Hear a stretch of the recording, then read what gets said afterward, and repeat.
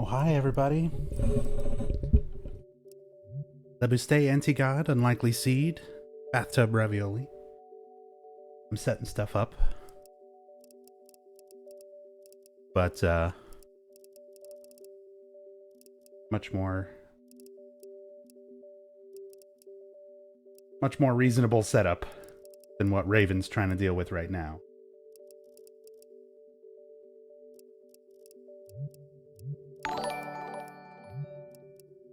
Flickery, terrible Wii remote.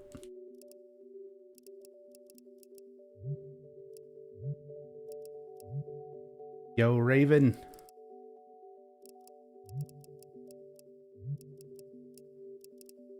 And everyone coming over from Raven's channel.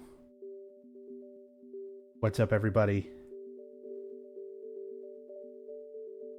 I'm doing a little bit of setup of my own.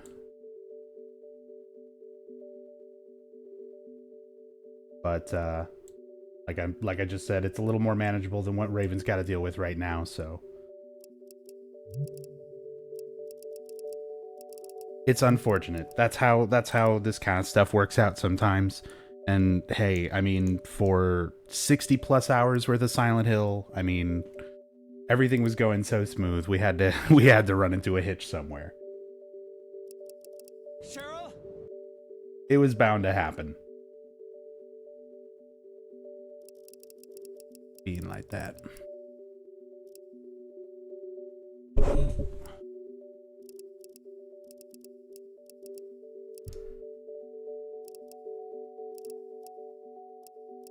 You can change the light sensitivity. I can also turn out the lights. That doesn't help.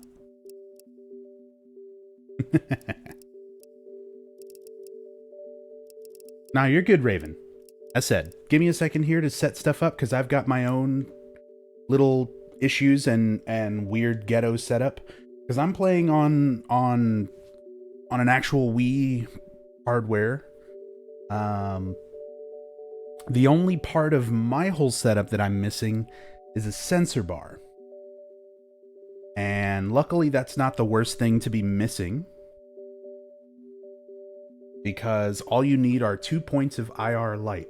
So before I really get started into Shattered Memories, don't worry. Shattered Memories is a short enough game. I speedrun it as well, so we'll catch up in no time. There's plenty to talk about with it. But, so let me show you my setup real quick. I'm gonna have to fuck up my camera here. But,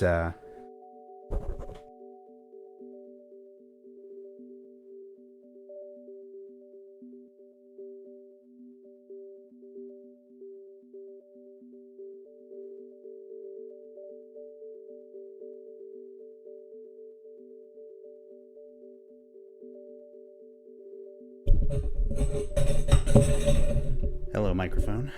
So there, you can see I've got two little key candles. Key candles. Yeah. So that's my sensor bar.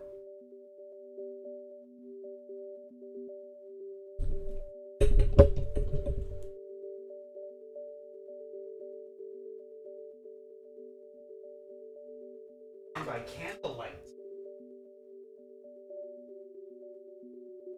Totally works.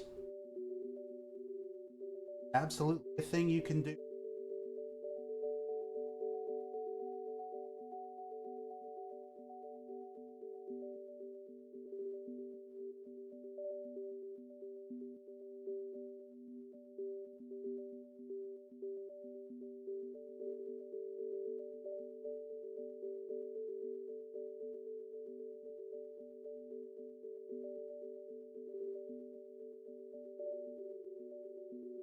Patch it back.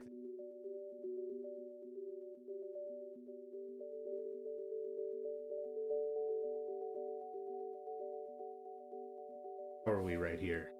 Cheryl?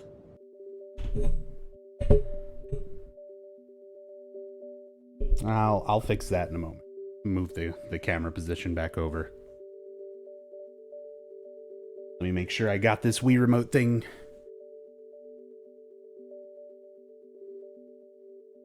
Oh. Cheryl? No? Okay. Desync it.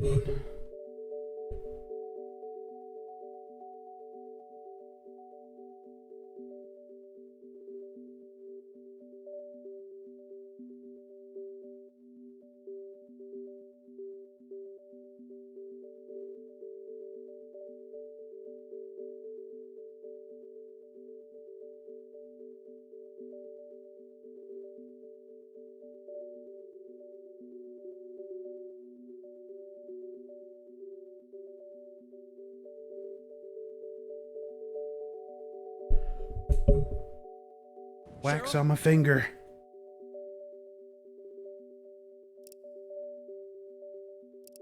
Hey, but it's a working Wii remote. So we're gonna take that victory and run with it.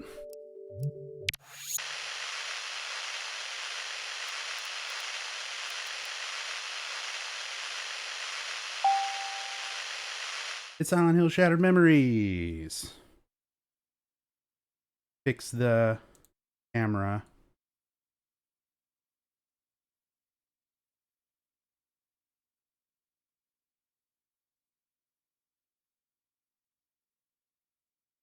Perfect.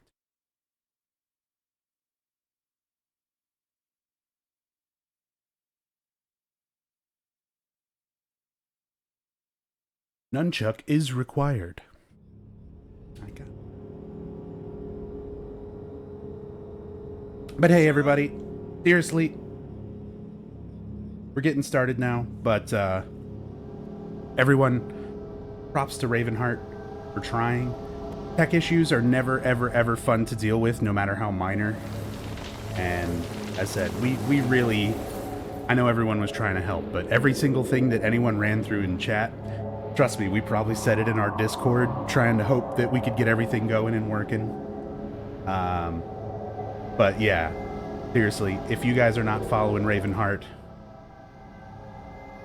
he'll definitely get his moment to shine with some other Team Silent events. But, you know, sometimes tech problems are just like this. They're unavoidable. But I do want to thank everybody for being here, for enjoying the marathon and everything like that so far.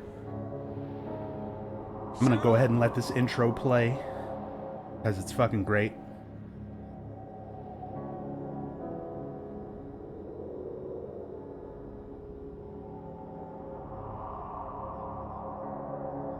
But yeah, guys, shoutouts to Raven.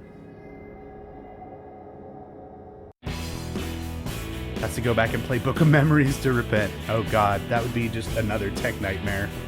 I had so much trouble modding my PSTV and getting that to work.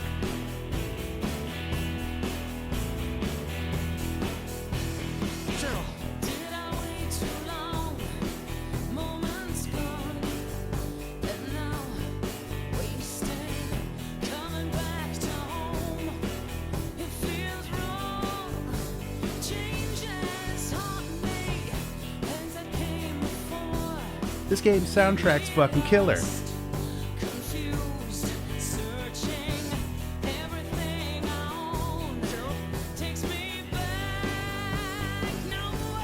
Also, I had to set things up kind of in a little bit of a hurry. I don't have my typical audio set up, so I cannot hear alerts. Hopefully everybody else is hearing alerts. But if I miss something because I don't hear it or anything like that, I am sorry. I do have a visual I can at least look over and see. But yeah, if I'm playing and I happen to miss an audio thing, not against you, just the nature of the setup right now.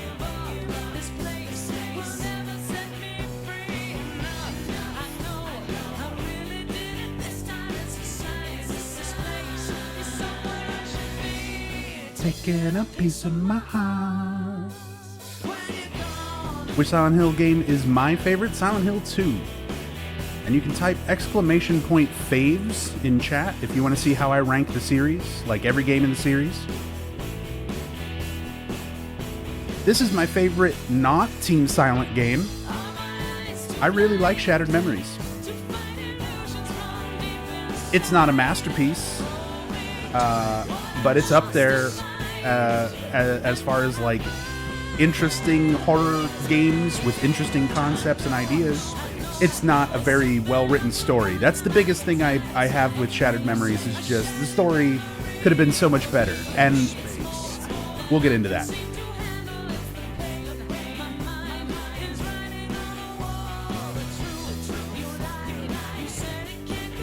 Cyborg Rachel, thank you so much for gifting 3 subs. Agent Capper December, Legation, and Gamer Lady 1968. Enjoy the emotes, enjoy the subscriptions. Rachel, thank you so much for the support.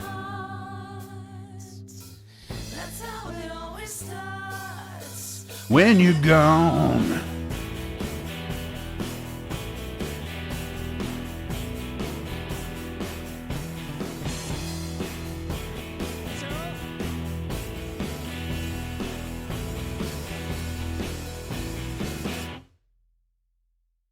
Such a great soundtrack. I feel like Akira Yamaoka kind of started getting a little bit lazy with Origins and Homecoming, and Shattered Memories, I feel, brought it right back. Who are we gonna be? Pissfart? Sanic? Or good old Nubs? Well, we've got a little bit of time to make up, so let's be Sanic.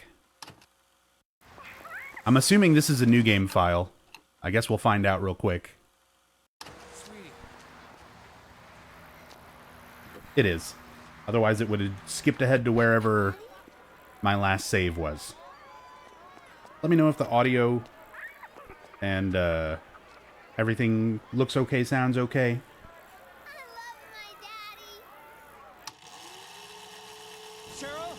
Seems like I can turn game up. No, that looks good.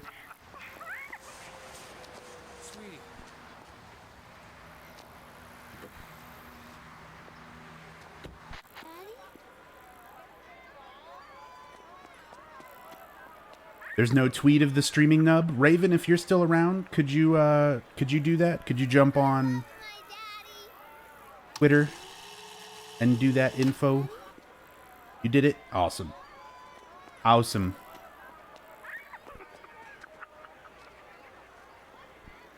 It'll be on the Team Silent account.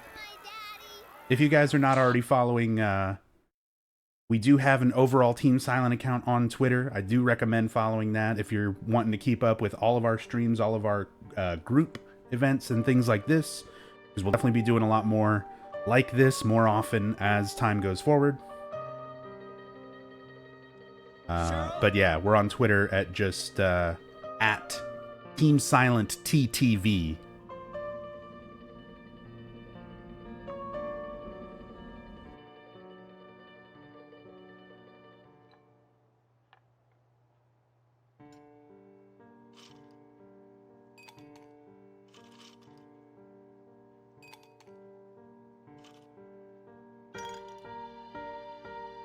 And I love the music in this game. This is a great track as well.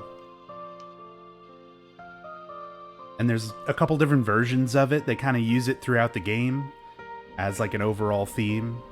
But they use different versions of it. There's a full-on vocal version of it.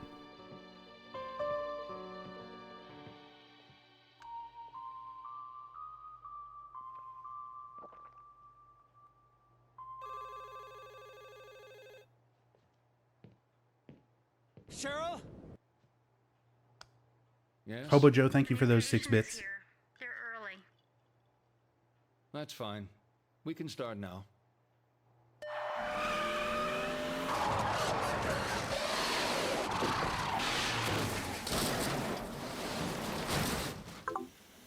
You gotta steer into the slide, Harry. You live in Maine. You should know this.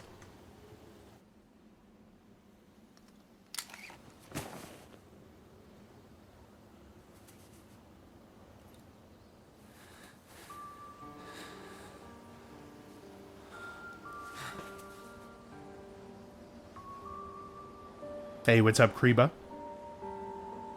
Yeah, it is. You're not wrong, Raymond. It's Dr. Kaufman. I said it wrong for many, many years as well. I'm glad you came. Just turning up shows your commitment to the process. Oh, I'm Good. nothing if not committed. I've read your notes. The other therapist didn't work out for you. I want you to know this will be different. I want you to know I'm going to stare at your dick the whole time. Is that cool, Kaufman? No notes, no drugs, no theories. We Right go there. back to the start. Understand what happened. Take a look at this short form. I promise it's the only one you'll see during your therapy. Cheryl? Try to answer truthfully. It's easier that way.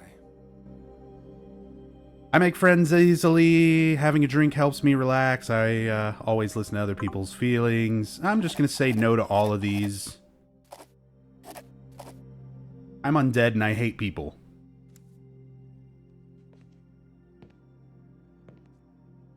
You've been unfaithful? Is that true? No, I lied to you. Okay. How do you feel about that? Hmm? Huh? You lied to me. Let's get started then.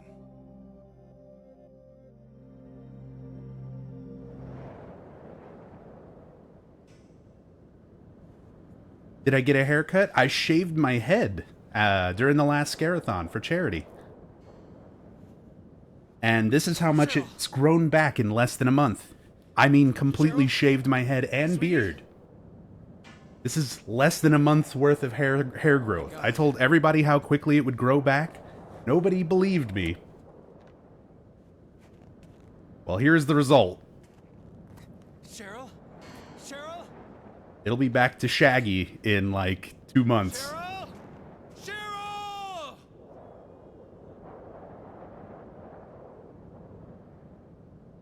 We can now press A to Cheryl. Cheryl?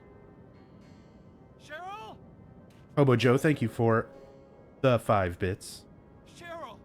Sweet D, Doctor. Doctor. Cheryl?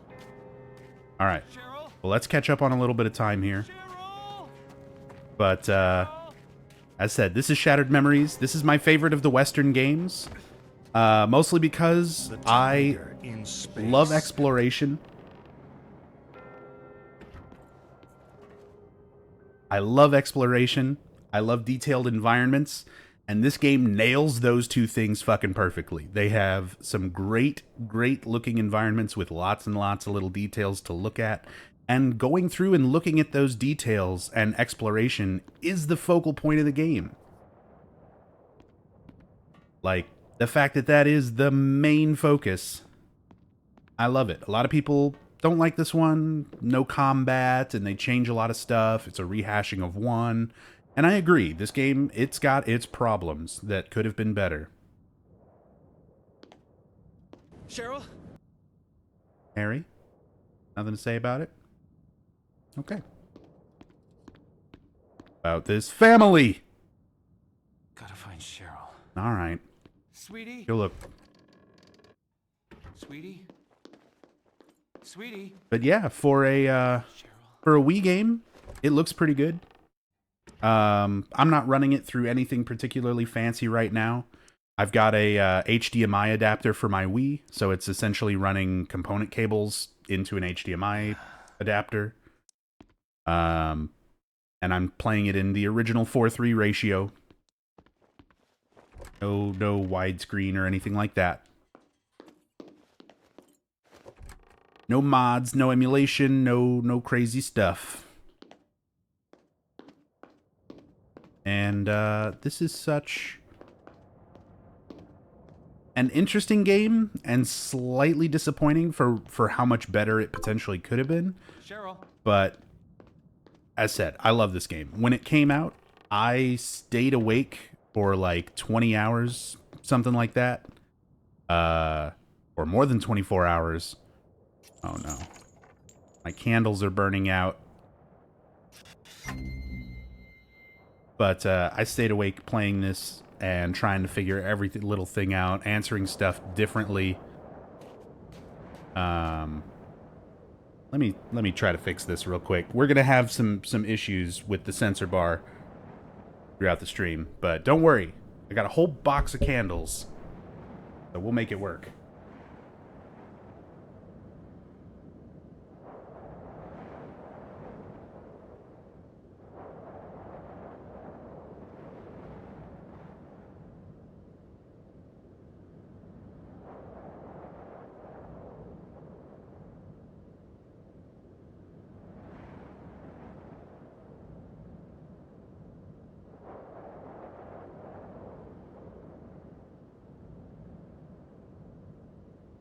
I just got to get used to not spilling hot wax all over me every time I switch it out. Yeah, if somebody's curious about what I mean about the candles, watch the VOD, watch the first couple minutes of the stream, and I showed my my setup. I have everything for this right now except for a working sensor bar. But you don't need a sensor bar to make a Wii work. Just need 2 points of IR light. Here we go. It's perfect. So, as long as you've got 2 points of IR light set apart about the distance of a sensor bar, it works like a sensor bar. Cheryl!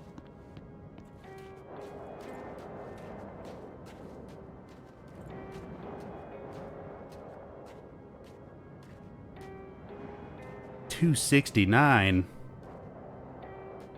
Cheryl?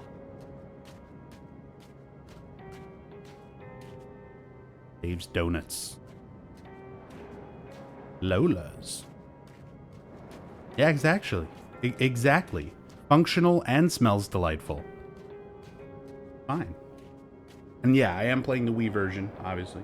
Got the Wii controls.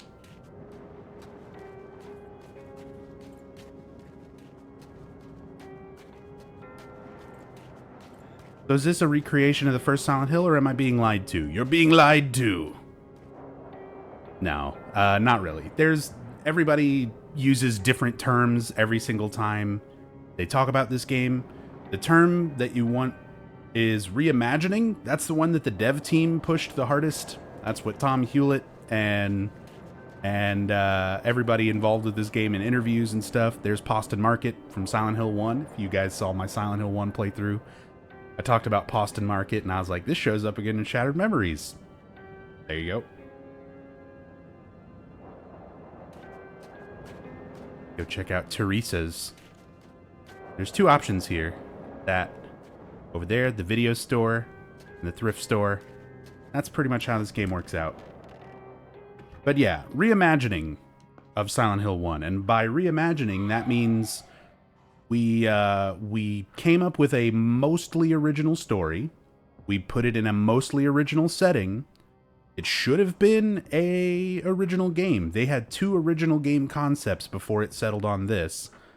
And we took the names of some Silent Hill 1 characters. That's it. That, if you want to call that a reimagining or a remake or whatever term works for you, go ahead and use it. But that's the real thing. This is an original game with an original concept. The only thing that it has in line with Silent Hill 1 are character names, a dad, and a daughter.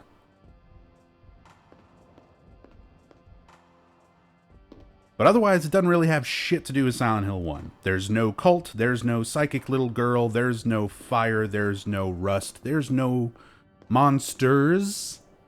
There is a monster. There's multiples of that one monster. Ugh. That's not it. Might as well be. Hey, Teresa. I gotta head off now, so I'm locking up. That woman came in, decided to sell the dress. Walked all the way here on her own. She seemed so sad, I almost didn't want to take it. And Anonymous. Anyway, I locked up back as well. I stuck the key in Jane's jacket. Take care. Jane's jacket. Anonymous.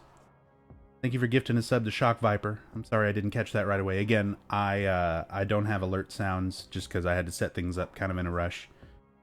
Silent Hunter, thank you for the 15 bits. What ending are you aiming and hoping to get? I'm just going to play through and not take any of Kaufman's shit seriously, because I know this game really well, and I'm just going to try to answer stuff kind of haphazardly without anything in mind, and sort of see what we get. Probably going to be Sleaze and Sirens,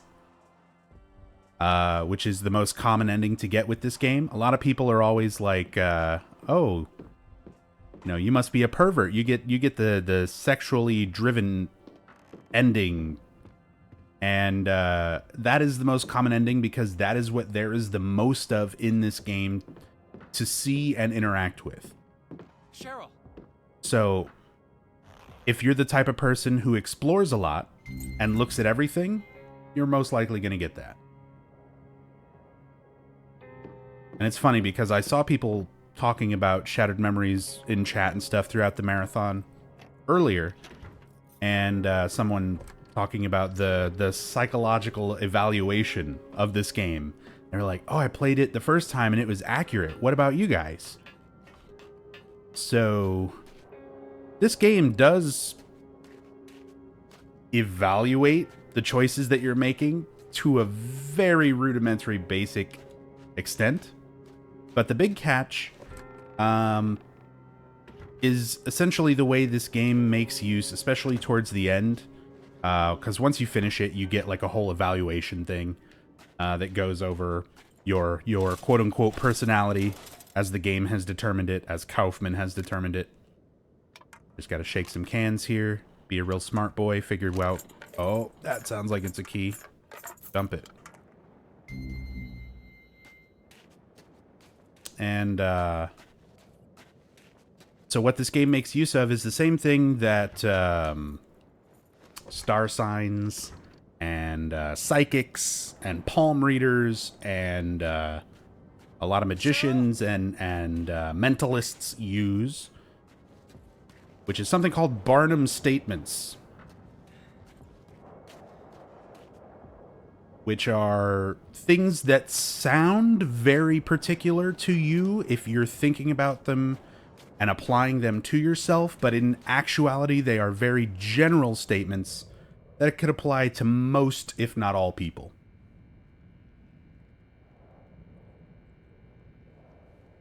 So they use that to try to give it more of a personalized psychological evaluation feel, but it's actually a very, very old, you know, existing sort of psychological trick. Okay, well, sir? It's Not a used good night for to be a lot out of and things. Like I said, horoscopes, psychics, cold readers. about. Take a seat. Cheryl? Your daughter. Go on. Cheryl? We were in a car accident. When I came to, she was gone. Maybe she went to get help. She a clever girl? Sensible? Clever girl. Yeah, I think so. She's 7. Her name's Cheryl. Here's a photo. Cute. So would this be one to have above Silent Hill 1? No. 11th Street. None of the Western games 11th Street. are worth having above any of the original Team Silent games. Yeah, that's where I live. Uh-huh. You feeling okay? Cover 1, 2, 3, and 4 first. Headache? Nausea? Then worry about Blurred everything vision? after that. Bit of all of them. Maybe she went home. Makes sense. Harry? Your phone? My Wii remote's ringing. Phone. Right. I think I gotta wait until after the scene to fix that. They hung up. A lot of problems with phones on account of the I'm storm. gonna turn the game volume up Maybe slightly. that was your little girl. She could be trying to call me from home. All units, please respond. Unconfirmed reports of a potential looting on Finney Street. Shit. I need to follow this up. It's okay. I gotta go I'll be head a home. cop. Sure she's there. Tell you what. Soon as I'm done, I'll meet you over there. 11th Street. Thanks. Take care. Alright, take it easy, Peachy. Hopefully you feel better. Okay. Cheryl? So there we go. We've got subtitles on, TV, phone audio. There we go. So that way you guys can hear whenever the phone is ringing and whenever people are talking on the phone. Because by default, the way the game is made to work, whenever you get those little calls, you actually like hear it through your Wii remote. And you're supposed to hold it up, you know, like it's your phone. This is your phone, everybody. Your phone. Just look at this phone. What a good phone. Honestly, this is probably my favorite effect for the phone. It looks just like an early 2000s camera screen, like on an older cell phone. Wonderful. Yeah, that's the Ravenheart setup. Is viewed through Harry's cell phone. Pie.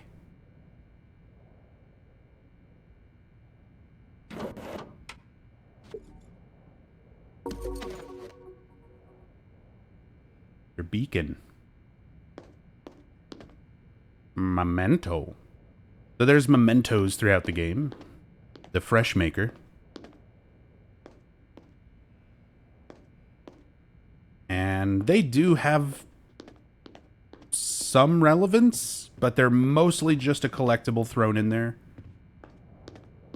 The relevance is like kind of few and far between, but as said, we'll get a lot more into that. By the way, again, this is not going to be a spoiler-free playthrough, just like every other story playthrough before this. During the marathon, I'll be trying to talk about a whole lot of stuff. Some of the development. What is wrong with me? Some of the story, some of the things, you know, that I really enjoy about the game, and some of the things that could have been much better. Please be there. And as said, the story is the thing that I feel like is hurt the most here. Because they have this whole build-up where it's like Harry was the one in the crash, and he's like going to therapy afterwards.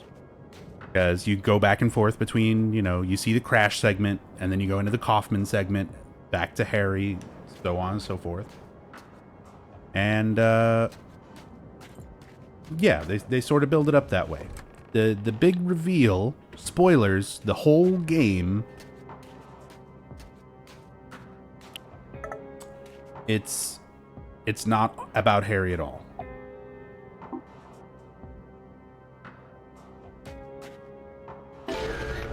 It's about her.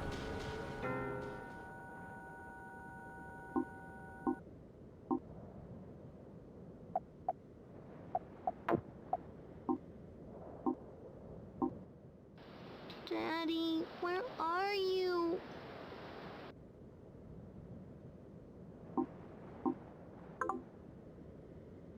So we're looking for our daughter. Looking for Cheryl. And again, this game takes a lot of liberties Strange. with the Silent Hill 1 story. Speaking of Silent Hill 1, there's a teddy bear wearing Dahlia Gillespie's necktie.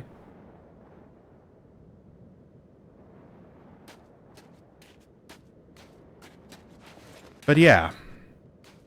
So the story basically boils down to Cheryl Mason lost her dad in a car wreck and had a really rough life trying to cope with that. So now she's in therapy. And that's it. There's no cult. There's no spiritual powers going on.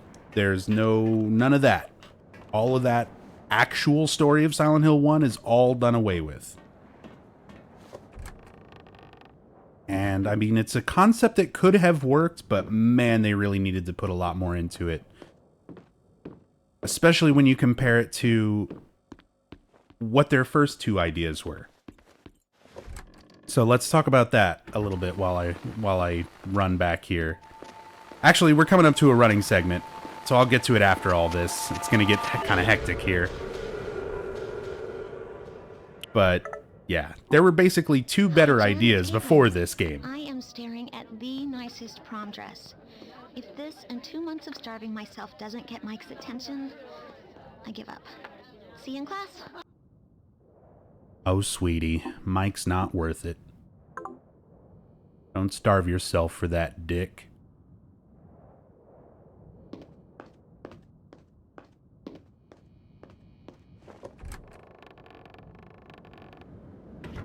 Do you think the game would be better if they went for their own story instead of basing it on Silent Hill 1? Yes, 100%. Absolutely.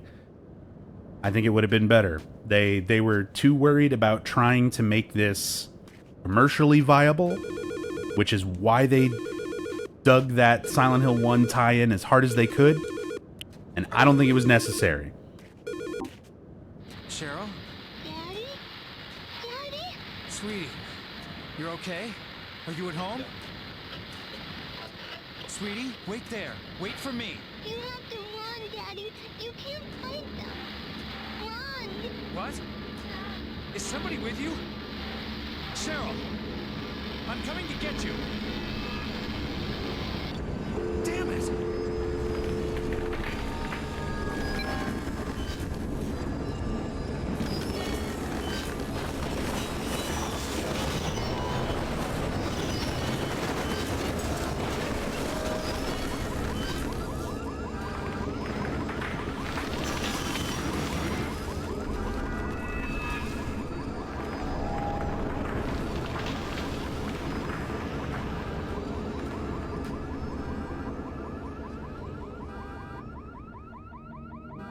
Cheryl?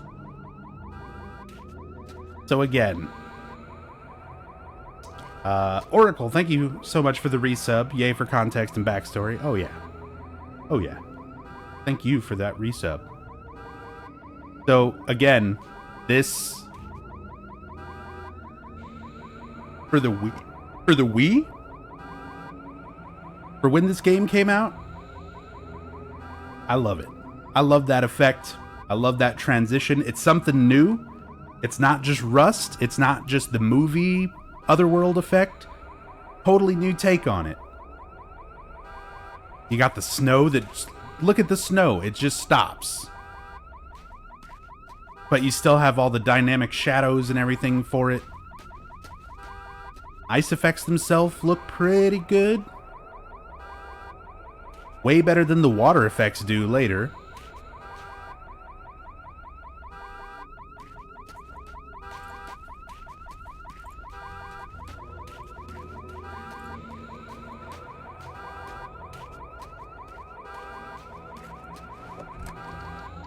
But here's most people's biggest complaint with this game. This is what replaces combat. Now for me, combat has never been an integral part of a Silent Hill game. I don't know why they put so much focus into it one way or the other. This game did away with it altogether. I like that conceptually, that the team was at least trying new things. They were willing to break some parts of the Silent Hill formula for this game. And that was what the series really, it's what it needed. It needed some different things. It needed something else other than somebody with a missing person in their life and some horrible event that they can't remember, because that's what the last, fucking 4 games were before this one.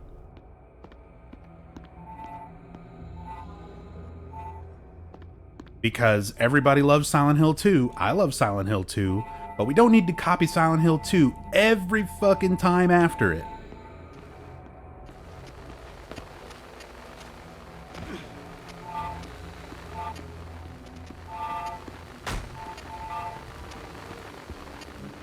But yeah, these running segments are your replacement to combat. And this is one of those things that could have worked, but it's handled really poorly. Mostly in the transition from Explore World to Run World. It's such an obvious transition every time it happens. You know exactly when you're about to go through a running segment like this. And you never feel scared about it happening kind of without your expectation. It can never sneak up on you. Hiding is not worth it. It does give you the option to hide in like closets and under stuff. It's never ever worth it. They will always find you. And who is they?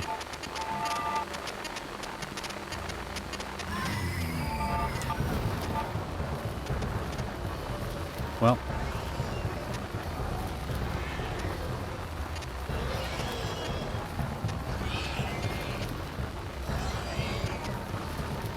look at them. Aren't they great?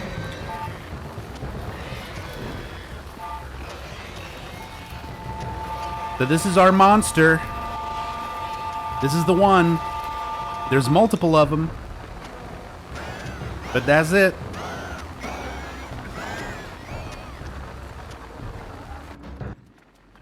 That's it. That's the one you get.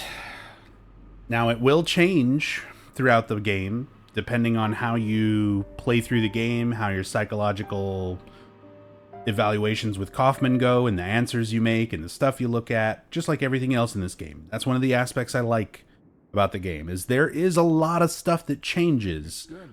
So there's, for me, a lot of replayability to this, just to mess around with things. Try different combinations of answers. Try to specifically only look and explore at certain things and avoid others. Because everything from the dialogue to the appearance of characters to the text messages you get to the calls that you get on your phone, to the way that certain areas appear or some areas appearing at all comes down to the way that you play the game. I don't know what you're saying, so I'm just going to shake my head while I talk to chat. So,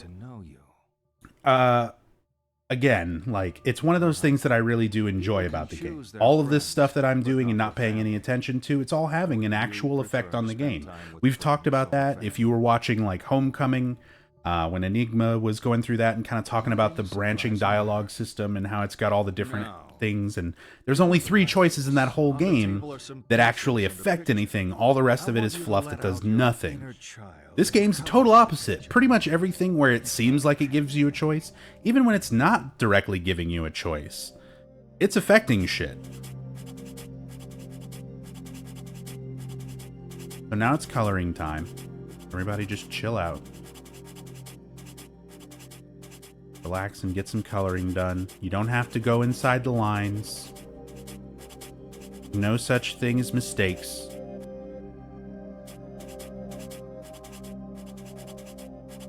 Have some happy little accidents.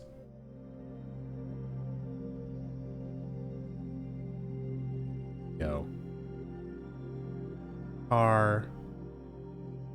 Really. Go.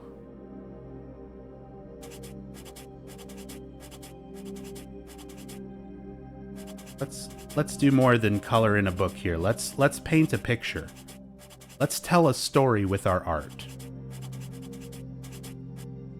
I think these two are murderers.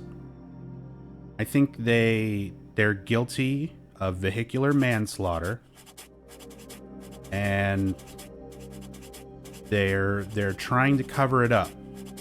They're hiding the body in their house, so we can see that the blood is leading up to the door.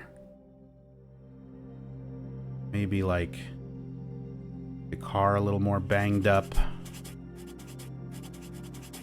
Yeah, something bad happened. These guys aren't being truthful about it.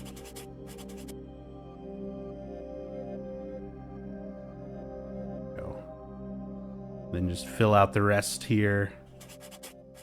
Get some nice bright trees. It might be winter, you know, but let's just say this happened before the snowfall. Maybe on the side of their yard. You never go and explore it and look or get any kind of clue, but we'll just get the idea, the impression. But they've got a body hidden under all that snow.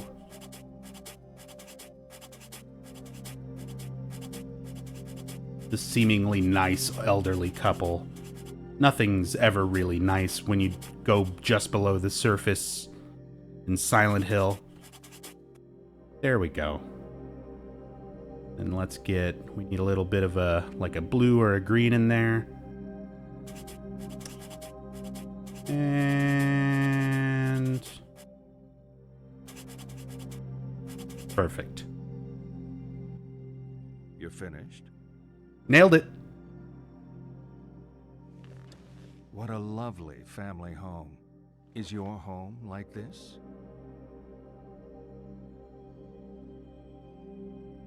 What was that? That was the dragon that the cult summoned after their ritual with the body after the car accident. That's what it was. It was a giant green dragon.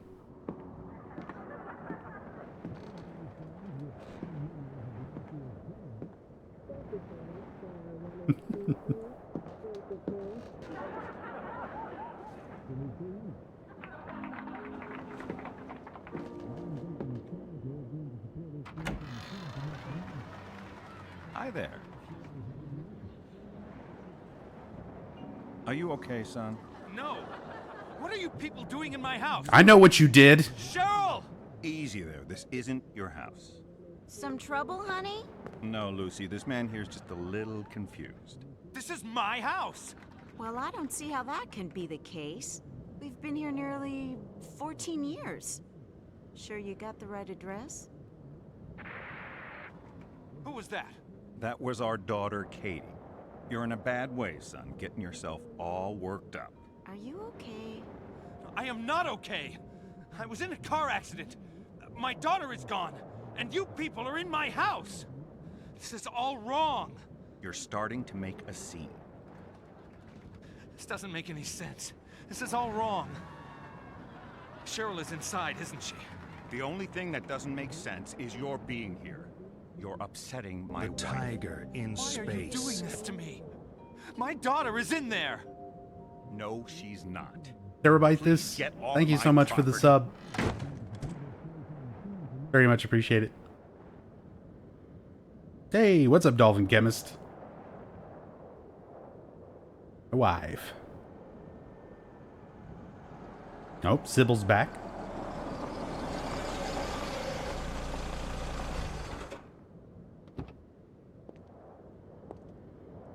Harry? There are people in my house. I think they've got Cheryl. Okay, calm down, Harry. It's okay, Mike. I've got this covered. You know him? You're part of this? Hold up. You saw my license. This is my home. Can I see that license again? I know the Stewarts. They don't have your daughter. They're school teachers. Let's me and you head to the police station. Hang on a sec, that's the English actor for Goku from Dragon Ball Z? Damn cops. Don't Who, say anything the- you're gonna regret later.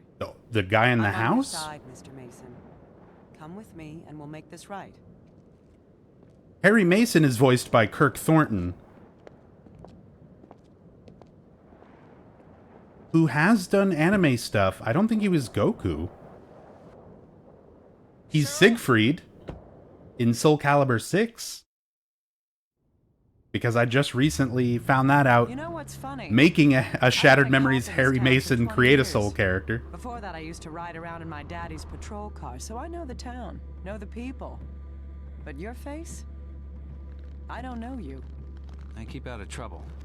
Not tonight. Well, I guess tonight everything is out of whack. Why are we the only car on the road?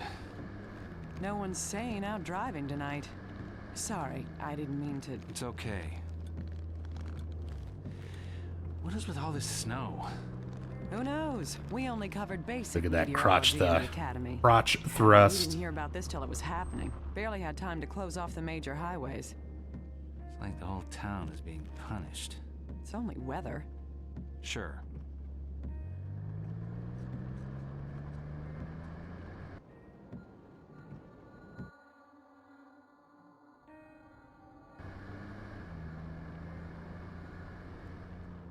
You're very restless back there, Mr. Mason. Anything you want to tell me? Restless? Of course I'm restless. I'm worried So about my already, daughter. stuff like her mentioning you being She's restless, out there in she this only blizzard. says that if you Sorry, fidget I didn't around in the mean back to. like I was Hurry doing. up If you and get sit us to the perfectly station. still and just listen to what she's saying, her dialogue here is different. Same thing for those people who were in the house.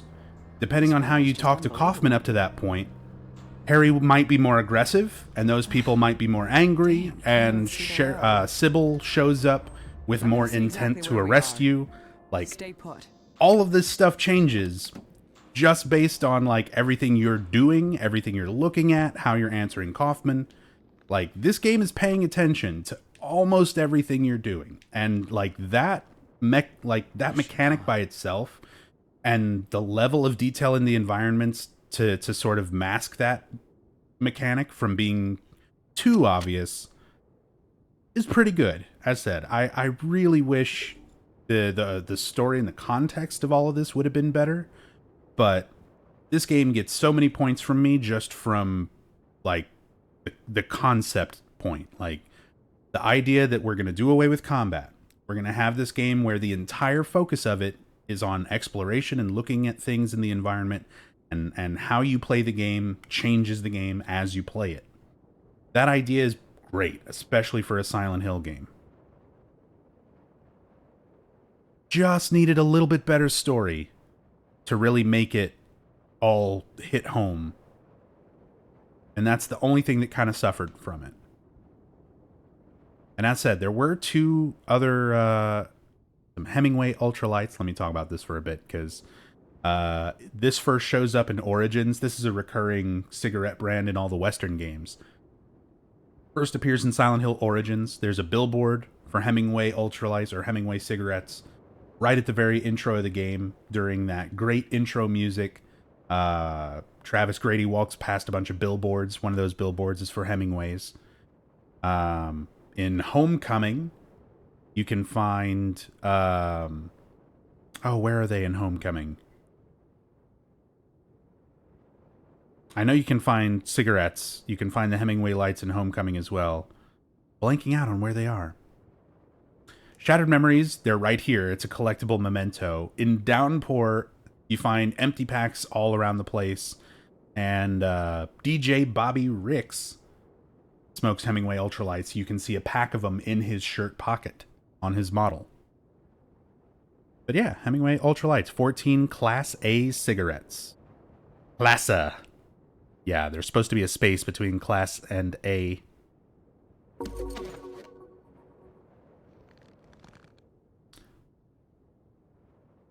But surprisingly, like I said, for all the things this game kind of flubbed up on, I still really enjoy it.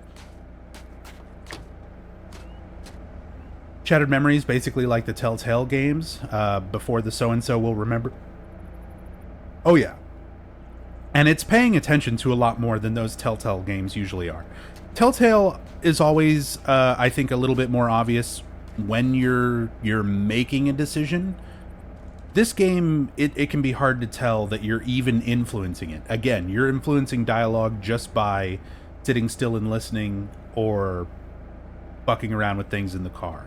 Because there absolutely are, for the most part, two kinds of people who are going to be playing this game. People who are paying attention to the story, and anytime there's dialogue or someone talking, they're listening, they're focused, they're on that. And then there's people who don't give a shit, and they're just clicking and looking and moving, and what can I mess with? What can I look at? Maybe there's a thing here, maybe there's a thing there. And it's fine. This game is set up to accommodate all play styles and sort of adjust how things appear, and how, again, dialogue changes on, based on that play style. It's great.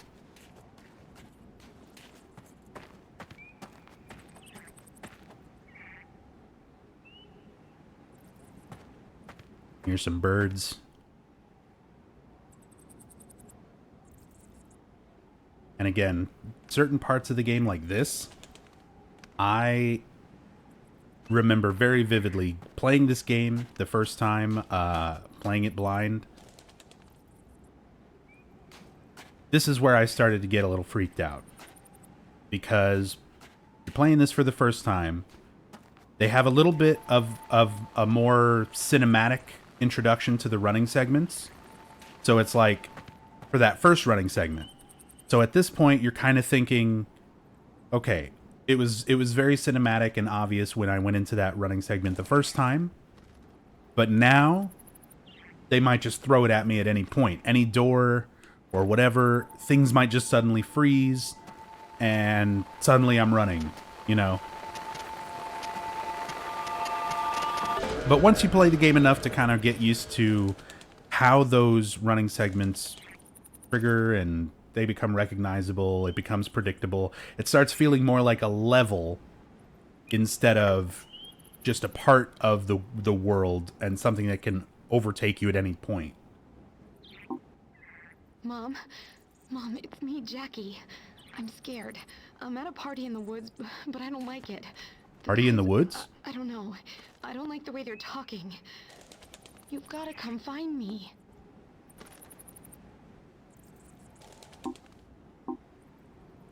Okay. So, as said, you find these little bits of dialogue. You get these spooky ghost messages on your phone. And, again, the context of all of this is supposed to be what's sort of in Cheryl's mind that she's working out in therapy, but it's a little weird when you start trying to break it down a little too logically, because it's like, so is she imagining this overall, or is she, like, from a third person, or is she imagining that she is her dad going through all of this stuff? You know, like, it starts to break down in kind of a really awkward way. And if you couldn't tell by now, like, this game's also very easy compared to every other game before it. That's another kind of issue with it. There's no difficulty setting.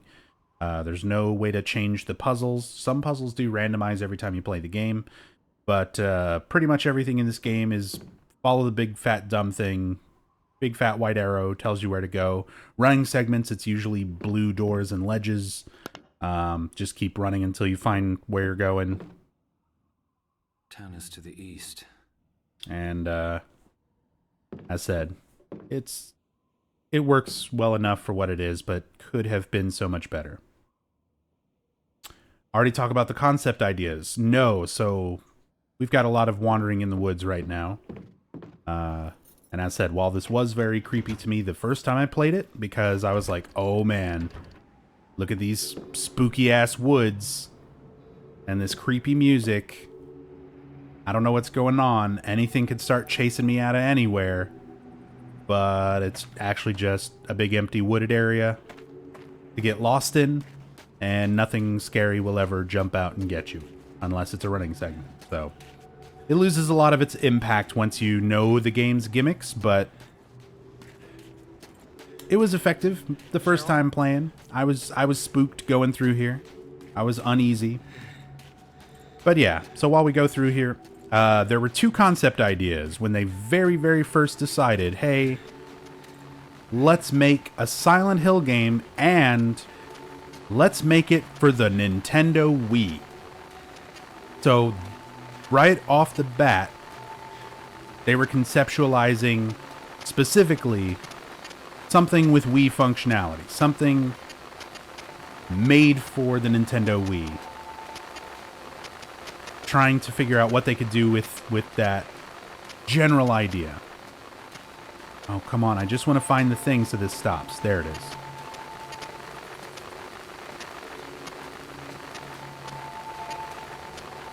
Or I thought it was.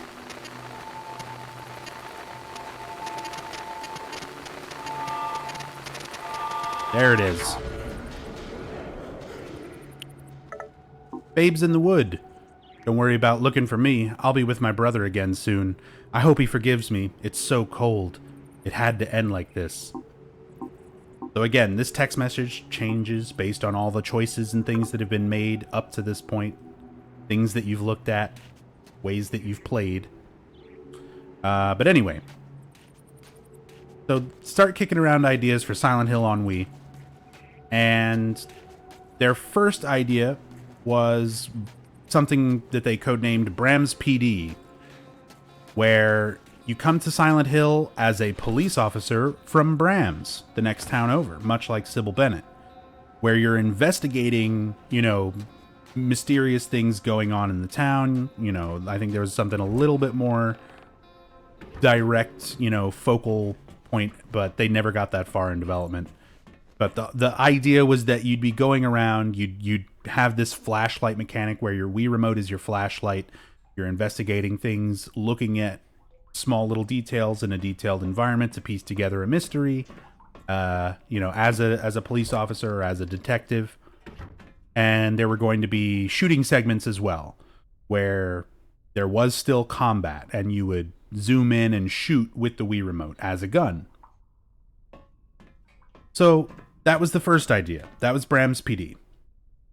Bram's PD wound up getting scrapped when they put together a new pitch called Silent Hill Cold Heart. And Silent Hill Cold Heart was...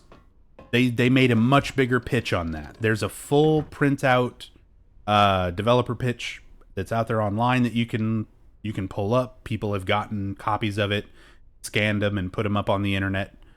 So it's out there. You can look it up if you want to see all the little details of it. But it was an original storyline with a female protagonist with, you know, a troubled past, working out her issues in the town of Silent Hill. A little bit more true to formula with classic, you know, or the previous games, which again, if it's an interesting enough storyline, you can still do stuff that's been done before and make it work. But they had a lot of ideas that didn't make it over into this. Like, the environment was going to play a much bigger part. The temperature would constantly be getting colder, so you've got to constantly be working on survival elements where you're looking for food, you're looking for drinkable water, you're looking for warmer clothing, and it was very much trying to survive in the wilderness on top of a Silent Hill game with all this other psychological aspects going on. But now the water's stewing up. He can't get out. Cheryl? I can't get him out. Spooky. And as I said, a lot of this stuff doesn't have too much context. It's all supposed to relate to Cheryl somewhat. Sorry.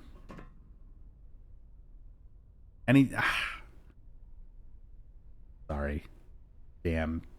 I'm going to be dealing with this the whole fucking stream, so hold on.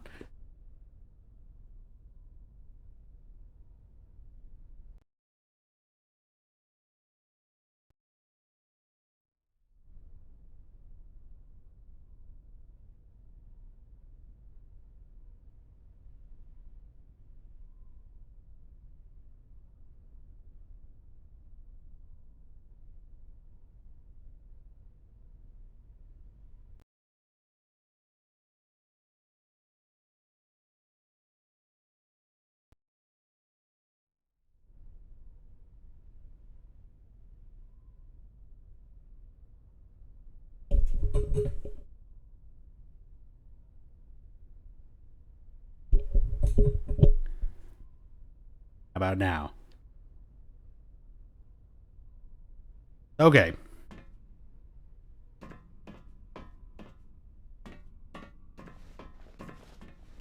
Yeah, candle change time. I'm going to be constantly dealing with that because, yeah, as said, I'm doing this without a sensor bar. If you want to see how I rigged this up, go watch the very first, 10 minutes of the stream. But yeah, you don't need a sensor bar to make a Wii work. You just need 2 points of IR light separated by the right amount of distance. Candles work perfectly fine. Can you get an electrical candlelight? Yeah, let me stop the stream right now, Gochi. Put on my clothes. Go to Walmart at coming up on 11 a.m. Put the entire marathon on pause so that I can get electrical candles. Or I guess, if I was going to put that much effort, I would just go buy the sensor bar. Or we could play the game. We're playing it, and we can just deal with it.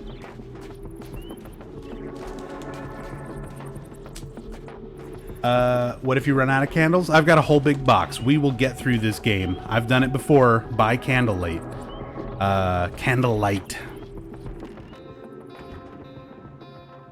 Let's be reasonable. Candle stream continues. Hey, it's supposed to be a non-stop marathon, Dolphin Chemist. This is the most reasonable way to do this without messing up the entire flow of things that we've had going all weekend so far. And as said, after dealing with all of Ravenheart's tech issues, let's just not even worry about mine.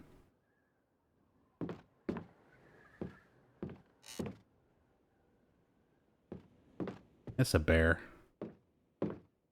Why'd they cancel Cold Heart? Because it must have been too interesting of an idea that didn't have anything to do with previous Silent Hill games. So somebody in a suit, most likely Japanese, said this game needs to have more to do with things that fans would be familiar about. It needs to be more about Silent Hill things that people recognize, because that's the only thing we can market anymore. Stuff like the movie and, things like that.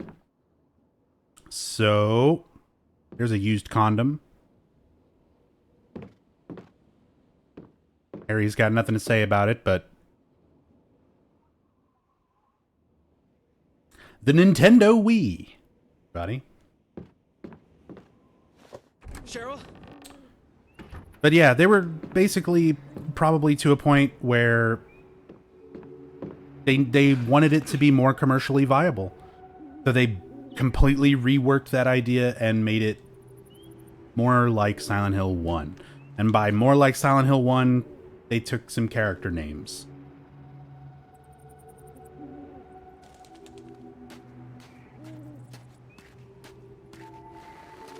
Like, that's the thing that ultimately bothers me the most, is they went with such a different Harry? Officer Bennett? take on Where did you get my number? I've got your wallet. on everything. Where are you, It Harry? is Lost in an the original woods. story. Why did you run off? So why You left bother with me. the Silent Hill 1 thing at I'm all? not under arrest. It Can't I should just get have up they and should have just leave? gone with Cold Harry? Hearts. You're not thinking straight. Let me help you. I'm coming to find you. I'm sorry. I need to get back to town. Harry! Fuck the police.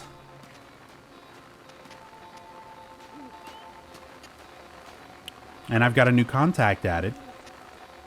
So before I mess around with that, Cheryl! call some numbers. Mastress Alita, thank you so much for the 21 months. Very much appreciated. Cheryl? Hello? Cheryl? Sweetie? Damn.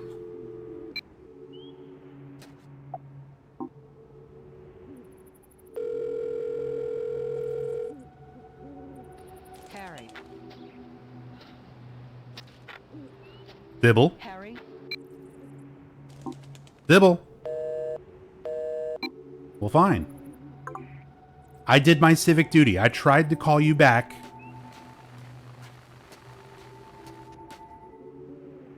Oh yeah, that is the sound of my phone. Oh, and we can mess with so much stuff. Let's change our ringtone.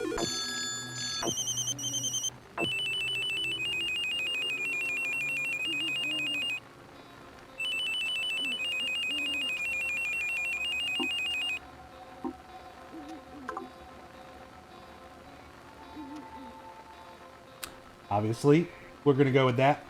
We'll go with that one.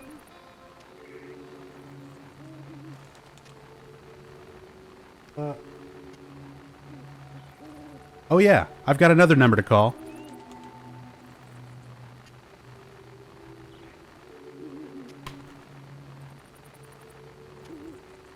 So here is my box for Shattered Memories. And I feel like maybe Konami can give us some answers. Maybe they can tell us some answers about why they didn't go with Silent Hill Cold Heart.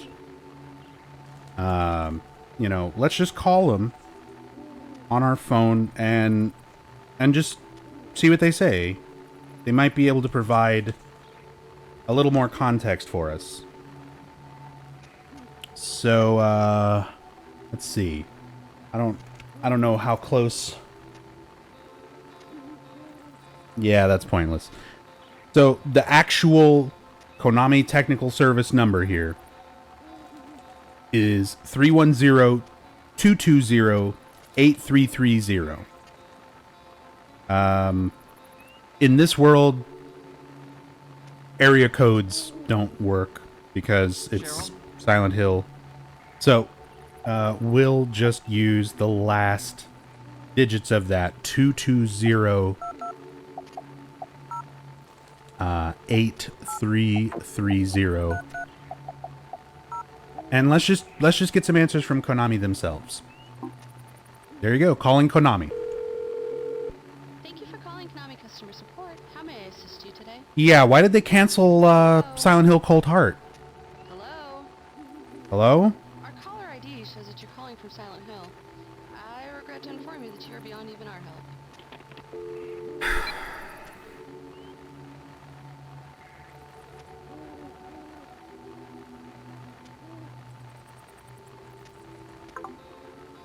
I should have known Konami doesn't care about Silent Hill.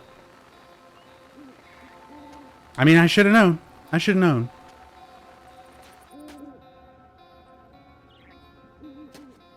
You're calling from Silent Hill? We gave up on that franchise fucking years ago.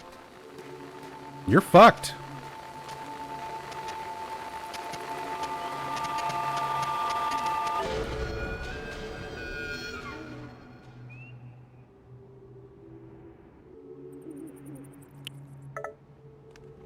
Cycle of death. Stop crying, Joel. Stop being such a pussy. Finish the damn thing. If you'd have aimed better in the first place, you wouldn't be suffering like that. Just point and shoot. It's right in front of you.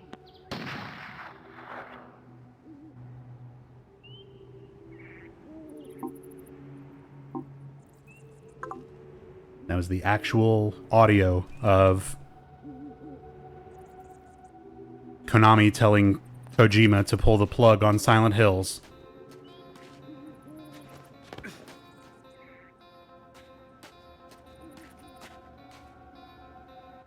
Not far as the crow flies. Who talks like that? Shut up, Harry, you writer. Silent Hill, 2 miles. Okay.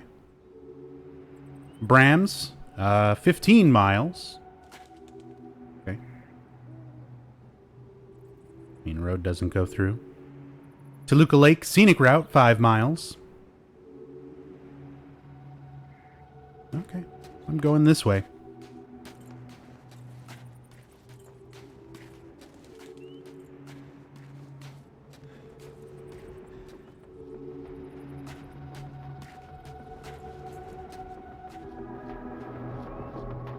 How am I driving? 555-7243.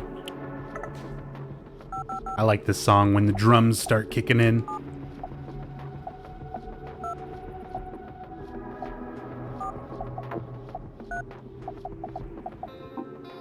Good driving.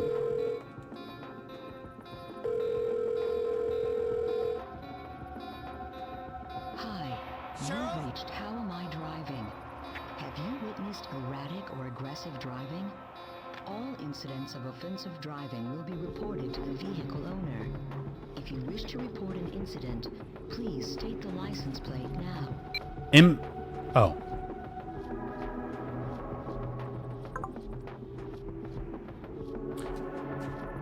He hung up on me. Goddamn automated systems.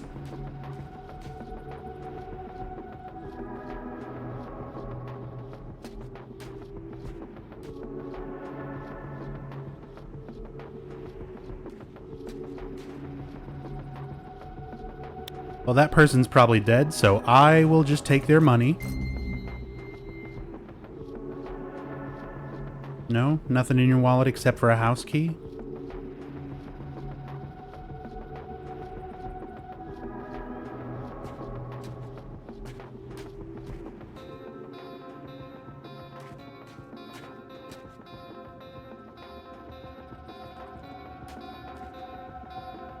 60 plus hours Silent Hill Pachinko Marathon.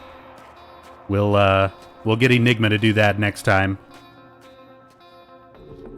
Cheryl? So, it's weird because later there's some water effects, we're going to see it here in a little bit actually, that look just fucking awful. But right here, where it's kind of going under the ice is okay. Not the worst.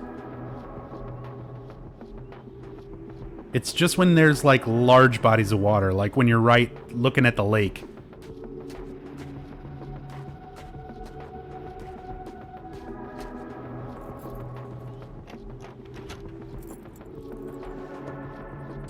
Yo, Waroth, thank you so much for gifting a sub to Pale Rider.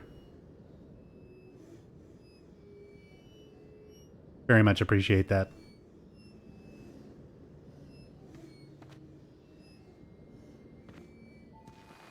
Oh. Someone was making some beer.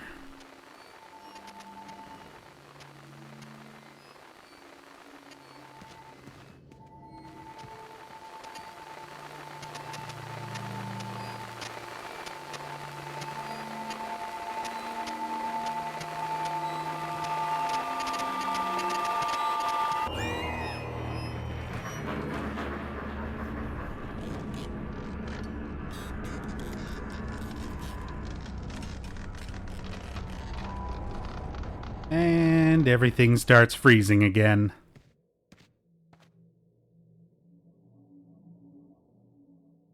So again, at this point, you start to realize, okay,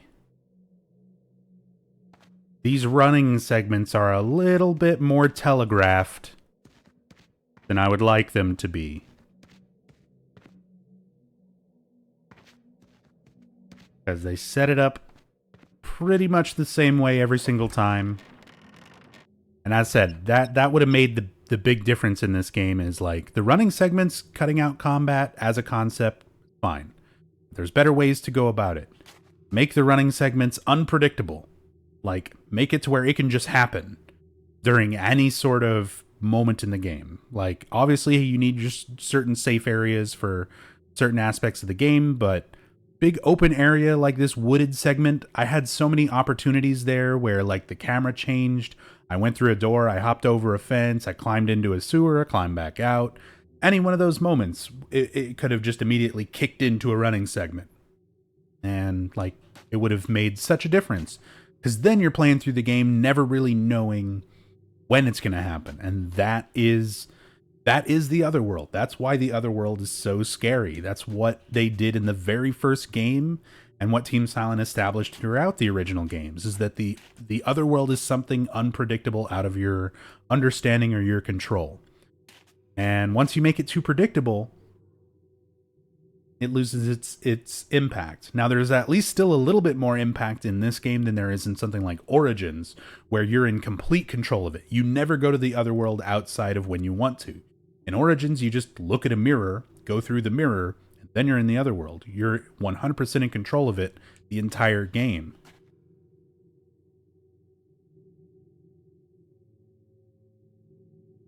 Those are clouds. Sure.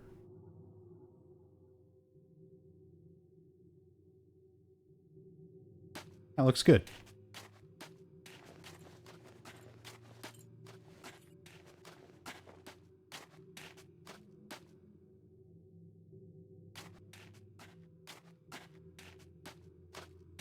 Here's another element I kind of wish was a bit better. So this is like one of the only times where you go through an area, everything freezes over, and then you get a chance to explore it before running. Almost never happens. Like, this is pretty much it. And that kind of sucks because I like the changes they make to the world when you go into the frozen Otherworld.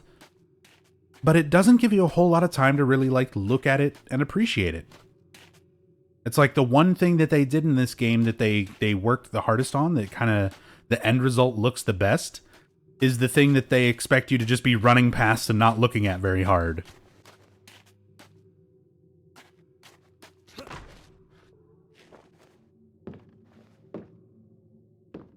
Origins is a Legend of Zelda game. It really is, if you break it down, like... It's essentially... Oh, let's hide. They'll never find me. No, he found me!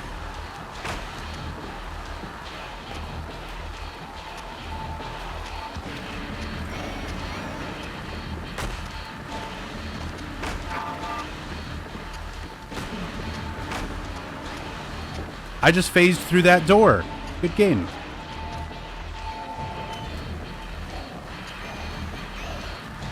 Game's about to get better. Here comes motion controls. Yes, I made the jump. Ah, fuck. Now I'm gonna get caught.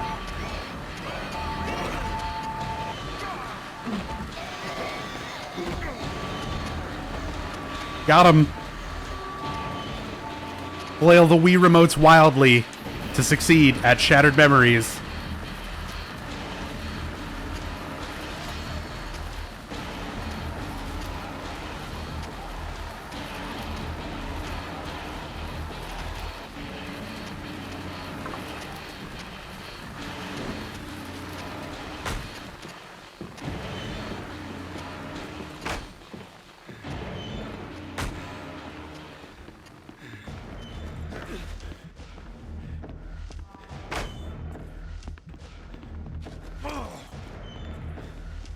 Wait, that's not right.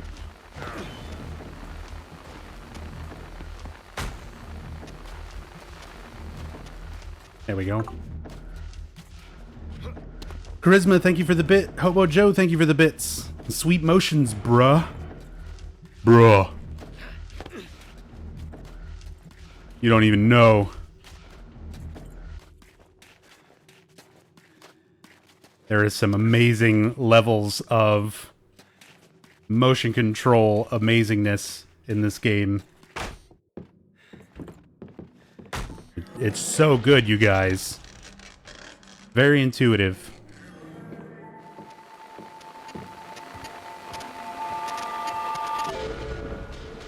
And I mean, whatever. I'm fine with it. It's a Wii game. Not the worst motion control I've ever experienced in a Wii game by far. I'm on the phone, damn it! Yeah, I'm taking us back early. This is not my idea of fun. Mom! Not now! I'm on the phone! Not now, damn it! Mommy! Go show your daddy! This whole trip was a bad idea. It's making me crazy. Nothing but trees, logs, and my family. I'm trapped. Feel like I'm suffocating in here, Diane. I won! Mom! I won! Shut up, or I'll smash that stupid thing! Give me a minute. It was, Raven. I'm glad you got it.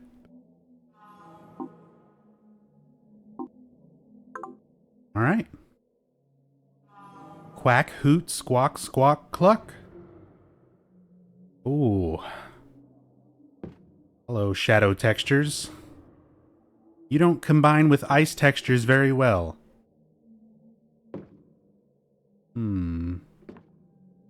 I gotta go to the bathroom, Daddy. Oh my god, I can't stop! That's basically the setup. Like, that Tommy Boy bit is the setup to this game. That's the prequel.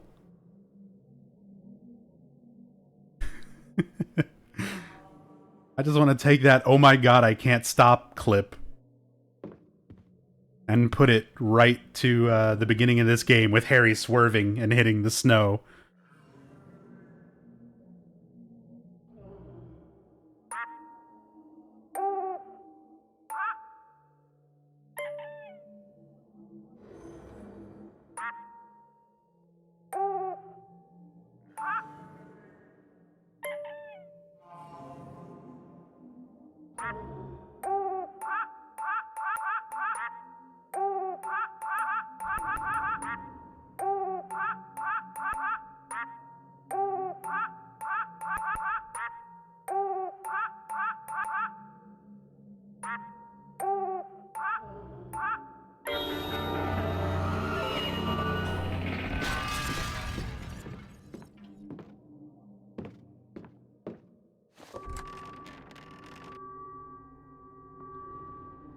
I ain't going out there yet.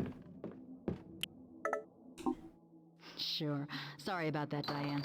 Mom, look! What now? You've broken a glass. Is that blood? Oh, Jesus.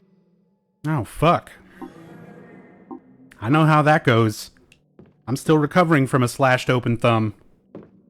Because of some broken glass.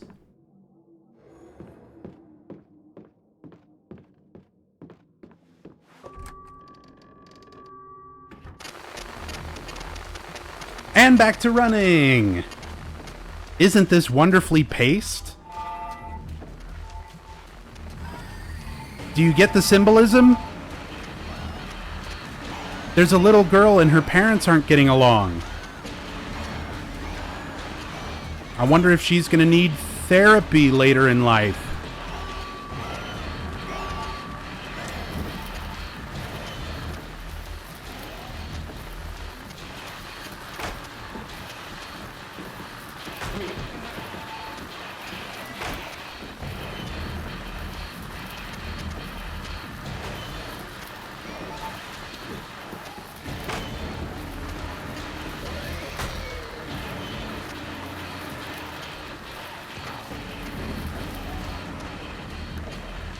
Let's knock a thing down. Yeah! Just because we can. It doesn't really help much of anything, but you can do it. It's slightly more effective than hiding.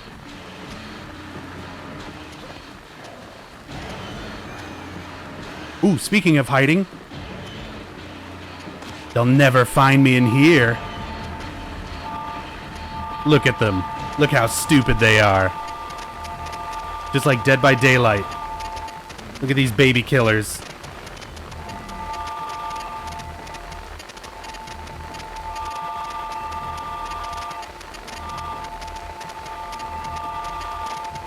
Hiya!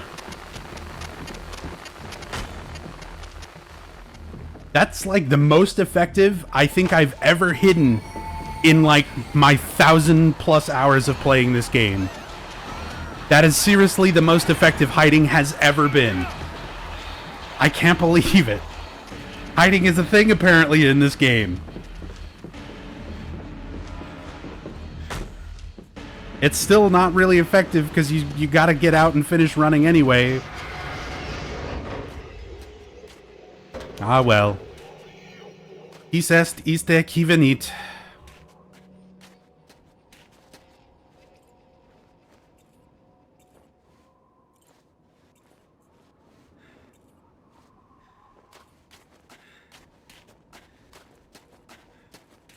Which I believe is Latin for you are the ones who are the ball lickers. I don't remember. It was something weird like it's gonna sound just as stupid. Like something about the one who comes. I don't know. I'm not intentionally trying to be lewd. I looked it up one time and I just don't remember.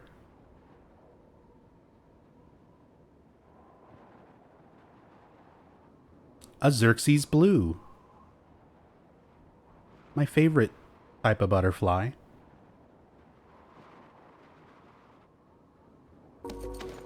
They kept a couple little, like, elements of Silent Hill character traits and things like that. Cheryl likes bugs, specifically butterflies and things, but as said, there's nothing else to go along with it. Just looked it up. Who is this? Who is coming? I knew it was about coming. Thank you, Clarden. Bryant Overlook. Something new every day. Harry Mason's a much faster reader than I am. Bryant Overlook. On February 12, 1730, Daniel R. Bryant and a group of 34 pioneers crossed Lake Toluca to arrive in Silent Hill. During the Great Winter of 1729, the group had lost over 80 of its members, most of them children. Arriving in the area, the pioneers set up camp here where their elevated position gave them safety. This river, one of many that feed into Lake Toluca, was a source of water and food for the settlers.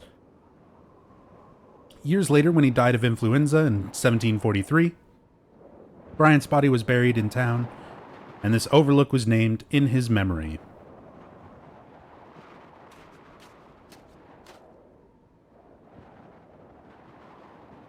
There's some water texture. Psychedelic.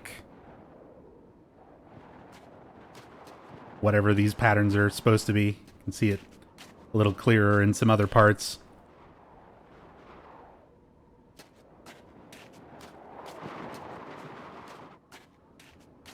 And another spooky ghost image.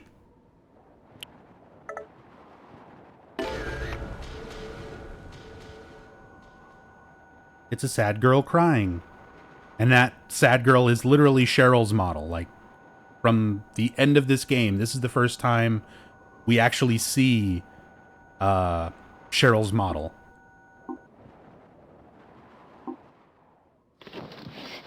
Stop it!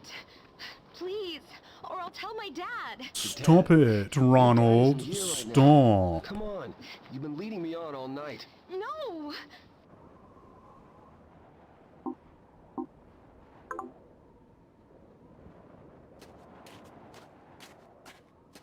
So as said, without I'm joking a lot about it. I can't help it. Trying to be somewhat funny, but as said, there are a lot of serious elements that they went for in this game, but again, they don't do enough to really build it up and give it enough impact. As said, the idea that Cheryl grew up without her father, that she had this really difficult life, and that, you know, she was bullied and taken advantage of throughout school, both when she was younger and then as she got older throughout high school and things like that. And it shows in these texts and voice clips and all this extra stuff that you get. But again, even with the understanding that all of this is stuff pertaining to Cheryl, a lot of it doesn't make sense the same way. Like in some of the references and texts and things that you get, it refers to the person in question just sort of being dead, like somebody overdosed and died while we were out in the woods, and it's a picture of Cheryl. So it's like, well, is she imagining that just in place of, like, if she was dead just like her dad? Or is she actually dead? And there's, you know, the whole Kaufman lighthouse therapy thing is part of the other world or part of the afterlife. They don't do anything else to really insinuate that, though, so I can't help but feel it's just kind of poor writing. Again, they were trying to be vague because just for the sake of being vague, because they're making a Silent Hill game. And they drastically miss the points of things that Silent Hill traditionally is vague about and things that Silent Hill typically explains. Because core, key, major plot points of Silent Hill games are explained. They're in the game. Like, you are told how those games unfold, like, for all the main plot reasons. It's just a lot of the details and things like that that are left vague, where you kind of have to piece it together or get no real answer in general. But it's not anything that takes away from your understanding of the overall plot. Whereas this does not do that. It's vague on some things that it shouldn't be vague on. It's very blunt about things that it should be vague about. And I can only imagine that must have been because this is the third revision of ideas. Officer? And it was something that they weren't originally going to do. They weren't originally going to base it on Silent Hill 1. I guess the reception was out. So all those aspects feel very shoehorned I know in. where I am. I'm at the high school. Midwich High? In weather like this, the gym is sometimes used as an emergency shelter. I want you to go there. Emergency shelter? Well, maybe Cheryl was taken there. Yes, go to the gym. Wait there for me. I'm going. But if she's not there, I won't wait. I just can't. I can't do it. So we get to the halcyon days of high school. When I was starting out, the popular theory said it was their mom and dad that screwed a person up. But if you really want to screw someone up, I say, send them to high school. Go for a drink? I bet your school locker was a real mess. You were one of those organized chaos types, right? Okay, let's move on. I didn't answer. I didn't say I'm going to throw anything. out some words. Nod when they fit how you were at school. Shake your head if they don't. I'm not going to listen to anything you're saying, just like last time, Kaufman. Last time I shook my head no for everything, so now I'm just going to... Slut. Headbang. I've got my headphones in. I'm listening to some Slayer. Kaufman just thinks I'm answering him. Virgin. Not the best writing, but I'm glad they tried something new with Silent Hill at least. Exactly. That's my overall takeaway from this Kalishtar, is that they were willing to try some new stuff. They were willing to do something different, a little bit outside of the traditional Silent Hill format. And by this point in the series, I'm really surprised they did as much as they changed as much as they did. Again, the idea that they're taking these elements of exploration and detailed environments and making that the focal point of the game, taking out the action elements like combat, because Origins, they made such a big deal about focusing on combat more. Homecoming emphasized that idea even more. And then by the time you get here, it's like, whoa. Like, for me, as a Silent Hill fan, I was like, okay, Origins I was disappointed with. Maybe the next game will be different. Maybe the next game will be better. Homecoming came out, and I'm like, oh, they're really going for this action person with amnesia cliche every time they're making another game, aren't they? And then we get to Shattered Memories, and I'm like, oh, okay, this is a little different at least. We have our amnesia person looking for somebody cliche, sure. We still have a lot of those tropes and stuff in there. We're copying Silent Hill 1 without really copying anything substantial about Silent Hill 1. Okay, but here's this psychological evaluation mechanic, and it's decently hidden. Like, my first few times playing it, it took me a while to figure out how it all functions. It's not super obvious. The complete removal of combat altogether. And it's like, oh, okay, yeah, cool. Like, they're getting away from the combat thing. They're focusing on exploration and story again. They just didn't follow up with the other stuff quite as strongly. They needed some more creative writing. They needed to watch a little bit more theater. They could have used, maybe using a few more better literary references, like the original Team Silent. And, yeah, some sexual education. Because I don't think they know where the clitoris is. Done. Right, Kaufman. You know what I'm talking about. Nice. If that was all there was to it, it would have been a breeze, wouldn't it? Come on, let's talk more about the bad stuff that happened at school. Do we have to? Do we have to? I don't want to talk more about the bad stuff going on at school. High school was rough for me, man.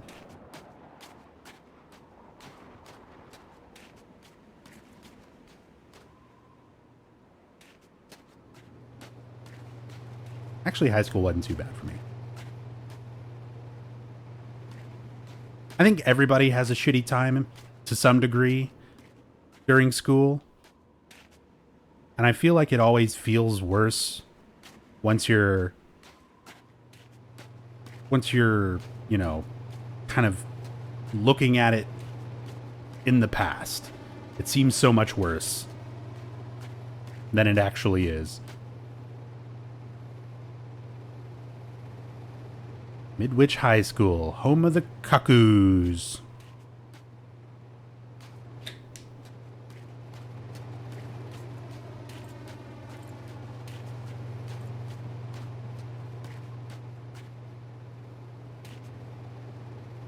So is there a reason Kaufman's so abrasive during the fight? No.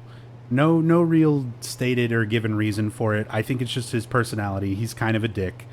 And honestly, he's the most interesting character in the whole fucking game. Like, I really like the interpretation of Kaufman in this. He's definitely not Silent Hill 1 Kaufman. It's just the name applied to a totally different character, which is what all of this game is. This is not Harry Mason. It's not his personality. It's not his same, reasoning behind anything. It's not Silent Hill 1 Harry Mason. It's just a new character with that name. Same thing for Cheryl, same thing for Lisa, same thing for Sybil, other than like the most rudimentary basic comparison. He's a dad. She's his daughter. Lisa's a nurse. Sybil's a cop. But outside of that, they're like completely different people. There was no reason for this to be a reimagining of Silent Hill 1. This could have been the exact same game, gameplay and all, characters and all, as it is right now. And the characters with some different names. And like, it would have been a little bit better, I think. It would have at least broken a little more away from the look how desperate we are to make this a Silent Hill game. Anyway, let's read about the Cuckoo News. End of season charity drive. Everyone is invited to attend the charity drive on November 14th. Oh, we missed it. It was 11 days ago. Participate in games and entertainment to raise money for our chosen charity, 555 Talk, the suicide prevention helpline. Oh, that's good. This great charity provides a fantastic service to teens statewide, so please come and spend. Cuckoo's Trick and Treat. October 31st, you get both.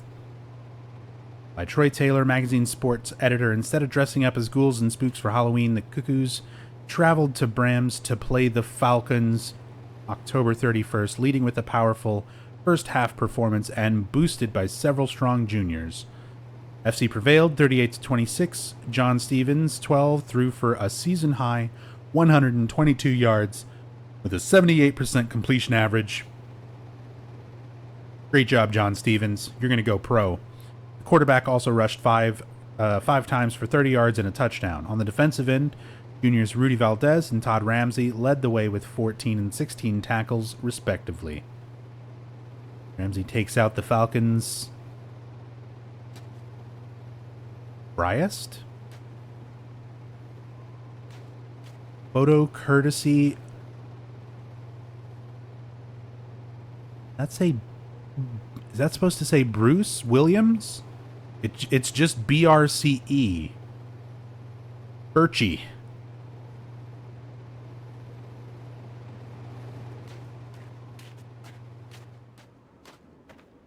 Was it Bree?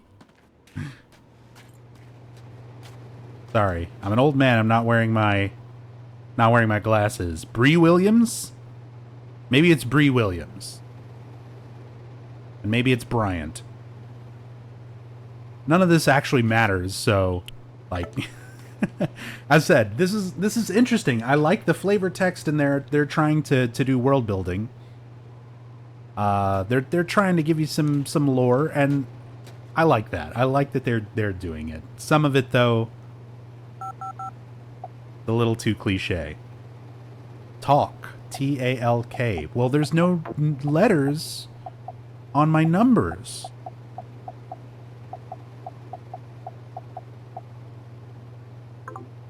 I'm not going to sit here and try to figure out letter numbers. What do I look like, a puzzle game enthusiast?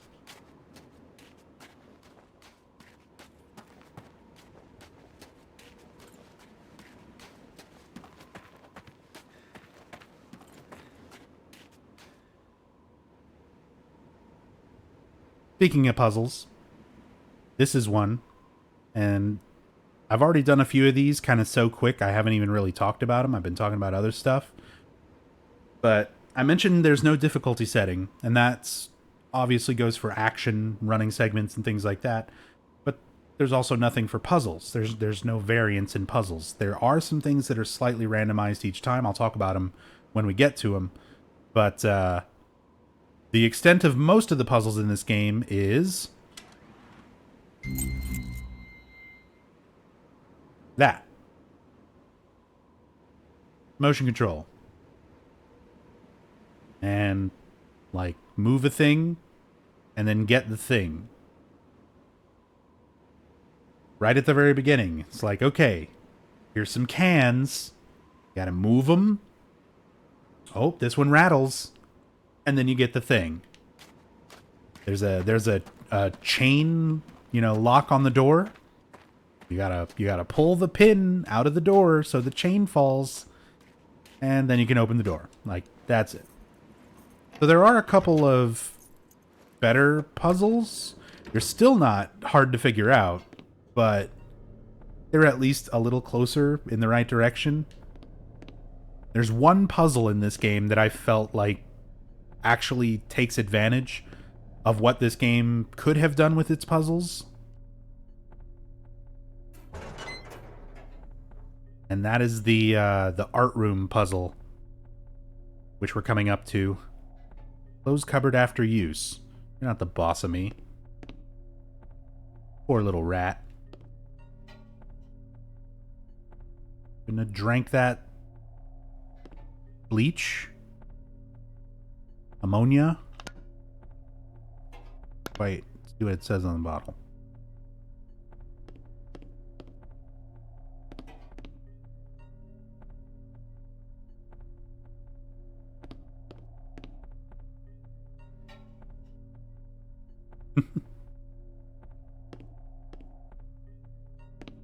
So again, I do like looking at all the stuff in the environments. To be fair, they do a fairly good job with like unique props. There are, you know, a lot of props and things that are reused and elements and things in the environment that are reused.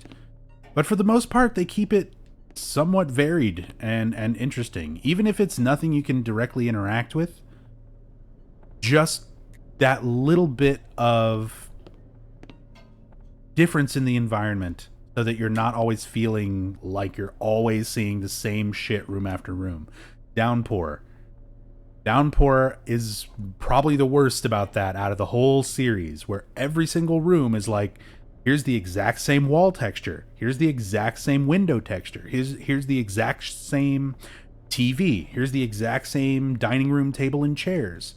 Here's the exact same rocking chair, room after room after room, building after building after building. It repeats everything like as much as it can, and it becomes so obvious. This game, no, not so much. Like this bong. Look at this bong. It only shows up here. They don't reuse this anywhere. It's not just a recurring thing. It's just there.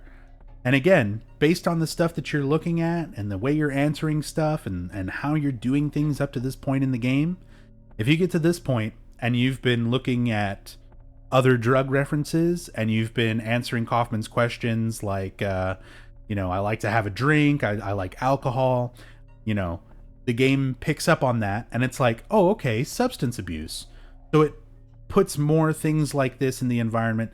And when Harry examines these things, he's more likely to comment on them. Like right now, we're not doing that path, so he doesn't say anything about it. We just move on. But if you were doing that path and kind of focusing on it, you get to this point, look at it, Harry comments on it. He'll say something about it. So that's the kind of things that I like about this game, where when I got this game and played it day one, I immediately finished, like once I sat down and finished it. Very rarely do I buy a game and play it beginning to end like day one when I get it. And I did that for this game, and as soon as I finished it, I started playing it again. Like I was so ready to be like, oh man, what happens if I answer something different? What happens if I look at this? What happens if I do that? Same deal here. If you were being more of a pervert up to this point and looking at more of the sex related stuff, you get to this point, you have all the numbered girls. Anybody who sees numbers written on a thing like I do in a Silent Hill game, I'm gonna come and look at this and I'm gonna be like, okay, this is a puzzle. This is gonna be for a puzzle. This is gonna be a combination for something. You know, this has got to be something significant, right? It's numbers very clearly marked on a puzzle. Nope. The numbers are there to rank somebody's, we don't know whose, but somebody's favorite. That's it. That's the lore behind this. Is somebody was just marking them in their order of which cheerleader's their favorite. And if Harry, if you're as a player are doing a bunch more perverted stuff, Harry will comment on this and be like, number 5 every time or whatever. Like he picks one and he's kind of sleazy about it. Same deal for this. Tammy will ... for $, or tequila. 555-7588. Call Tammy.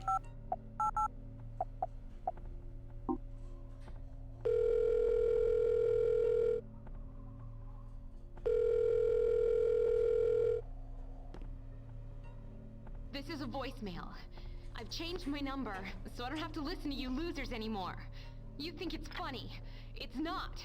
Oh, whoever it was that spoke to my mom, screw you! You sick bastards!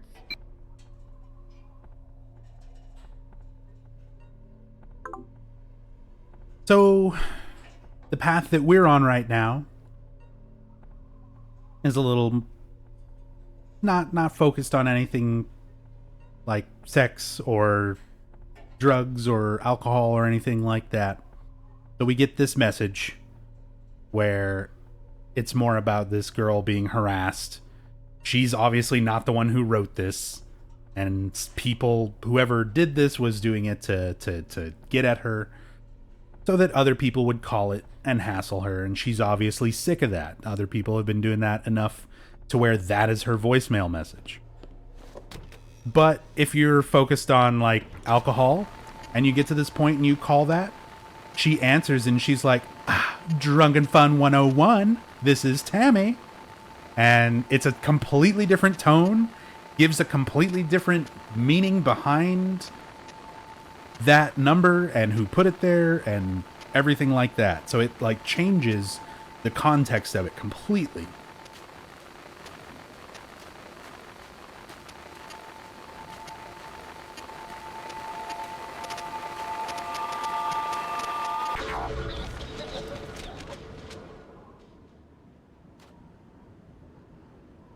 But now it's time for a PSA. This is a public service announcement about autoerotic asphyxiation. The Choking Game, Space Monkey, Funky Chicken, California High. Sounds fun? Tell that to the over 50 people who have died playing this game over the last 10 years. Dying is no game. The choking game is dangerous and can lead to permanent injury and in many cases death. Don't throw your precious life away chasing a buzz. I'm talking to you, ghost of David Carradine. Why'd you do it? Why'd you play that much Funky Chicken?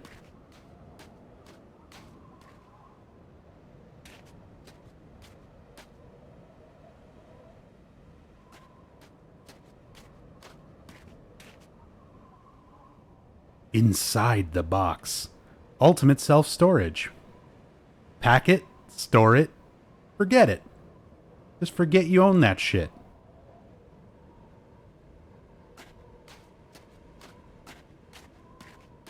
Also, we're collecting mementos, putting them in a box, and Cheryl has memory problems.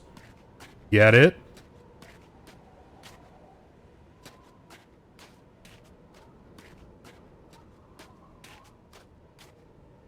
Oh, Wonderland. Yet another burger place. I was actually talking about all the burger places throughout Silent Hill. Because in Silent Hill 1 alone, there's Konami Burger and Queen Burger. And then in Silent Hill 3, there's Happy Burger. There's also Wonderland Burger. Or just Wonderland. Charbroiled hamburgers.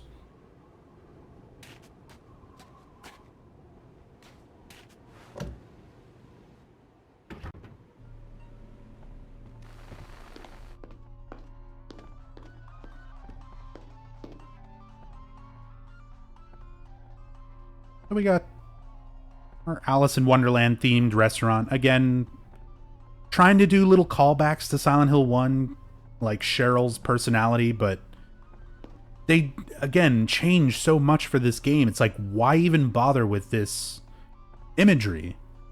You know? In Silent Hill 1, it was like, okay, Alessa's favorite books and stories and fairy tales, her nightmare, elements of her mind are becoming real in the town of Silent Hill. That's Silent Hill 1. So all of her favorite books, Alice in Wonderland and Through the Looking Glass and The Wizard of Oz,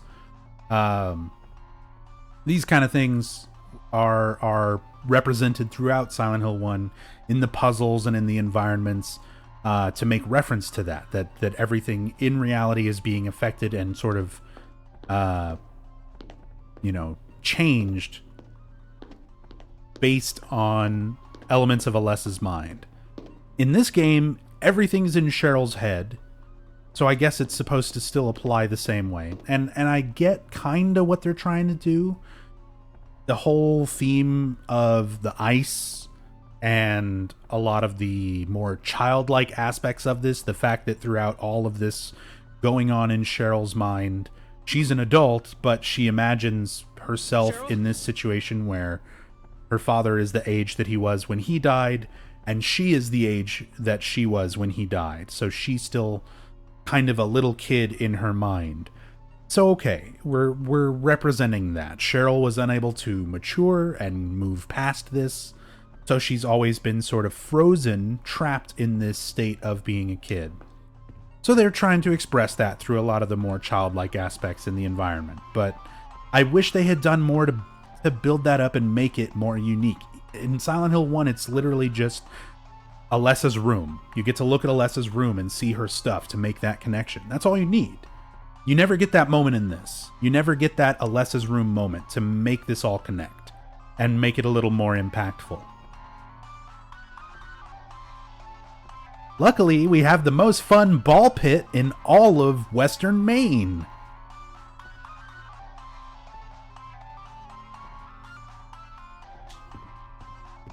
Needs a little work, though.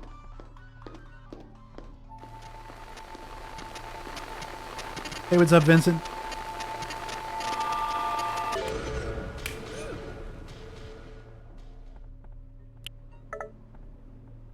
Frigid.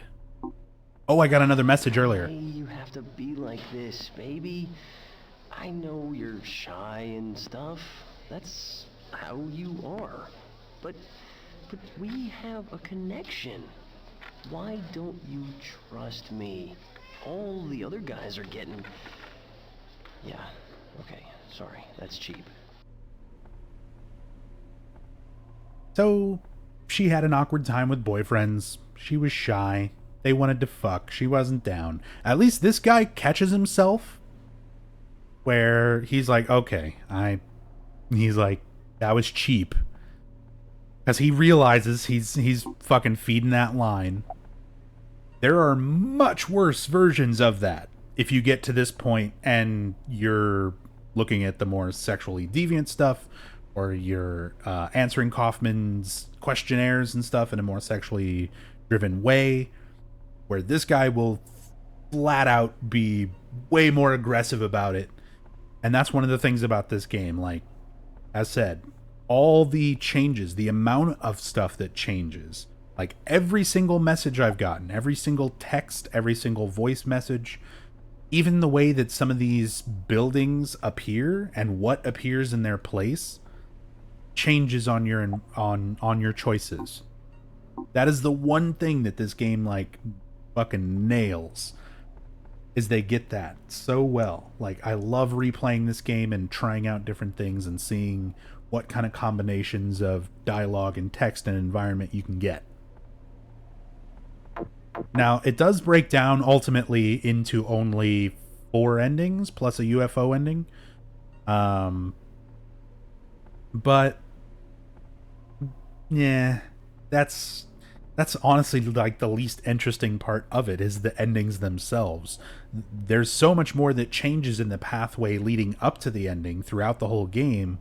Like, that's what winds up being the most interesting part of it. Oh yeah, so this was the message we got after reading the Choking Game poster. All students, there is a craze at the moment for young adults to try what is often called the Choking Game. TM. Don't be stupid. Don't risk your young lives or your health. The kids who have died playing this game died senseless, tragic deaths. Heed their warning and don't join them.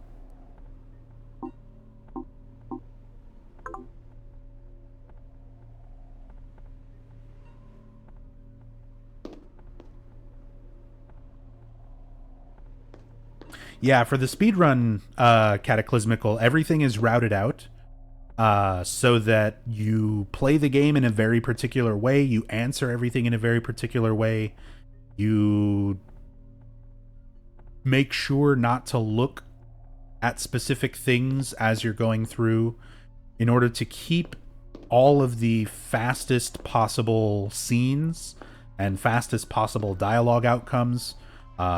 And any of those elements that where you can change the dialogue that somebody gives you in a cutscene and everything, which is basically every scene.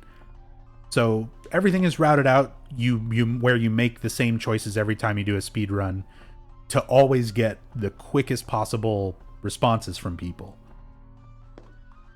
So you don't see like any variance at all with the speed runs.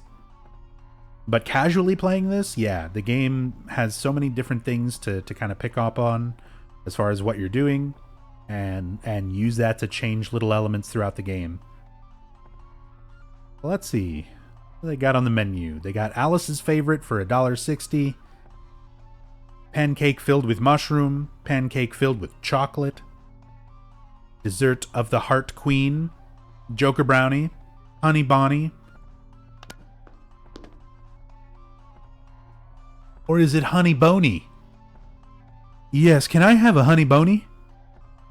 Let me get a Honey Boney and a Monaco. Hello? Hello? Well, we've also got Rose Red Double Angus, White Rabbit Wonder Burger, the Footman Fish Burger, Mock Turtle Chowder. Ooh, that sounds good. Eat Me Cheesecake. What did cheesecake ever do to you? Rabbit Crunch. Cheryl? Wonder Dish. Wonder Fish Burger. Wonder Chicken. Mad Hatter Burger. Wonder Burger with cheese. Look at that. 15 cents to upgrade from Wonder Burger to Wonder Burger with cheese. $3.65. That's great. What a value!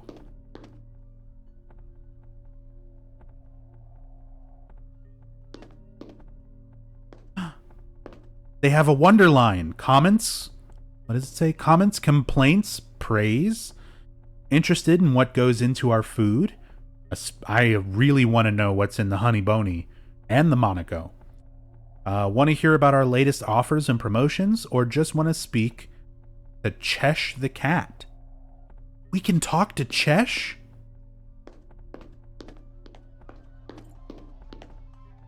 There he is.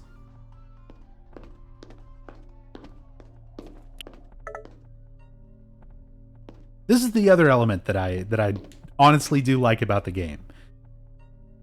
There's tons of numbers for you to call. Like, if you see a number in this game that's a phone number, you can call it. Like, every single one of them. And a lot of stuff that would be obvious too, like 911 works.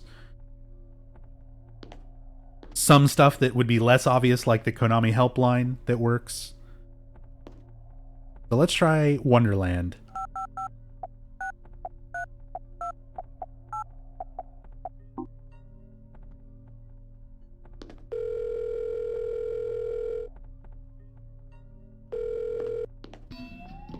Welcome to Wonderland. I'm Alice, and I'm here to help route your call. Unfortunately, it's past tea time now, and there are no customer enrichment agents here to speak with. Please call back tomorrow and we will do our best to help. Many of our Wonderland locations have exciting restaurant opportunities for new team members. This is a fantastic opportunity to get in at the ground floor and gain valuable experience in customer care, food preparation, and modern hygiene procedures.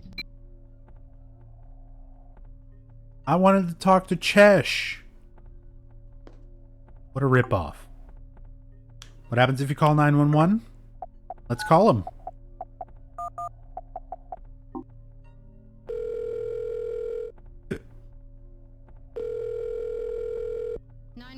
What is your emergency? My daughter's missing. They won't tell me what's in the Monaco. My daughter's missing. Hello? Caller, please speak up so I can hear you. Shit. My 7-year-old daughter is missing. Caller, I'm having trouble hearing you. Please stay on the line. I need to know what's in a honey boney. Hello? Hello?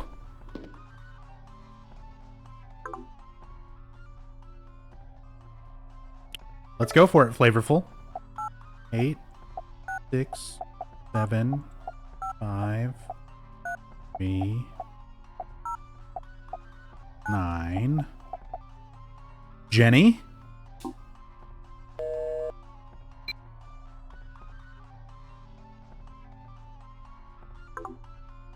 I got it. I got it. Can you call 411? Let's go for it.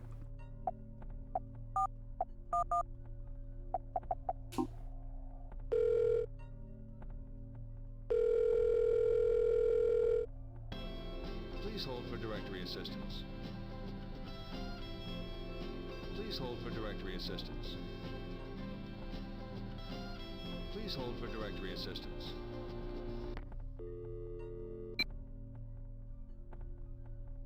That was some nice hold music. That's gone. Being on hold and then they just hang up on you after a while, exactly like real life.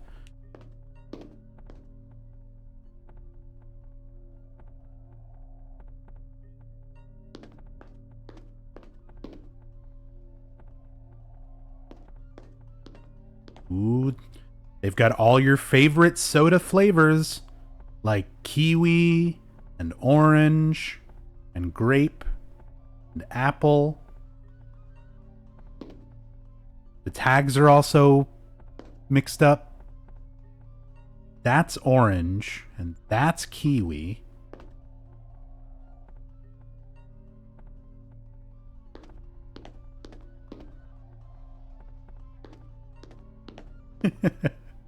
I'm reminded of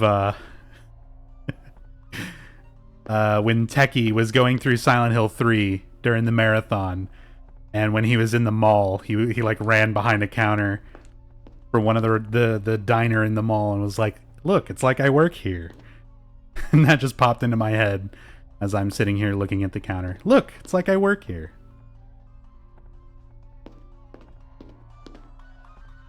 Hi, welcome to Chili's.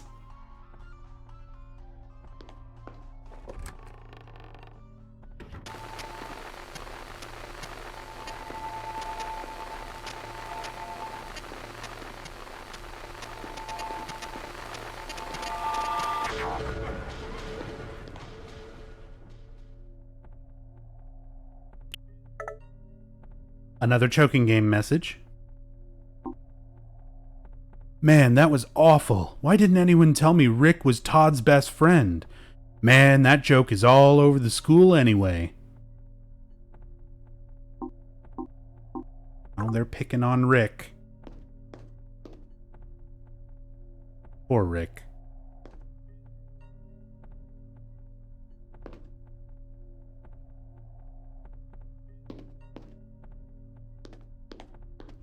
You know who else worked here? Angela. See, she's very clearly the manager. Extra cleaning assignments, week 33, essential franchise cleaning schedule still applies. These are extra tasks. Thanks, Angie.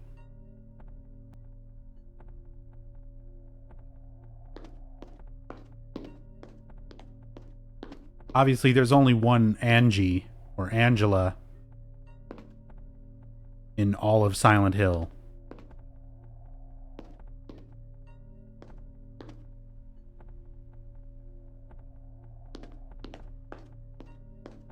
Deep Fat Fryer. Is this where they keep the honey bonies?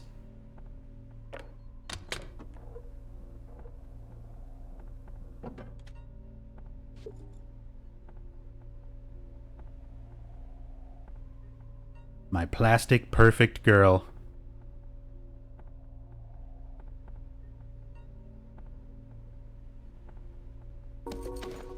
Monka TOS. Raven.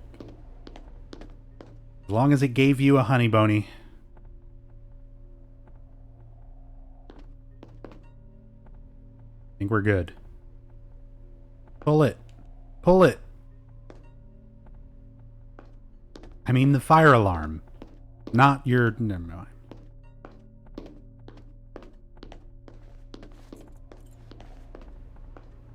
No smoking. It is against the law to smoke in the building. This is a smoke-free zone.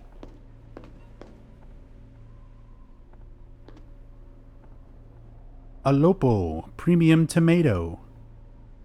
French fries from Iwan Co. Limited. See, this is the stuff that I get lost in. Raw and cooked foods must not be stored together. Like, it's nothing super interesting most of the time. There are some cool little details to come across in the environments. But the fact that they took the time to, like, put all this stuff here, even if it's pretty basic, they could have just as easily left a lot of these details out. All the little signs, and they didn't need to make them all readable, and... there was at least some effort put into the environments, put into the details and the props and things you encounter. It's there. I just wish there would have been a little better focus on the characters and story. That's the only thing that I feel like really keeps this game from being like pretty damn close to original Team Silent game quality, but that's a big drop when it's the writing. The writing is like pretty much half the game. It's half the experience. If the writing suffers, it's really hard to make that up, even with like really good gameplay or anything else.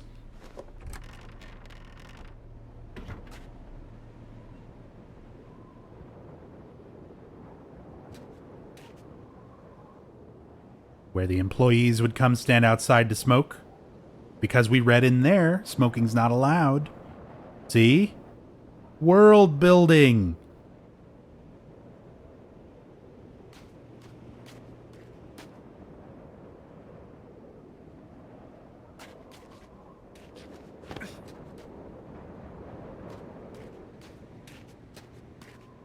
Harry is also super athletic. That's a really good jump. Parkour!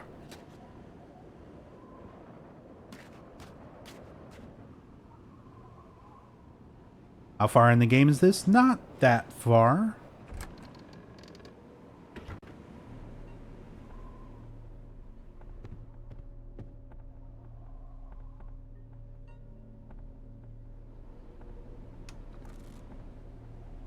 Oh. Suffocated forever.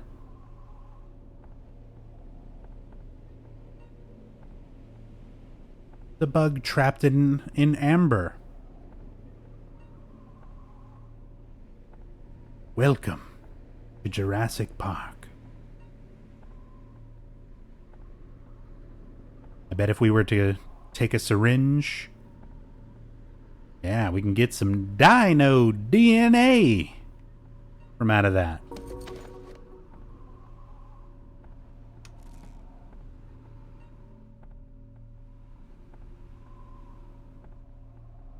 This is a nice place.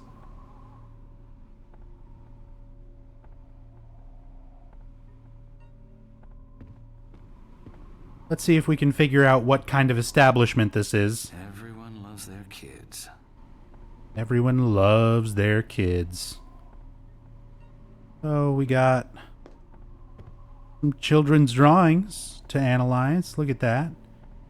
House with fence, little kid, giant worm in the sky. I like it. I like it. Good concept art.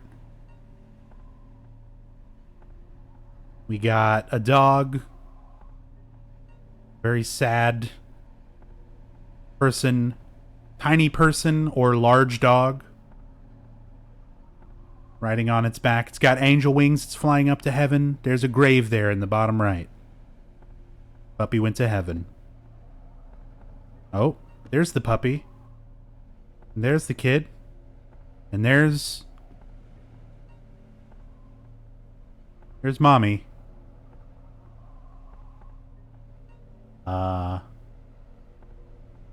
With some details.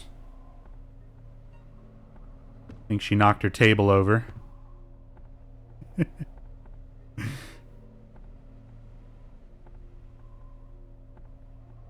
I don't know what this kid...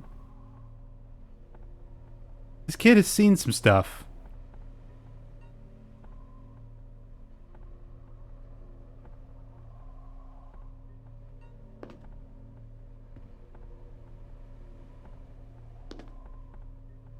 Similar drawing as this one, but with red everywhere.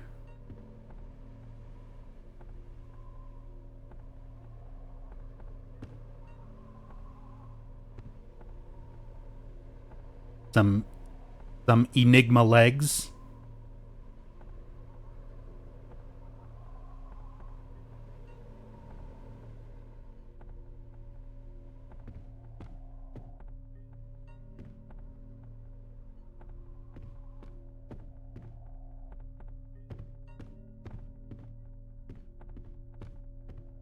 Boarded up doors. I guess we're gonna have to find a fire axe.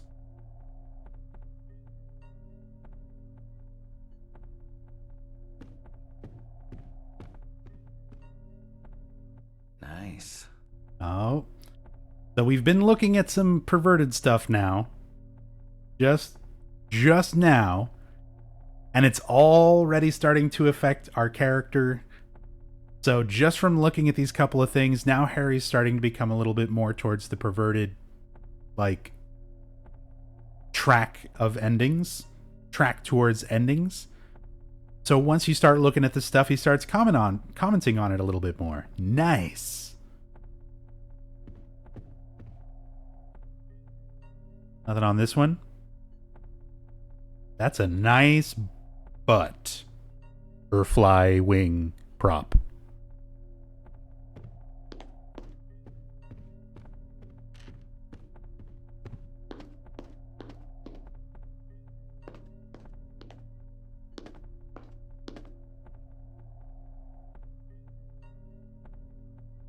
Yeah, that's probably about how my Christmas tree is going to look this year. Pretty good.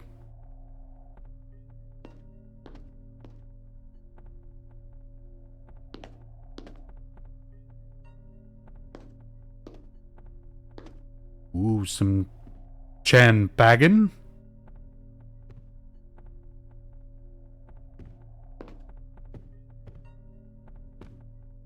Wait, is the brand of it Sharon?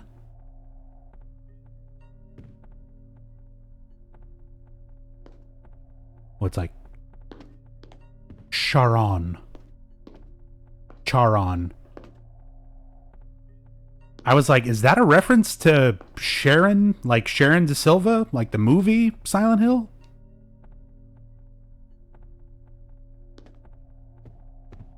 Probably not. So, there's a pigtail wig. And another spooky ghost photo. So let's get some more lore.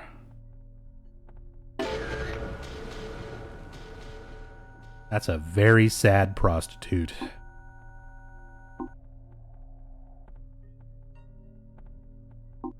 Sorry, I hit you. I guess I was just mad at myself. You look so much like my daughter. Just put the wig back on and let's go upstairs. Ugh. Short line, short voicemail, but these start getting really kind of gross and like more disturbing. And I mean, it's Silent Hill. That's something you want to go for.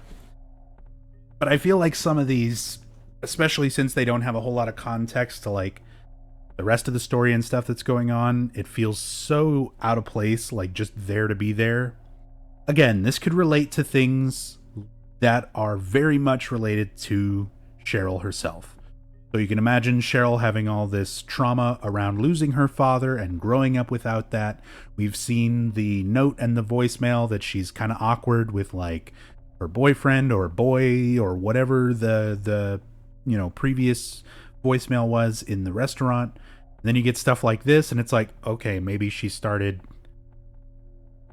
getting into some different sexual deviant things, sleeping around, working in this cat house, and had a bad experience with this person who reminds him of her daughter. And she's already got daddy issues, which would explain why she's such a sad prostitute. Again, speculation, because this game doesn't really go out of its way to put anything in this game into any real context. Like, that's its biggest fault. And as said, the writing. If the writing would have been better, you could have made all this stuff a lot more meaningful. And instead, it's just kind of like, ugh. That's gross.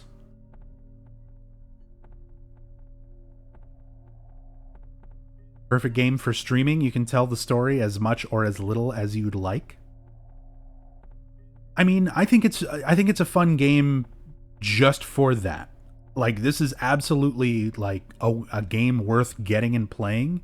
And I'd say it's a game worth getting and playing multiple times because you really do get the most opportunity to take what is in your playthrough, because every time you play the game, you're going to get different results and you're going to have different things to sort of think about. So as you play it and as you play it more and more, you can really kind of piece together things in a lot of different ways. There's a lot to really think about. As said, I think it's a little too vague. I wish there would have been a little bit more set story with a little more depth to it. But it's cool. It's, as said, I like that aspect of it. I like the fact that you can kind of play it a bunch and get very different playthroughs with leaving very different impressions of what the game is on the player.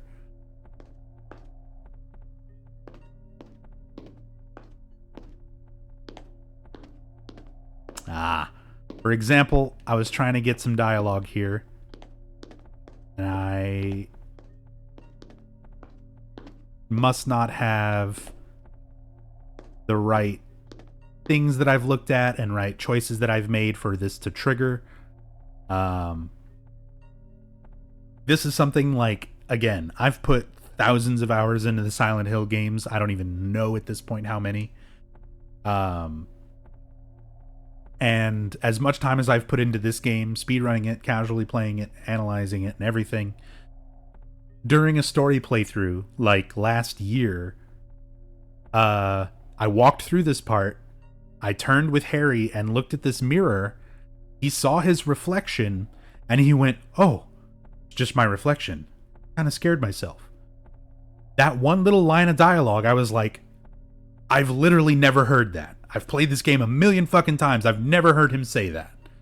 So everything was just perfect, where whatever set of things that I had done, answers I'd done, things I'd looked at up to this point, how quickly I went through this area, how quickly I turned and looked at the thing, probably, like all these different factors just fell into place. And there was a little line of dialogue I'd never heard before. So that's the kind of stuff that I love about this game. They fucked up on the big picture. The overall story is a little bit too boring, but I love the little things. I love all the small details. If only they'd put as much effort into the rest of the game as they put into that kind of stuff.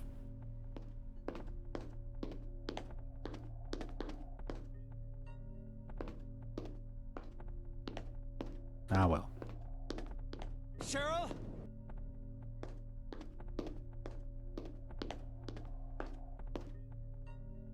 Got anything else to say about these butterfly ladies?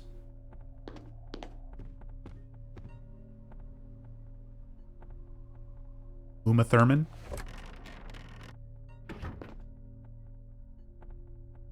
Hey, what's up, Sin Dragon?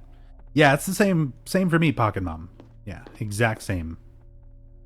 The details are what make this game interesting. Good way to put it.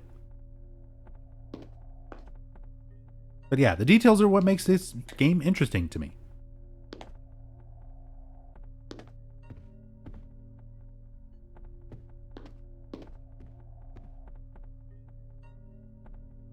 Rella.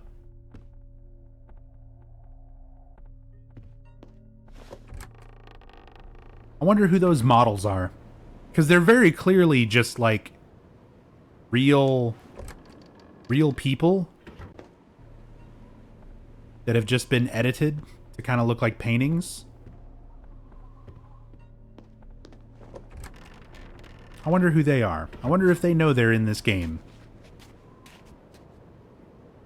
Well, turns out that was the cat house. In case you didn't figure it out from everything else inside. And of course, we can call them for rates and booking.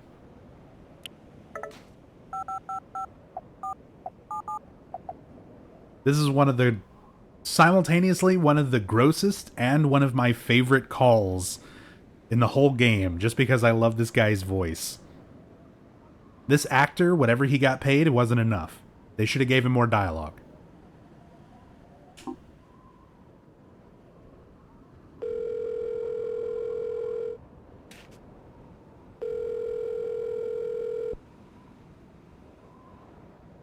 Hi, this is a cat house. Gentlemen, do we have some nasty females for you? They're caged and in the heat. Yours to do with as you want. 45 minutes with one of our cats is $200. For $300, she's yours for 1.5 hours. Your money assures her obedience. The context of what he's saying is so fucked up and gross, but that voice, that fucking voice. Nasty. God. Gets me every time. And Rainbow Otter, I'm sorry I missed that earlier. Again, for anybody who was just getting here, which Rainbow Otter, you must have just gotten here because we've already done the 8675309 joke. You're way late for that. But thank you for the 100 bits either way. Very much appreciated. But yeah, because I had to set things up kind of quickly, Raven was having some tech problems, so I had to set up and start abruptly. But so I don't have alert audio on my end right now. So if I miss anything, I'm sorry. I'm not trying to ignore.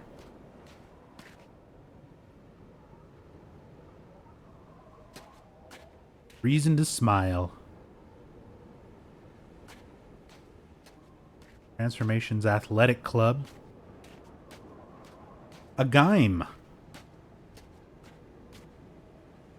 Your Care Pharmacy.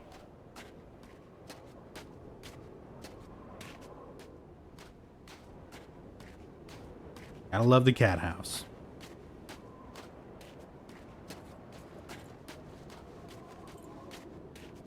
Cheryl?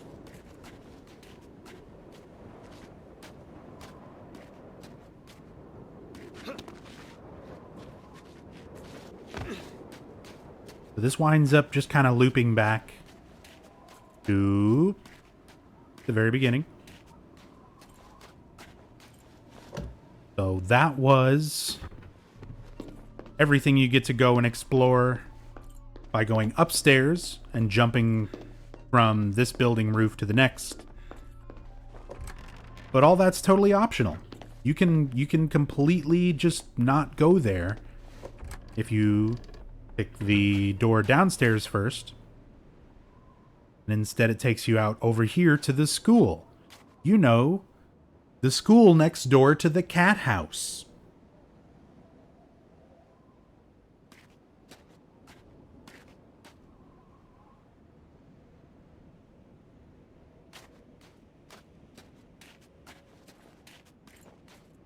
Missed opportunity to not name the cat house just Cats. Wow, you're right. Like, how did they miss that? It was right there for them. They had 2 opportunities. There's a pet store that you need to go into to progress the game later. Also not just cats.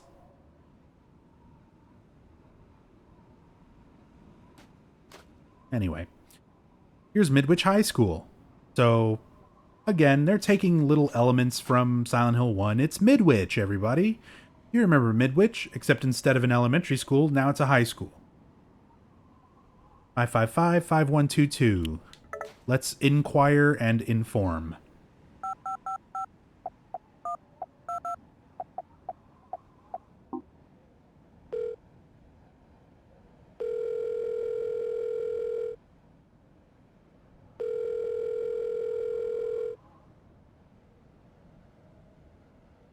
You've reached Midwich High School. Here at Midwich, every student feels special.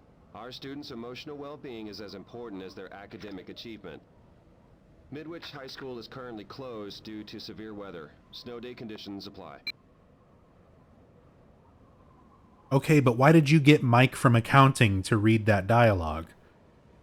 Did you just run out of voice actors?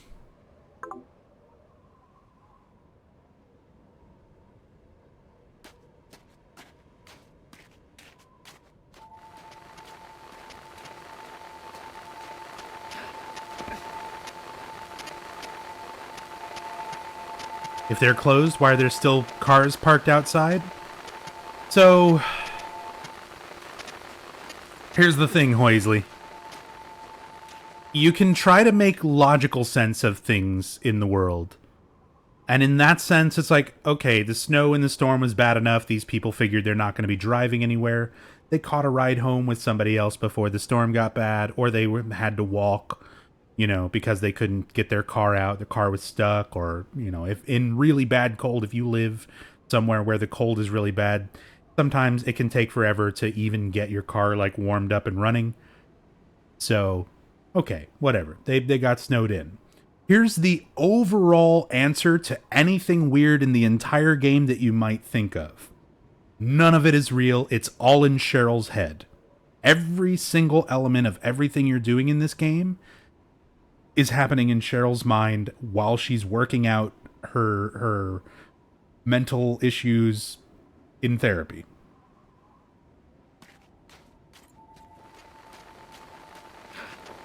Yeah. We already talked at the very beginning. This is an in-depth story explanation. We're not going for spoiler-free. There's no good way to talk about these games without spoiler and stuff.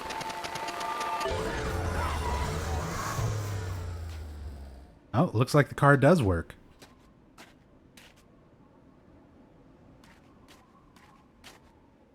But it was stuck as well.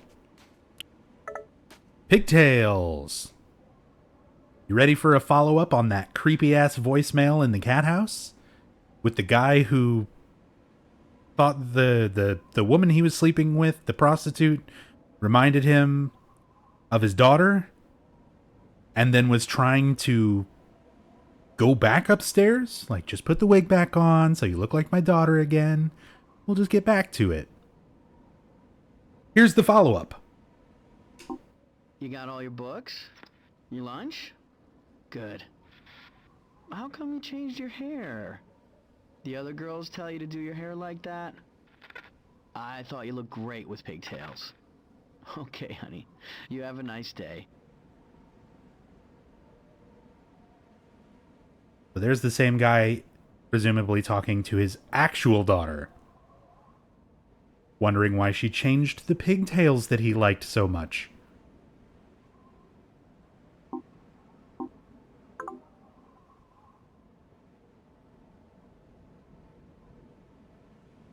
That's really disturbing.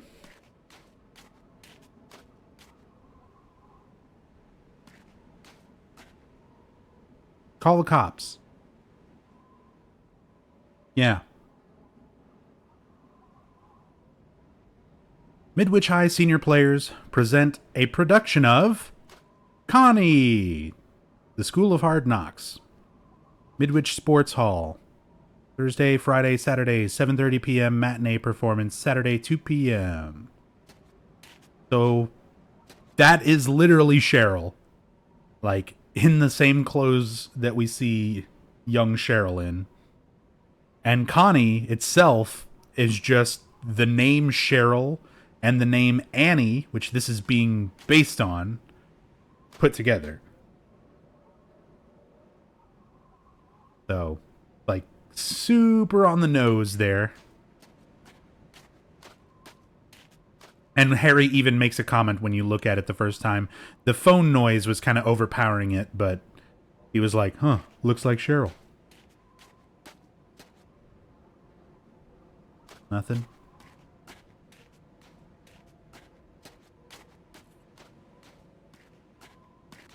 Can't go that way. Time for another puzzle. This one's my favorite. Well, I need to go through this window, but it's nailed shut. Cheryl? I guess I need, like, a hammer or maybe some pliers to pull these nails out. I mean, this trunk doesn't open. Maybe there's some tools in this one? No? Nothing laying around on the ground? Nothing over there in the garbage can? No white?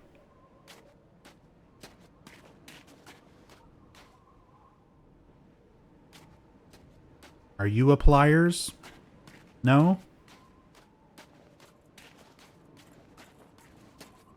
Well, that's okay. Because, luckily, Harry Mason is a man. And he's just gonna rip these fucking nails out with his bare fucking hands. That's the solution. That's the puzzle.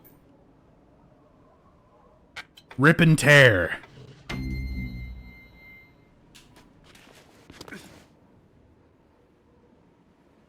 Oh, there's the tools.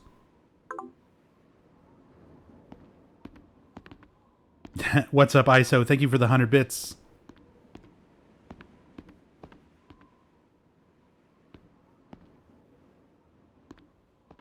Come on, Harry. Do some lifting. Might have some more nails to rip out earlier or later.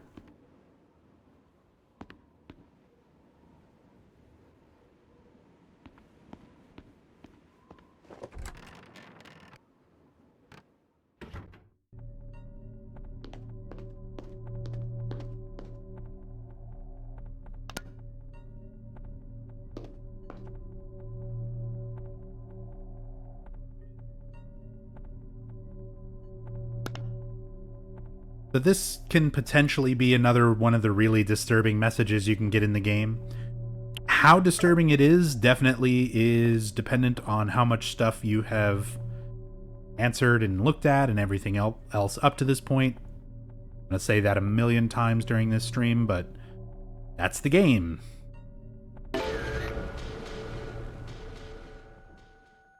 Someone playing the choking game. So they made reference to this person back in the restaurant. So this is Rick that everyone was so concerned about.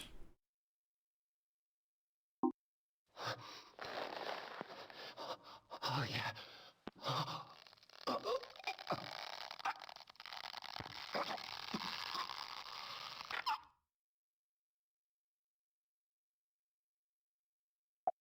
Title of that message is Oh Baby. So it's literally autoerotic asphyxiation. That's the choking game. That's the choking game. That's Funky Chicken. That's California High. And by the way, it's as stupid as this might probably sound to a lot of people. It's even stupider and a little bit worrying about humanity when you realize this is based on real life things where there was an actual choking game craze going around schools and school kids. People on YouTube were doing shit for that for a long time. Dumb shit like this just catches on. It's like Tide Pods, but this was before Tide Pods. Before there was Tide Pods, there was autoerotic asphyxiation, and people would deliberately choke themselves to feel high, to feel aroused, and a lot of people got hurt and passed out and dumb shit like that over it. But yeah, like, okay, there you go. Was Cheryl into the choking game? I don't know. Was someone close to her, you know, was Rick her friend? Was that the boyfriend in the message in the restaurant? I don't know. As said, these are the kind of things where it's like so much of it can change. The dialogue can change, the notes can change, the voicemails can change, so that any sort of real idea you try to get of how to make anything fit into overall story and be part of something larger for a character, for Cheryl, once you start trying to analyze it and look at all the things that change, everything behind the meaning and the context changes as well. So it's like it keeps a lot of things in this game just feeling vague and sort of weird for the sake of being weird. A little bit of a letdown.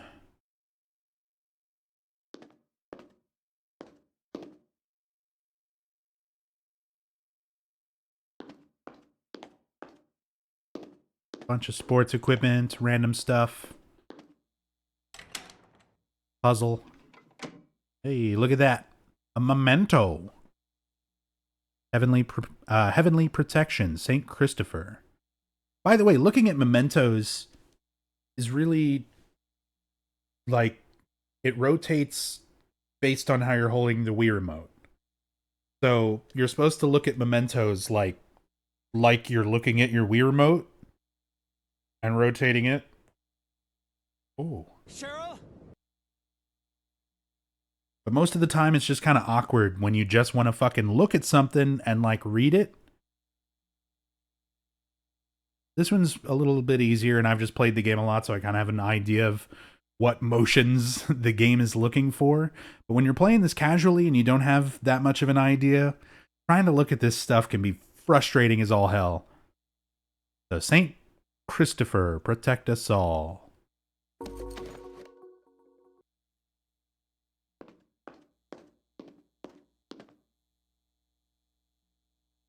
More children's drawings.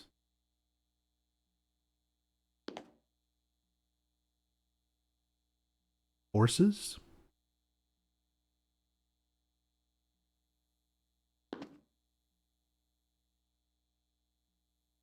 A little bit harder to tell what those are.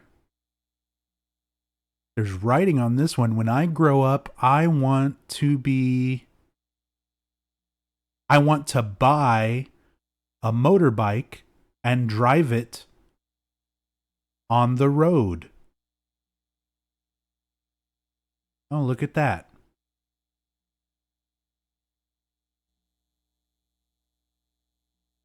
Cool. Well, I hope you live out your dreams, child. Just don't choke yourself while masturbating and you'll be fine.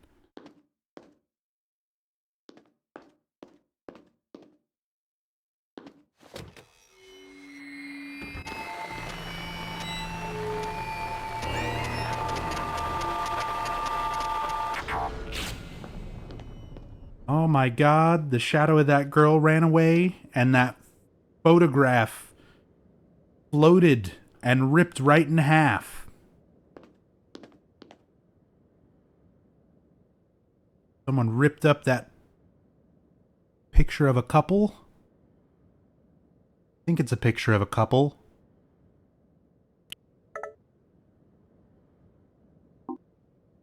I know it's cold to do it this way, but you don't listen when I talk. Sorry, it's over.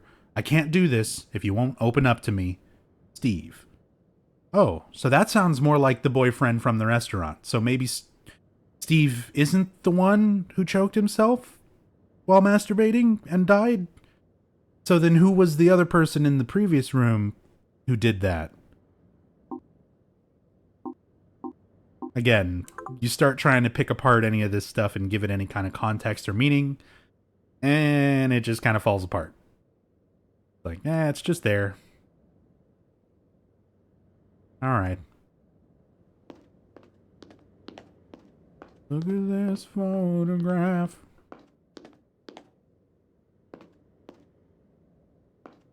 Look at this graph.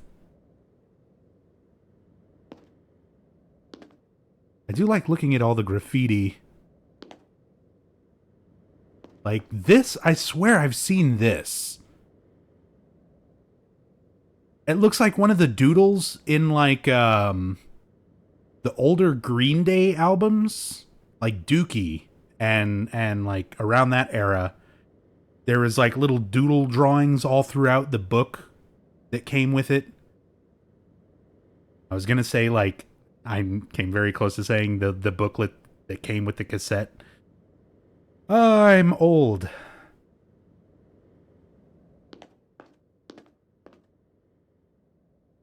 These are repeated throughout a lot of the school.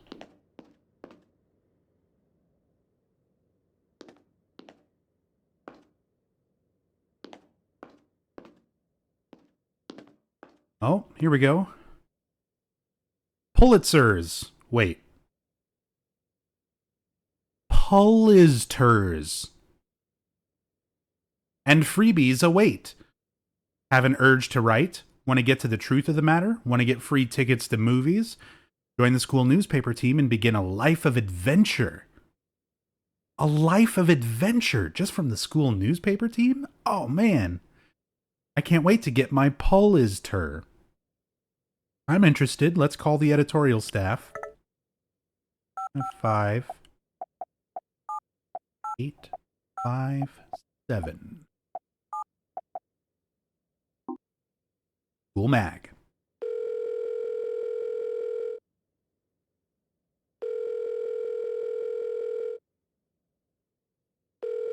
Midwich High News Desk. We're out of the office right now. Oh, if you're calling to tell us about the spelling mistake on the poster, thanks. I got it. Okay, good. Somebody's already told them about Pulitzers. They're aware.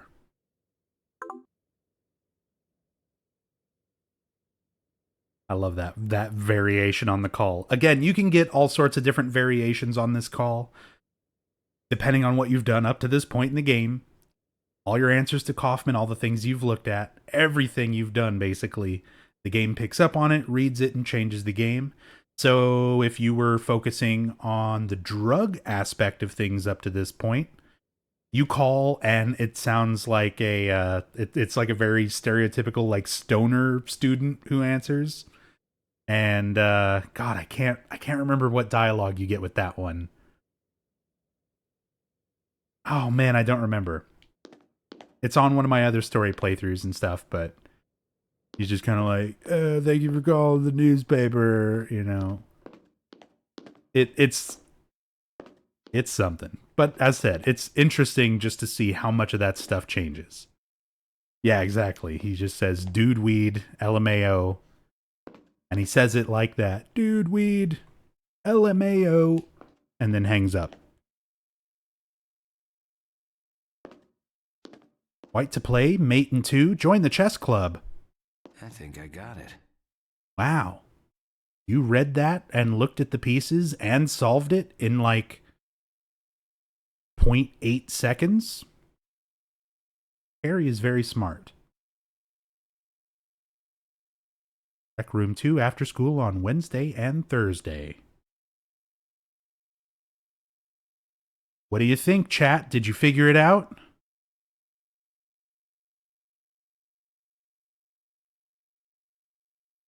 I don't care enough. One of those things that seems like it might actually be part of a puzzle. It's not.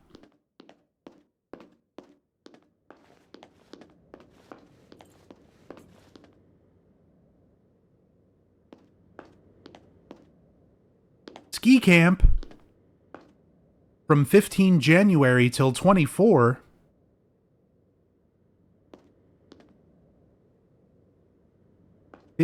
January, lowercase j.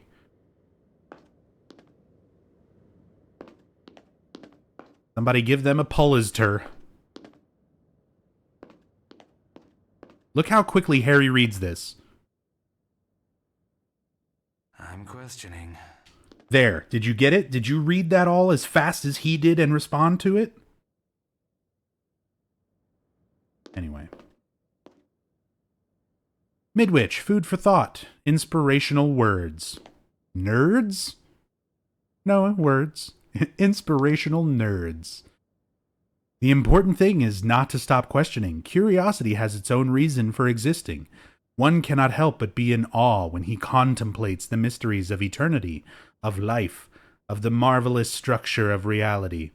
It is enough if one tries merely to comprehend a little of this mystery every day. Never lose a holy curiosity. Albert Einstein. Okay, that's a good quote. I like it, especially in the context of the game. This game's best feature is playing to your curiosity. That's a little bit, again, kind of on the nose, but it's fine. So, again, optional stuff that you look at in your environment. If you're looking at the nerdy stuff more than you're looking at the sports trophies. Like my shelf at home. Oh. But now I've looked at the sports trophies, and Harry's like my shelf at home. So suddenly it starts shifting into a more sport-minded character story. So there's more and more things that are going to apply to sort of sports aspects. Where are the monsters? Good question, right? Again, if running segments could just pop out of nowhere and catch you off guard, it would have been much, much more effective. But instead, they're treated like linear progression, like through levels. So we gotta beat the school level so that we can do the school running level. So that we can see the monster. The monster. The one.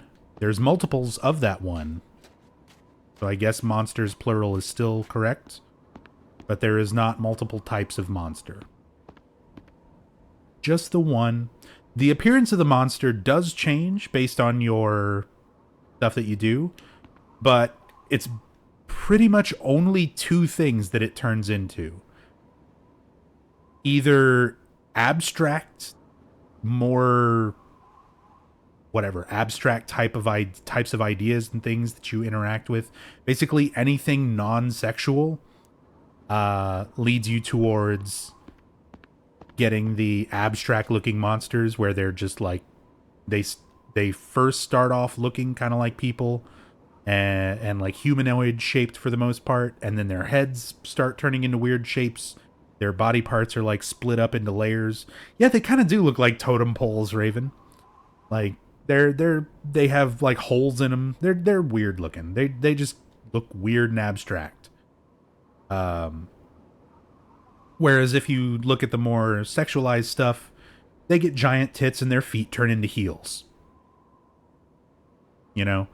So it's a little more direct in that sense. And as said, there's not enough variation between the different types. Now, if they would have kept that idea, and as said, the amount of detail and everything that they put into the environments with all these rooms, with all the interesting props and how all the dialogue stuff changes, if they would have put that much attention to detail into those monsters as well, and given them a lot more varying designs that they can change into, that would have been a much better idea. But again, it like that doesn't quite play out.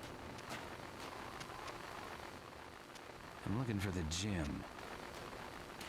So, find a map here. This is actually our route to get to the gym. And here's an interesting idea. I don't know if it's a good idea, but here's an interesting idea. We haven't said anything really about maps yet. Now, I'm just running through this area because I've played this game a lot and I know where to go. But if you haven't played this game a lot and you don't know where to go, you're going to mostly be relying on maps. Every other Silent Hill game, except for Silent Hill 4, you pick up maps. You get to an area, you pick up the map for that area, and then you have that map and you can use it. Usually when you find things on that map, you mark them off automatically. So it's like if a door is locked, your character puts a red X on it. So the next time you open your map, that door is marked off. You've already checked it. You know it doesn't go anywhere. Everything in this game is through the phone, and that includes your map. And the map, as you can see, is all of Silent Hill. Was the original release on Wii U? Nope, the original Wii. The first Wii. This game was made for the original Wii. It was then ported onto PS2 and PSP. But it is by far designed for the Wii. I think the Wii version is the best version to play. There's actually content cut out of the PS2 version and the PSP version compared to the Wii version. There are certain areas that are simplified with less to explore.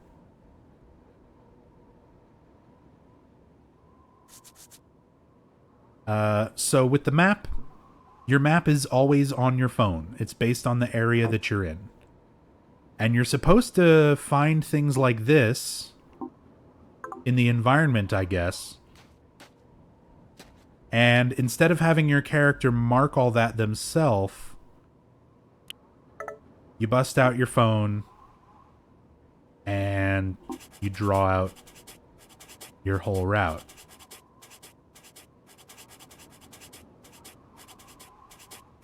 So there you go. That's where you start. And there's a door there. You come down this way through the courtyard to this door. Cut into Building D, go across here, and you get to the gym.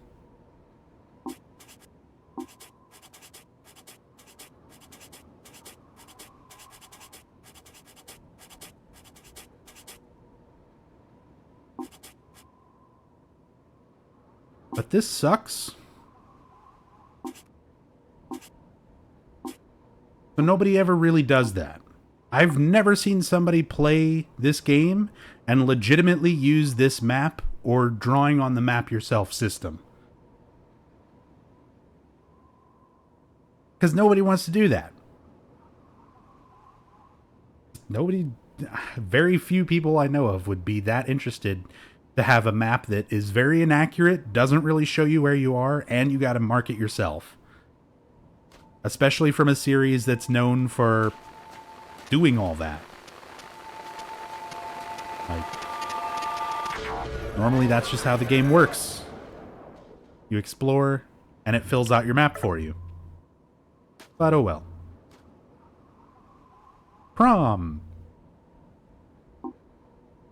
Hey, Caitlin. You got till lunch is over to say yes. The question, will you be my prom date? Mike. Can you believe Mike? Sounds very aggressive, overbearing. You got till lunch is over to say yes. There is no other answer. There's no other option.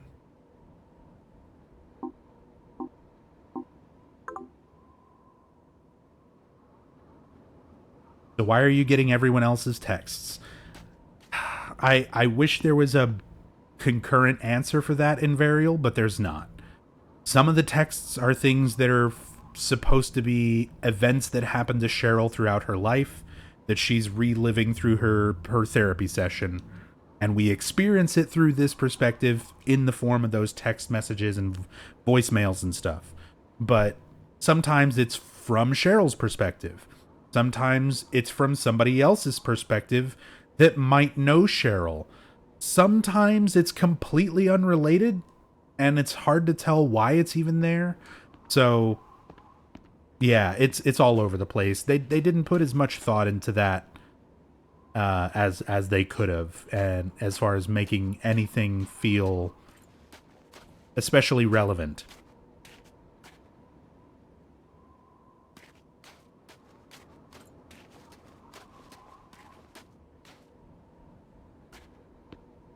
Maybe the game used to have more characters with their own troubles, like in Silent Hill 2.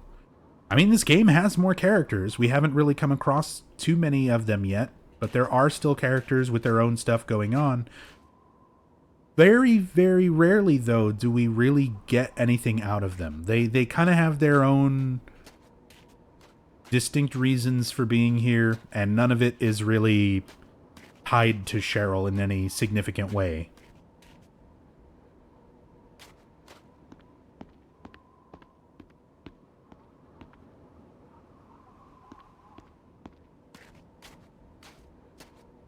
Cuckoo's Rule! Let's see if we get a particular thing here now. So, we started kind of changing our pathway a little bit, figuring out, looking at some other things and calling some numbers and doing stuff like that. We've looked at some drug and alcohol related stuff on by this point. So the last thing I looked at as far as a path that we're on right now was the jock path. We looked at the sports stuff, and Harry was like, just like my shelf at home. He's got sports trophies at home too. So let's see if we can shift back to the drug path by looking at this poster, and we'll know if we're on that path based on if Harry responds to this.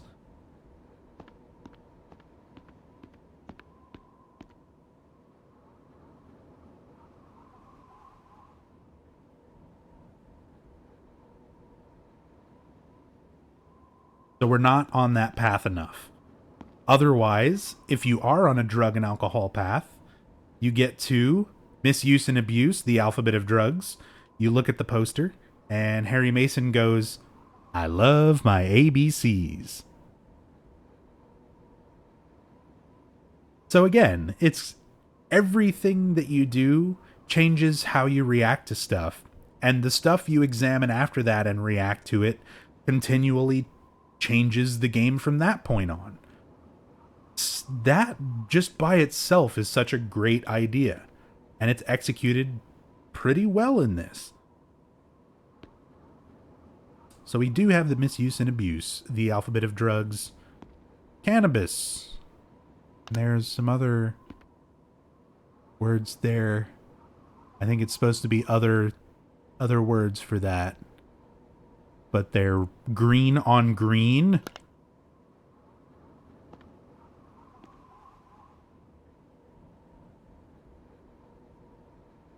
Dope. That second one. First one's dope. Can't read the second one. Third one's like hash, skunk, ganja, the ganja. Even hardcore smokers can become anxious, panicky, and suspicious. It affects your coordination, which is one of the reasons why taking drugs and driving is just as illegal as drinking and driving. Cocaine, aka Charlie? Charlie! Or C, or Snow. After a big night of cocaine, it's not unusual for people to feel like they've got the flu. Some people are overconfident on it, and so may take very careless risks. Crack. I wish I had the clip set up of like Paul Rubens as Pee Wee Herman, like, this is crack. Rocks.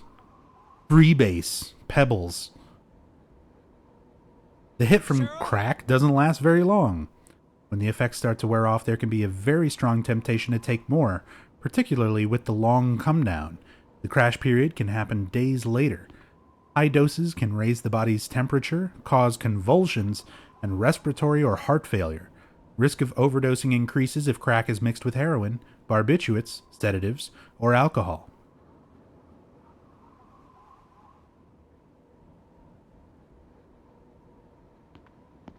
Second word on cannabis was weed.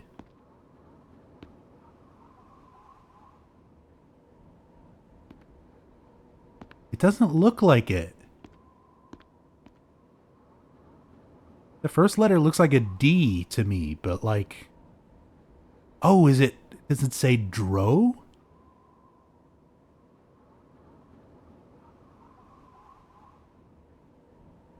I don't know. Got that dro.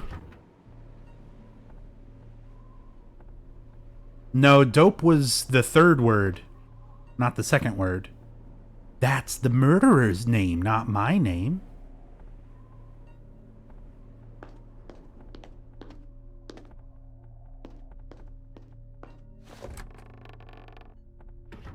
The tiger in space. Hadokins, thank you so much for the sub. Very much appreciated. Enjoy the emotes. Thank you for that support. And again, guys, I do want to thank you all for being here. But again, shout outs to Ravenheart, who was originally going to be running this, who unfortunately just tech issues happen. And shout outs to everybody on Team Silent who's been putting in a lot of work and making this marathon happen. This non-stop marathon all weekend long. It's been a ton of fun so far. But yeah, you guys definitely give the other guys on the team a follow. If you haven't been following the marathon this whole time, we've been going through the entire series from the very first game. This is game number 7 out of the whole marathon. And we've got one more game after this. It'll be Maxi Lobes playing Silent Hill Downpour. He's familiar with the game, but it'll be his first time actually playing it. I'm excited for that. But yeah, if you are interested, if you like the channel, if you like the Silent Hill content, in-depth story playthroughs and events like these long marathons, definitely follow everyone on the team. You can type !team in chat for a link to the page where it's easy to find everyone. And Eternally Nigma, Maxi Lobes, Ravenheart, UFO Techie, and myself. Again, everyone's been putting in a lot of work to make sure that this happens. So definitely show those guys some love.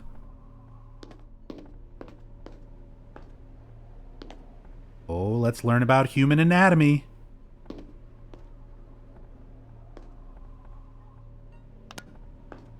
Looks like my map drawing.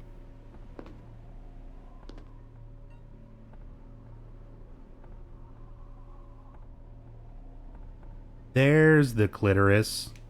We found it, guys. The mystery's been solved.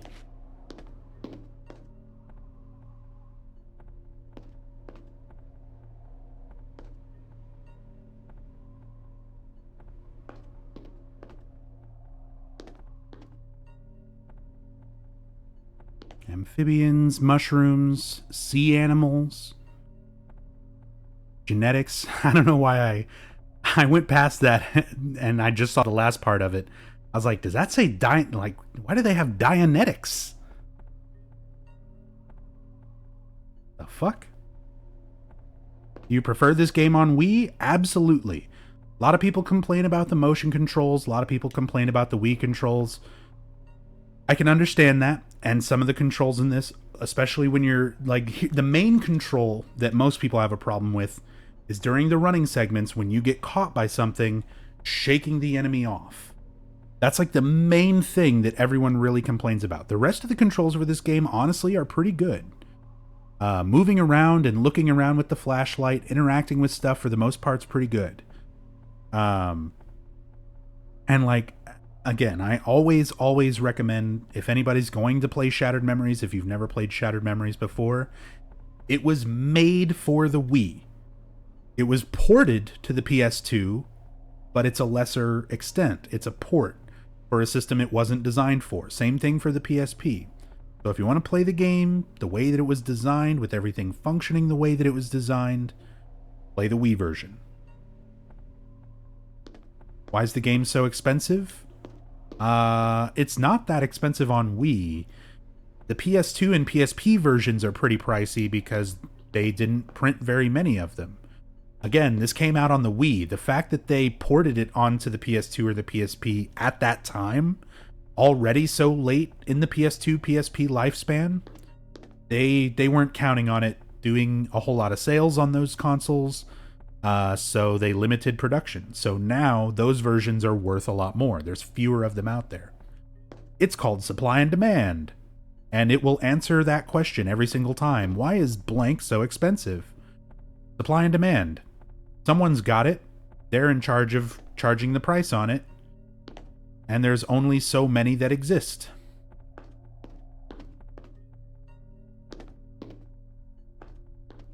Yeah, bet you didn't know we were going to get an economics lesson here in Midwich High School as well.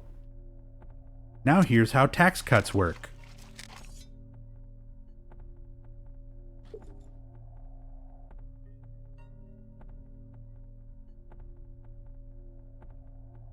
A frigid jewel. Ice gem. Tax cuts. Yep. You're the frog. And the ring was your money. And Harry Mason is the government. Uncut the frog. Yeah, it kind of seems like you could. Like, just zip him back up. Doesn't work.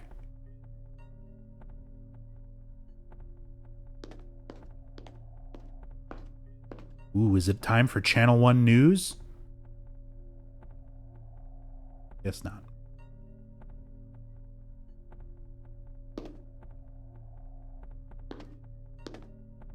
Dissection equals resurrection.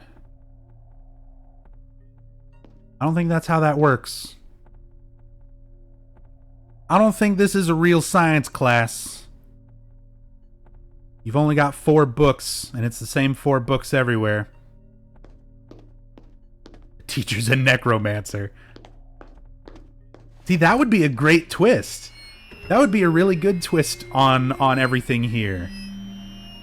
If it's like a cult member who's the science teacher, who's like teaching weird cult stuff to the kids in high school. But instead they drop the cult element entirely for this game.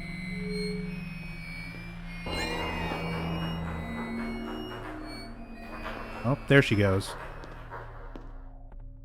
How's my hand doing? Healing pretty well. The only thing that's not healing at this point is my nerves. So I still don't have any sensation in my right thumb, but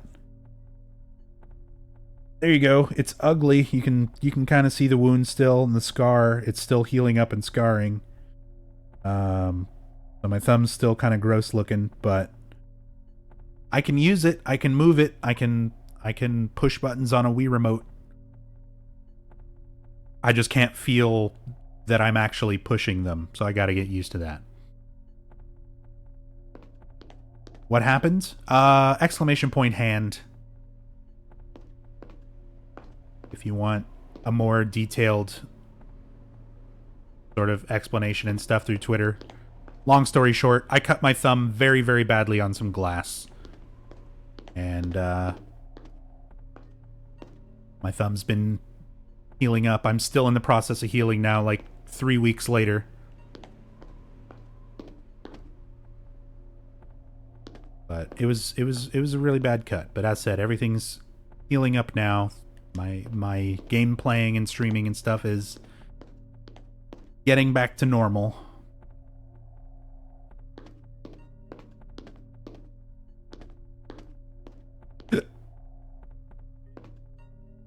Hey, there's that dino DNA.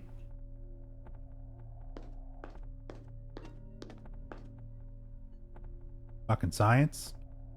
Did you regain sensation in the thumb? No, Shodan. I just said that. Nerves have not healed, so I still don't have sensation. Periodic table.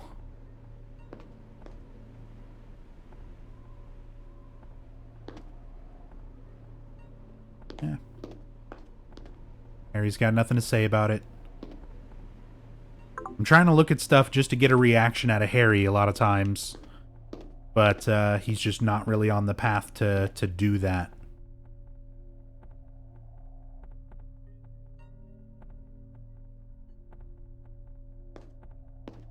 Yeah. I've already got the medical costs and everything, like, thanks to community coming together, everybody, you know, who came by and supported. It was a massive, massive help. As said, it was a difficult time, but I'm healing up. We're getting through it. People supported and helped me cover, like, all the medical costs and everything, so it was absolutely amazing.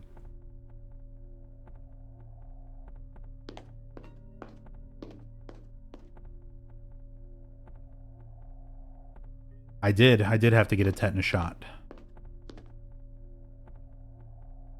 I thought there was another thing Harry would read in here. Apparently not. In the other room. Kurt Rules, thank you so much for the 100 bits.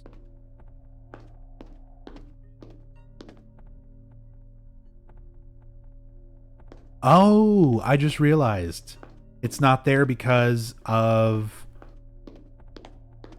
the choices I made with Kaufman. It changes what's in the classroom.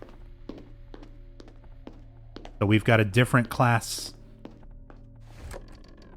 compared to what we would have if we had answered other things. So the posters I'm looking for are what you would get if you had answered a different ideal school day question for Kaufman.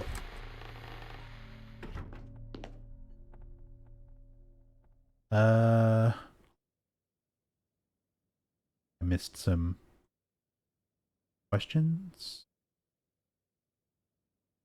Tickle my flickle. What's my tattoo of? It's the Triforce. I can't show it without getting up and being awkward, but it's the Triforce from Legend of Zelda. Another one of my absolute favorite game series. Very near and dear to my heart.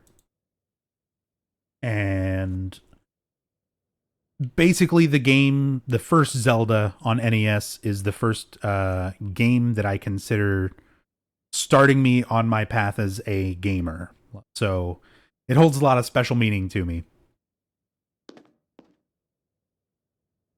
Friendship by Catherine Anderson.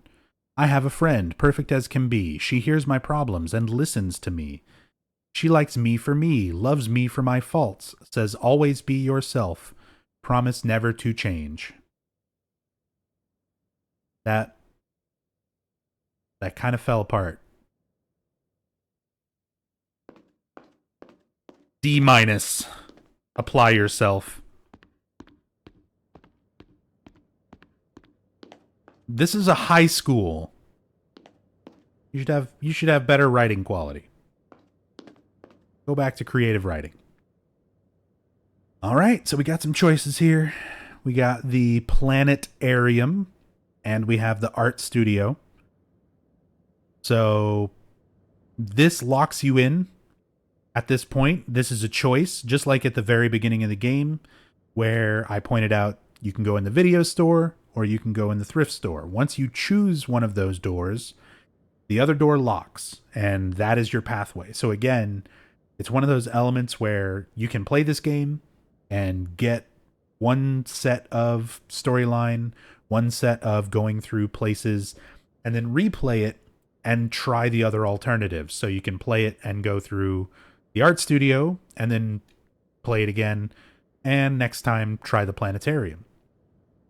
I'm going to do the art studio because I like this puzzle. I like it much more than the planetarium. The planetarium is an okay puzzle. You go into the planetarium and it's one of those big domes, right? With like a like a star chart type of thing in the middle that projects out onto the dome. So the whole thing in the planetarium is you're supposed to rotate that around to find a particular constellation. And once you find that constellation, there's a phone number. You call the phone number, the door unlocks, and that's the puzzle. So that's the whole thing. It tells you which constellation to find. It shows you pictures of the constellations on the walls. All you got to do is match them up, rotate the thing. You don't even have to really solve the puzzle. If you just rotate the thing and keep checking it, you'll find the number. This is like the only somewhat clever puzzle in the game. I like this puzzle. It's still not too difficult to figure out or anything, but making use of like the Wii controls and the way that you pick stuff up and interact with it and move stuff around and use your phone could have been used in conjunction with stuff like this a bit more often to make some more interesting puzzles. And again, sadly, the time and effort did not go towards that. There's also just some cool stuff to look at in the art room. Again, a lot of really unique props and interesting elements that you don't see anywhere else. Look at, we got a reflection. And there's some interesting things I like here. It's Harry Mason, who we're playing as, who is also the main character of Silent Hill 1. There he is. Like, this is us. Posing to be painted by the art class. And we see 3 distinct variations, famous art styles. So we have like Salvador Dali version of Harry Mason. And Picasso.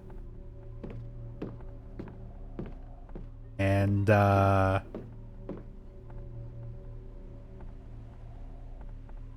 who cut his ear off. Van Gogh. God, brain is just like trying to shut down there. I need a little more caffeine. I didn't sleep too much. I wasn't planning on being up and streaming right now, so.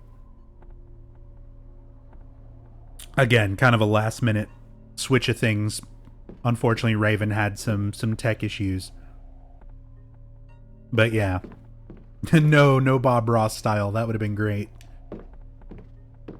So I kind of like that idea that we're looking at these different versions of Harry Mason painted in different ways. Although I can't help but feel like that's the developers already preemptively knowing that people, Silent Hill fans especially, are going to reject this game's version of Harry. And I feel like they're trying to kind of spell this out like, look, you can have lots of different versions of Harry, and it's fine. It's fine. Don't cry about it, Silent Hill fans.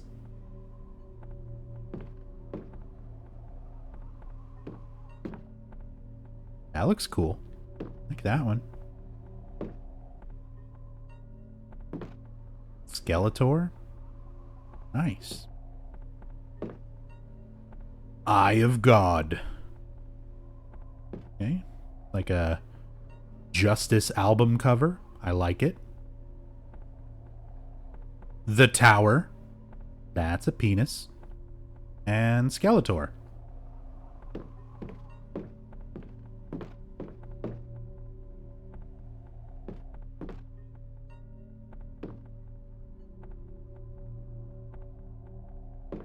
So, this is our puzzle for the room. We need to get through this door.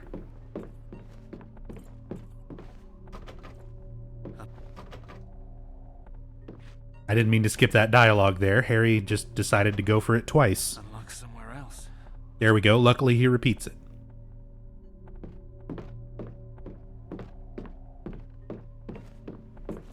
We come back over here. So we've got a table with some props on it. And we've got somebody who is sketching out the things on the table. But the stuff has changed. Some of it fell down, some of it's moved, and it's not the same way that it is in the picture. And your other clue here is up here on the wall behind it. 555, like every phone number we've been encountering up to this point. And then 4 blank pieces of paper. So everything comes into a conjunction here. Like, everything is being used. All these mechanics that they went out of their way to have for this game, the flashlight that you point and move on your own, you choose whether that's on or off. If you're running around here with your flashlight off, you don't notice the shadows going there to the back of the wall. You might not catch that. So it's like, you put all that together, along with the motion controls of the Wii, the grabbing, picking up, and ability to freely move objects in an environment in order to, you know, do something else with them. Cool concept. Cool idea. And the fact that you have your cell phone as a tool throughout the entire game for calling and taking pictures and doing lots of different tasks. So this puzzle's putting all of that together. You're using your exploration of the environment, which is the main big mechanic. You're using the way that you use motion controls to interact with that environment to move everything to the correct place, and you're using your phone as the solution to it all once you solve it. So 555 and the shadows make 8, 4, 6, 5 when you match it up to the drawing. Every other puzzle in this game is so stupid. But this one is like actually pretty clever.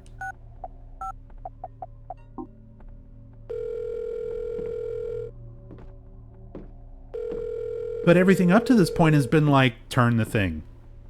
Rip the nails out with your bare hands. Doors open. Doors open.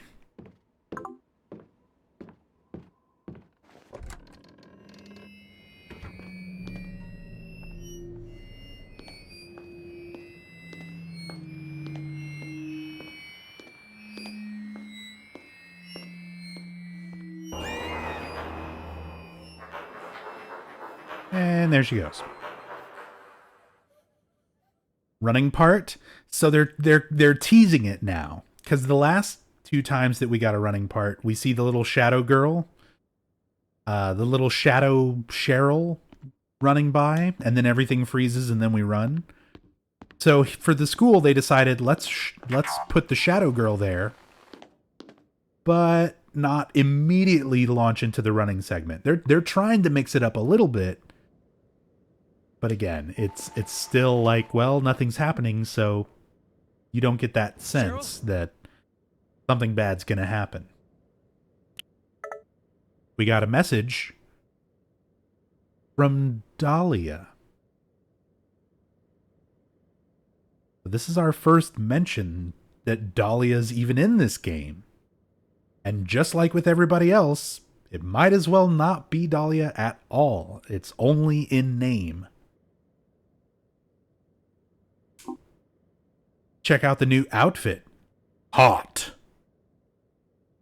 XXX Dahlia.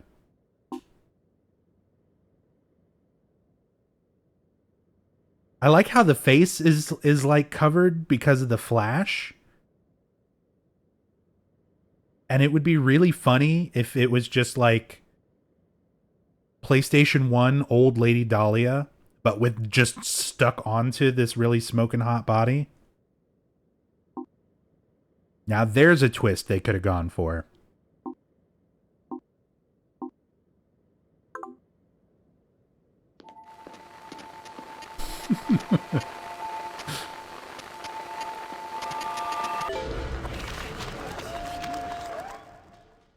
Children having fun. Horrible.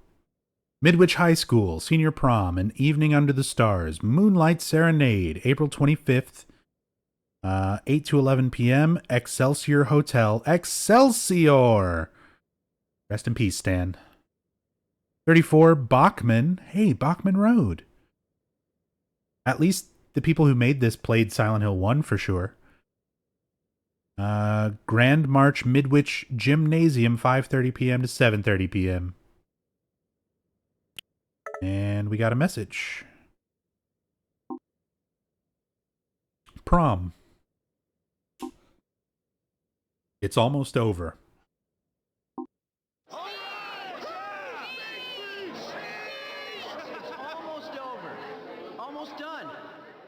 We're almost done with high school. In many ways, that's a great thing. We're all excited about getting out into the real world, carving our own paths. But before we do, let's remember how great high school was. Let's remember the friends we've made, the fun we've had, the parties, the ups and the downs. Apparently, life gets worse from here on in. Hey, Freebird! Those memories. Now, let's dance.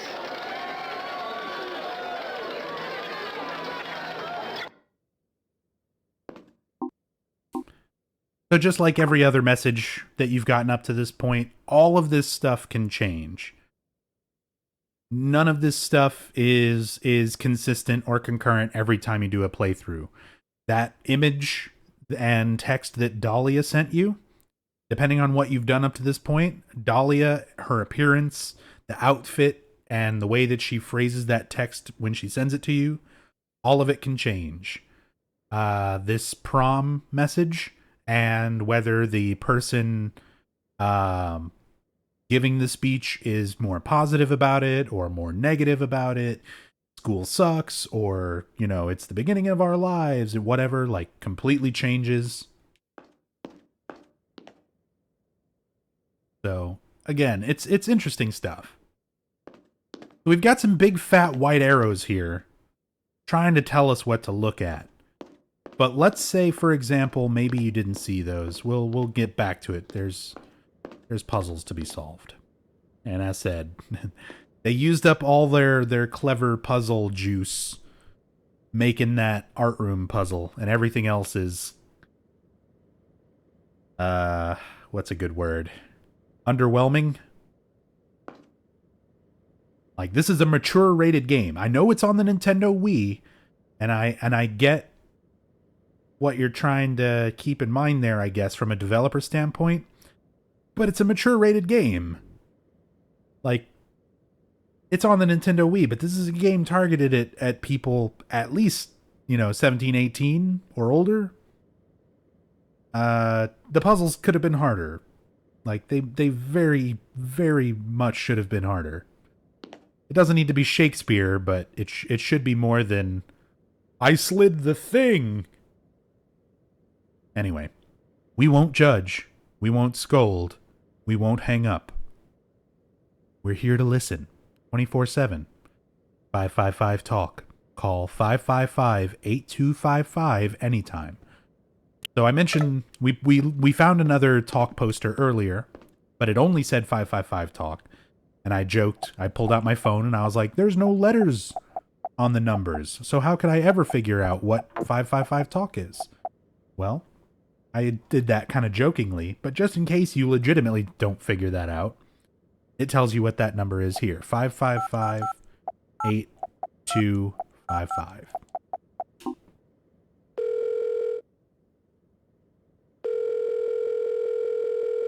"555-TALK.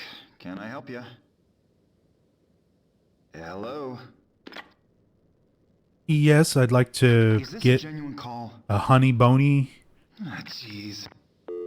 and a Monaco. Hello? Hello?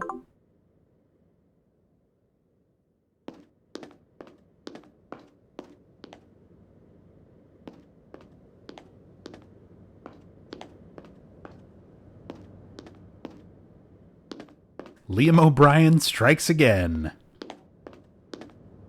That did sound like Liam O'Brien.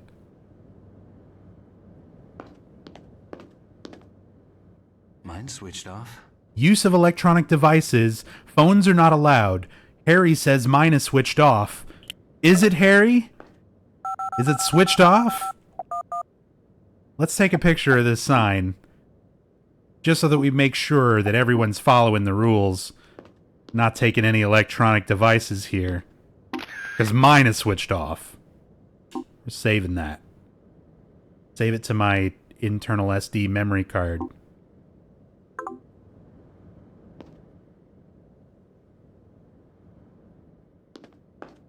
You liar. You liar, Harry. Alright, it's time for a puzzle. It's a combination. It's 4 numbers. Did you figure it out?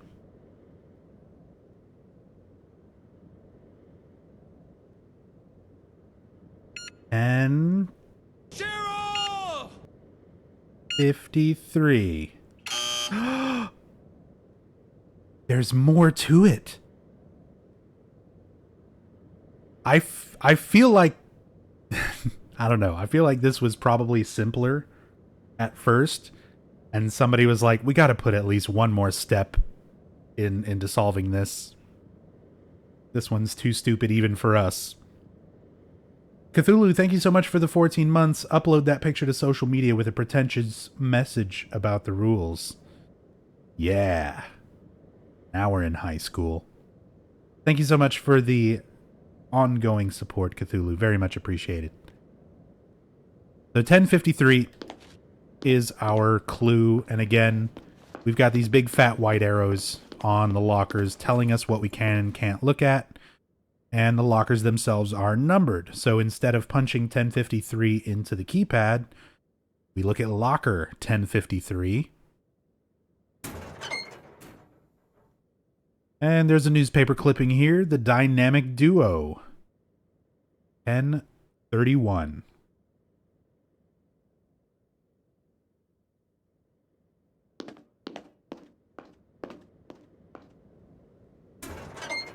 Oh, let's get some mementos. An eternal rose. Says eternal love.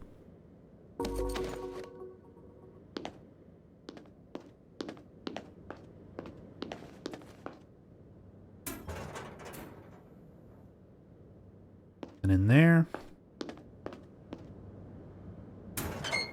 And nothing in there. They give you the one memento and the one locker that you actually do need. And then just a couple of random lockers with nothing in them.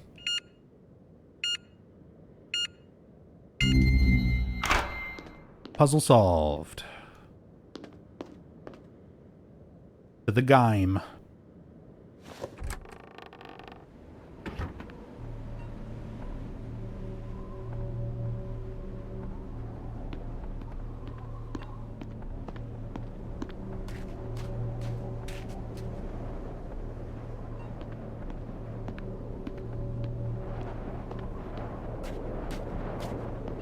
Stuff like this, dedicated by the Friends of Midwich.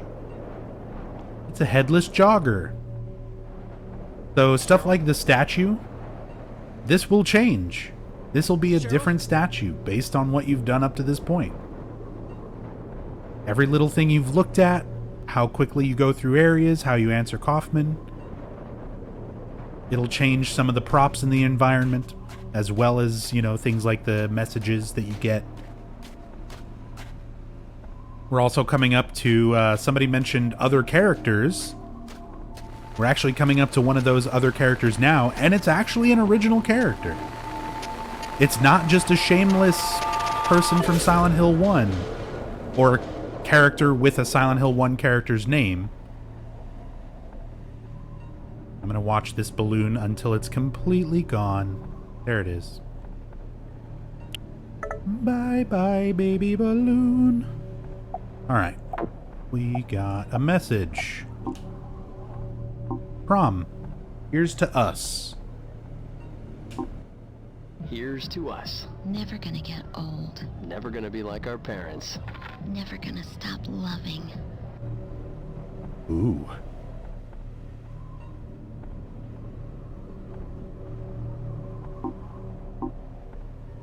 Talking about puzzles don't get better than that art puzzle. Wasn't the school director puzzle cool and how different it can be?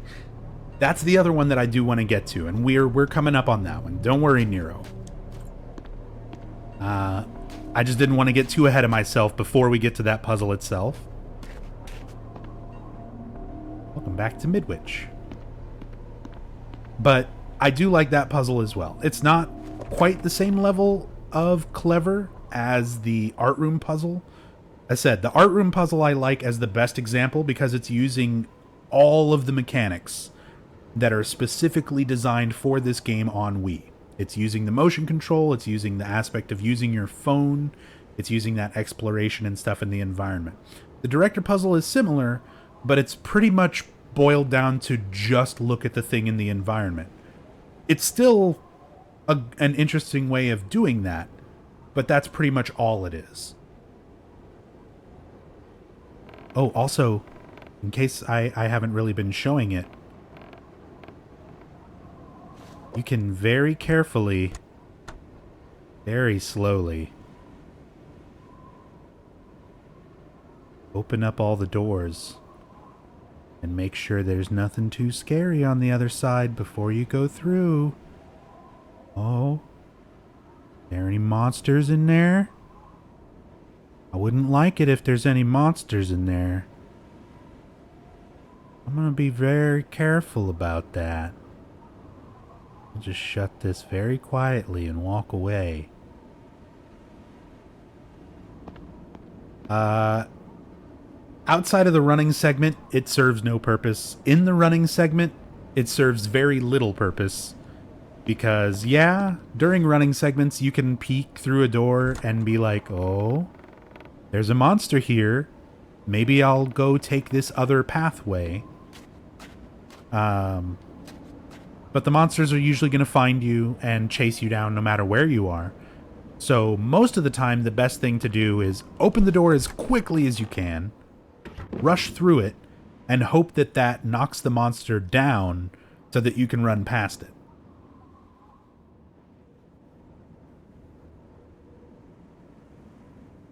That Comic Sans?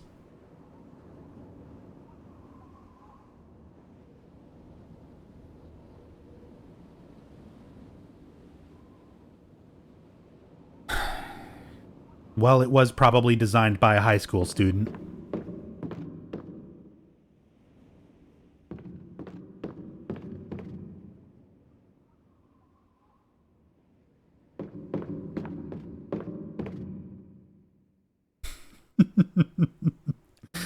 Oh god, I love this. I love this wall. It's so great. Look at these developers. Look at all these game developers. Look at these photo of real life human beings that work on video games.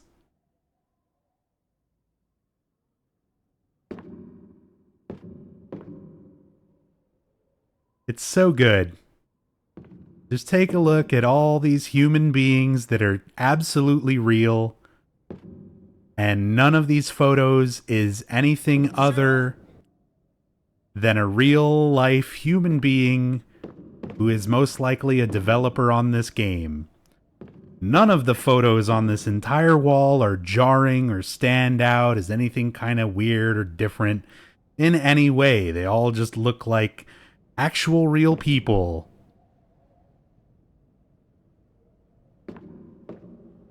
Look at it. It's great.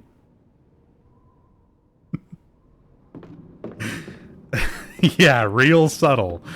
Exactly, Nero. I mean, what are you talking about? What's subtle? I didn't notice. We're just looking at pictures of devs.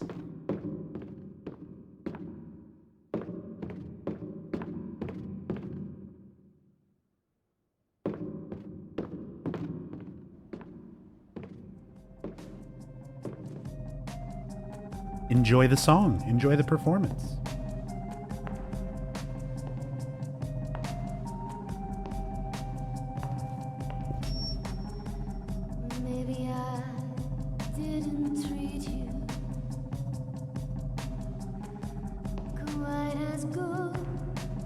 I should have. And maybe I didn't love you quite as often as I should have. Little things I should have said and done. I just never took the time. You were always on my mind. You were always on my mind. I didn't want to stop you, but I'm looking for the shelter. You're not here for the reunion? No? Some party. Me and a guy who wasn't even supposed to be here. Catch. Oh, I caught her. Thanks. She's the Wii remote. I'm gonna be in control just for a moment. Michelle Valdez. Harry Mason. Nice to meet you, Harry. So, what brings you here? I'm looking for my daughter. She's missing. I convinced myself she'd be here. I'm sorry, She's what? a Midwich student? No. She's just 7. Her name is Cheryl. Cheryl Mason? Yeah. There was a Cheryl Mason when I was here. She was above me at school. Must be a different girl, same name. She's 7. I'll show you. Come look. Yeah, I thought Cheryl might be there. I had to check. There you go. That's an old photo. You say she ran off? No, we were in a car accident. That can't be my daughter. She's a game developer. How many Cheryl Masons could there be in a small town like this?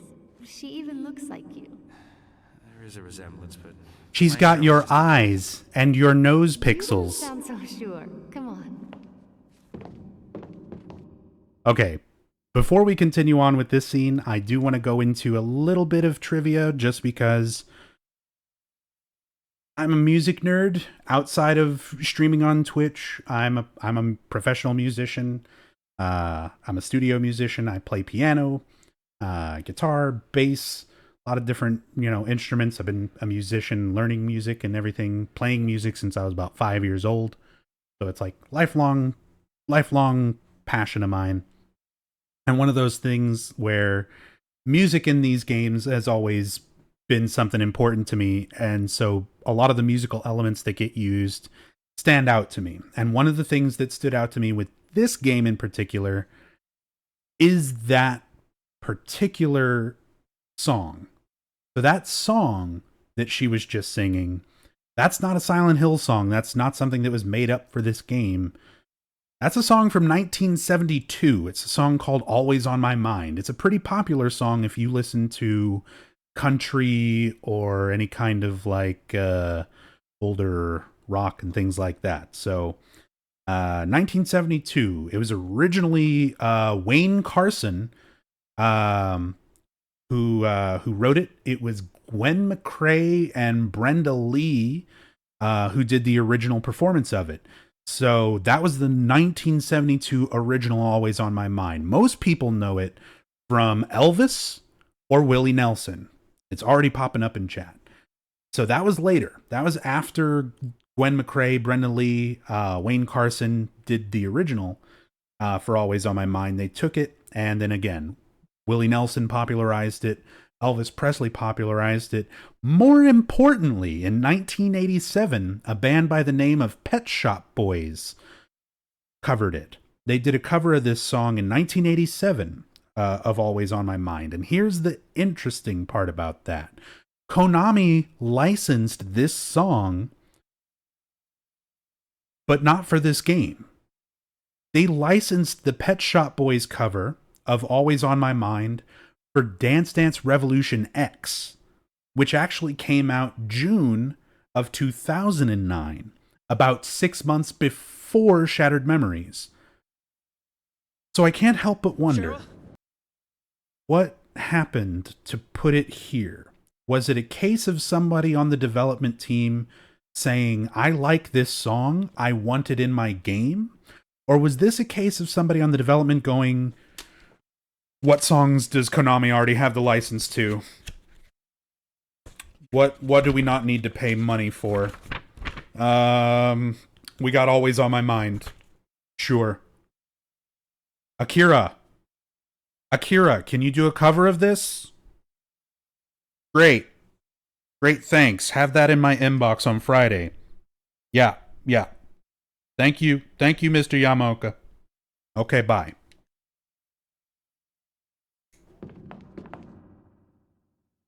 Did it end up in DDR as well? Yeah, it's in DDR. As I said, Dance Dance Revolution X. Principal's office? Was where it first showed up for any kind of Konami licensing thing.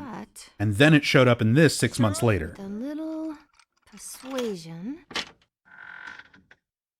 You're breaking into the principal's office? I don't see any hall monitors.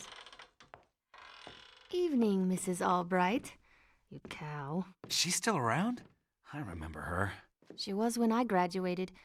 I think she'll be here until someone drives a stake through her cold secretarial heart.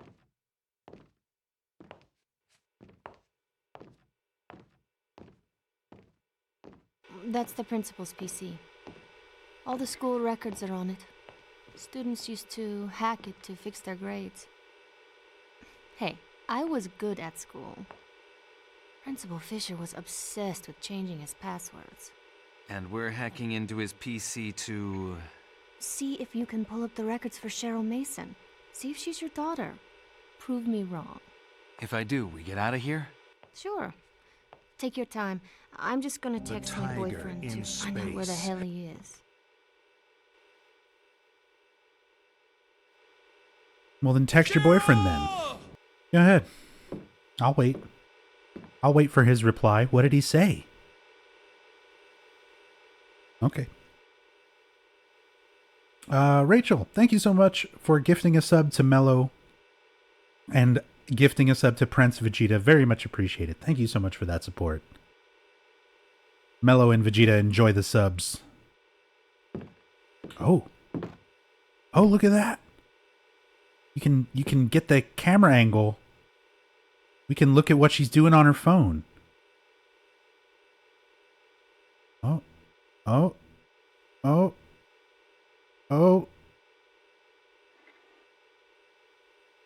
I think your phone's broken.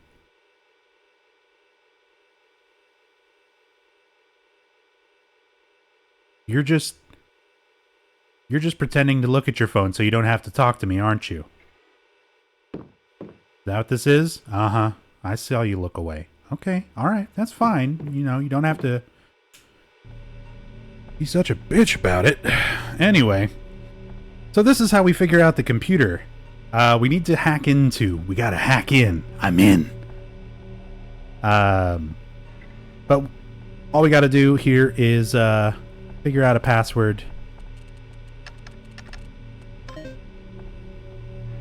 So, gives us a couple of different answers, questions, security questions, and we need to figure out what in the environment, what in this office will give us the answer to that question from the perspective of this principal.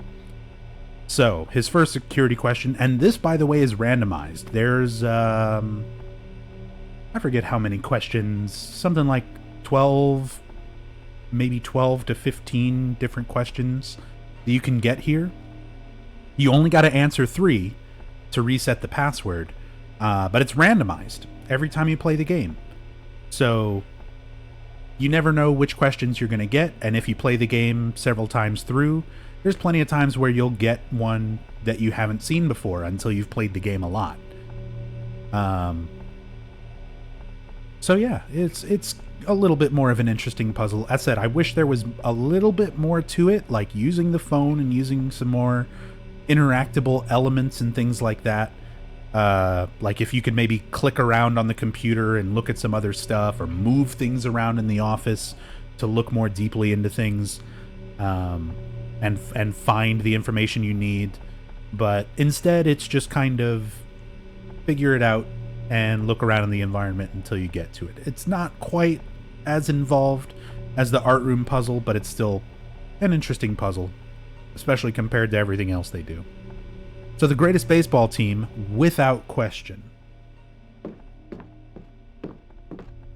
So, the whole idea is that you'd look around and, you know, try to find something. There's a sports trophy, but oh, that's not for baseball. It's not him. You know, it's just the best baseball team. So, whatever he's the biggest fan of. So, oh, there you go. He's got a baseball cap for the Shiners. You got the Shinin. And then you meticulously type it out by pointing your Wii remote at this on-screen keyboard. The King of Sports, a man's game of squash. Second place, 1988, racquetball men's state tournament. So there you go. Racquetball. Racquetball.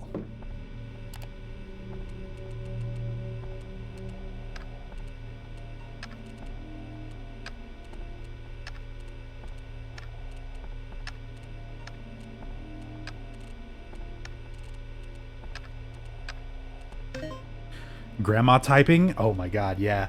Can you imagine this? Like so we've got Michelle watching us, like over Harry's shoulder, and he's just like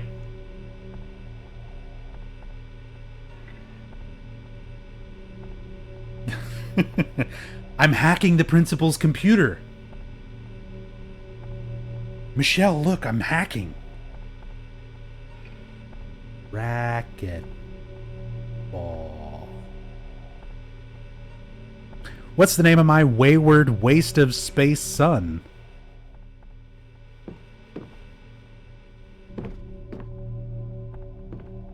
Or Dad from Otto. My name is Otto. I like to botto. Oh.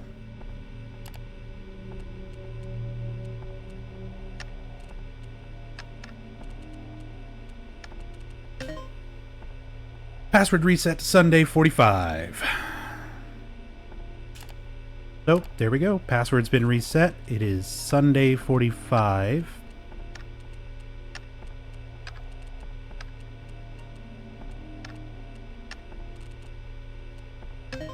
I'm in. Shit. You break it? It just froze on me. It is her. It is her. We moved? You don't remember because of the accident? Simmons Street. It's not a great neighborhood. Why would we move there? I guess the cop was right. My ID was old. That wasn't my house. What else did I forget? There's a phone number. Why don't you call it? I will. There's no reception. I'll be outside. Good luck. Yes? Cheryl? No, Dahlia. You want me to find her? Who's calling? It's her father, Harry Mason. Dahlia Gillespie? Okay? Harry? Is she okay? Who the hell do you think you are? Sorry, Find my daughter. Leave Use your gyromancy. Hello?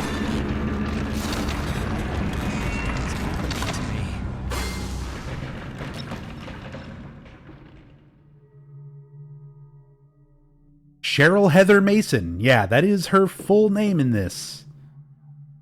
Cheryl Heather Mason.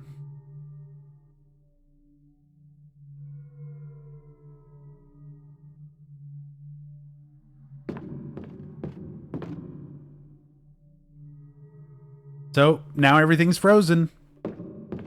We get another running segment. I hope Michelle's okay.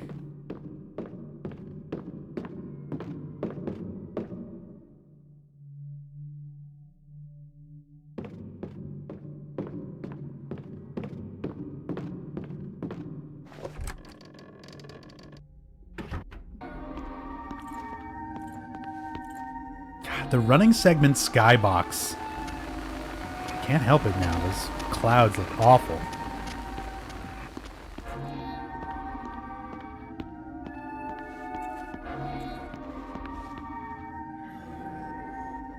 Just talk to Brandon. Brandern? Misses your hair? That's okay. It'll be long and shaggy again in another month and a half. You've seen how much it's grown already. Oh my god!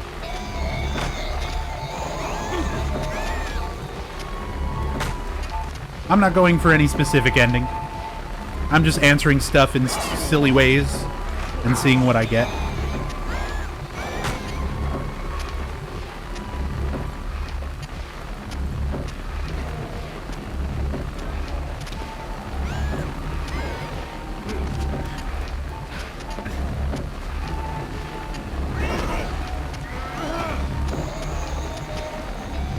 I'm trying to hold the Wii remote up so that you guys can see what I'm doing anytime I'm shaking off monsters. But if I just held it like this in view the whole time, it's hard to, like, control. I'm sorry, I don't have a very good setup. Next time I do motion control games, I'll try to get a second camera so we can get the hand cam.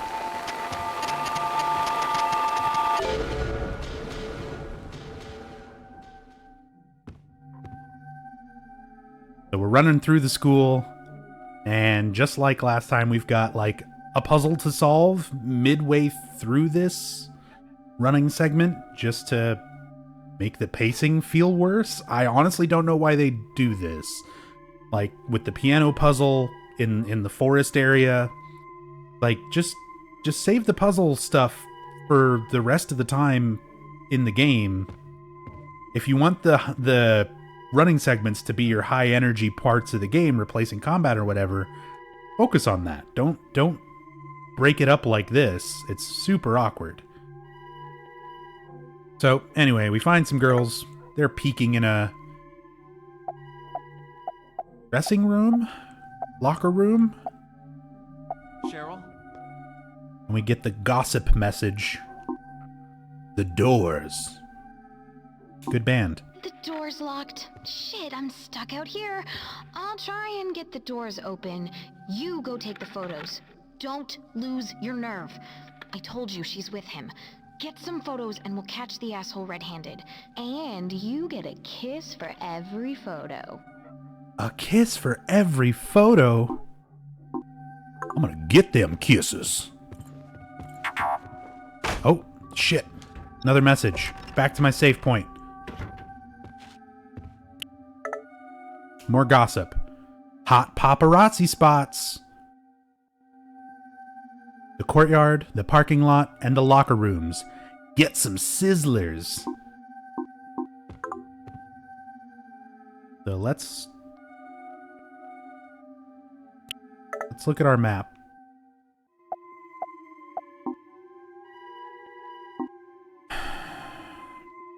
And it's the same exact map. See, look. There's the route that I drew earlier.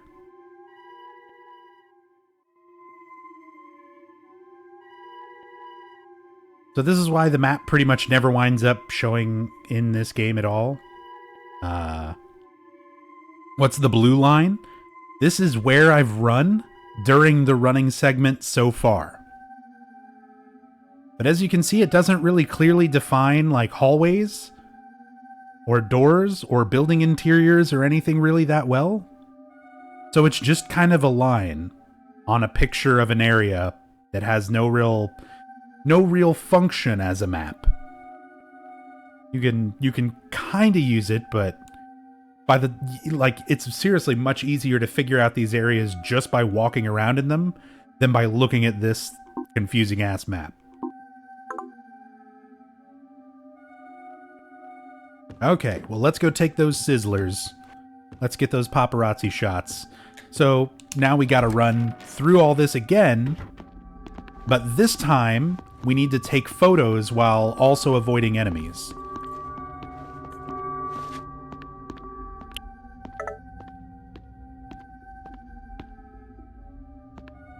So here's one. Two people in a loving embrace. take a photo of them, and they're like, "Oh no! Don't take a picture of us. We're trying to lovingly embrace, and you're ruining it."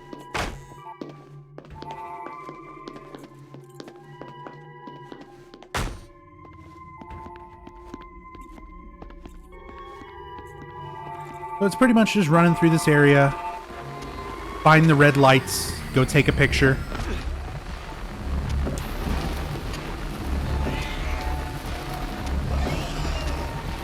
I'm gonna drop my torch there so that they'll leave me alone for a bit. Oh, it's a girl in the shower. And she's like, "Oh no!"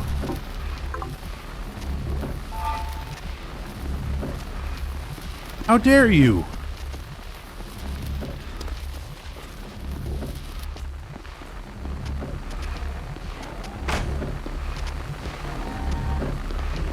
We'll get to how stupid all this is once I've got all the photos. We'll look at them once we get to the, back to the door with the, or the room with the frozen doors. But then we've got people in a car. And they don't like it. Look at them, they hate it.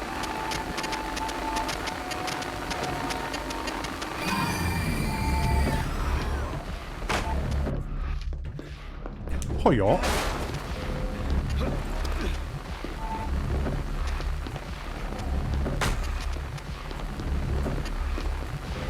Shit.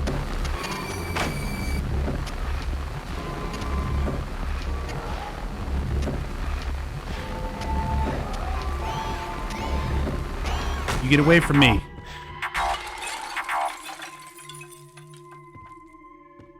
Feels like Dead by Daylight? Yeah, a little bit. Have I played the PS2 version? Oh yeah, I've played the Wii version, PS2 version, PSP version.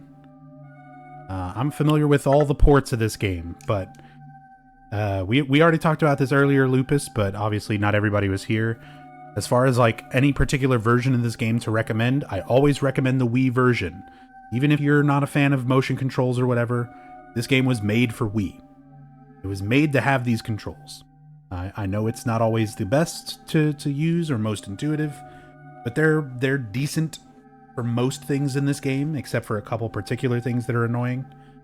But that is what the game was designed for. And the PS2 port and the PSP ports, they remove some content from the Wii version. They're shorter, and they simplify some of the areas with less detail and less accessible parts of rooms and areas that you can go to. Funny enough, though, even with that cut content, as far as speedrunning goes, the Wii version is still faster because of loading times. The loading times are so much faster in this compared to PS2 and PSP that even going through shorter areas, the load times, or going through longer areas compared to PS2 and PSP, the loading times on Wii still make it faster.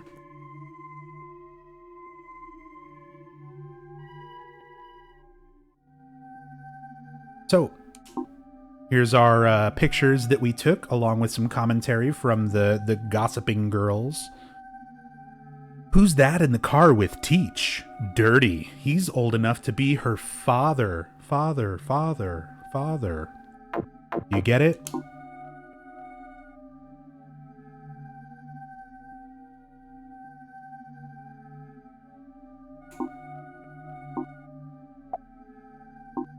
Check this out. Naked and wild for the camera. Oh, look at that. What a wild one Cheryl is. She gets naked when she showers. What a slut.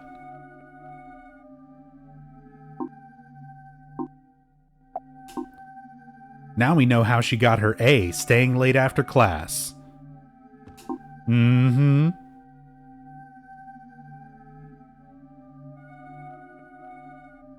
So again, I guess this is kind of trying to hint at like Cheryl was having interests in older men, people who felt like a father figure to her, and girls in school bullied her for that, making her life suck. So I mean, that That sucks. But they don't do enough to make that, I don't know, apparent, impactful.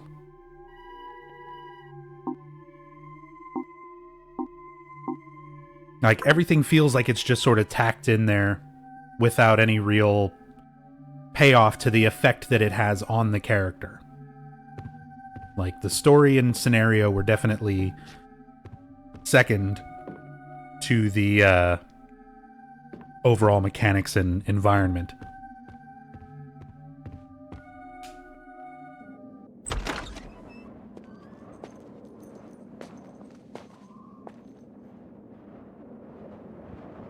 Harry?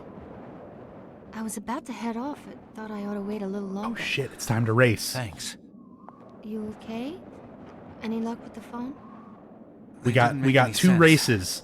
I need to go there. There's two races in the game. I want to try to win both of them. You got a car? I was planning First, we got to race against town. Michelle. There's my boss's SUV. Michelle is the harder she's of on the races to vacation. win. It's at the club where I work. And then later we got to race against Lisa. I could give you a lift. That would be great. Lead the way. All right, here we go. Optimal strats, turn off the light, reduce the lag. I'm used to running around in a dress. I'm too hot-blooded to feel the cold. I feel bad, you sure? Yeah, keep it. You're the car crash guy. So she's the hardest one to get in front of because she cheats. She has a turbo boost. Look at it. There it is. There it is. There's turbo boost. You try to get anywhere next to her and in front of her and she starts boosting ahead of you. So you gotta try to cut her off on these turns. The next chance for attack is in the following 8 hairpin turns.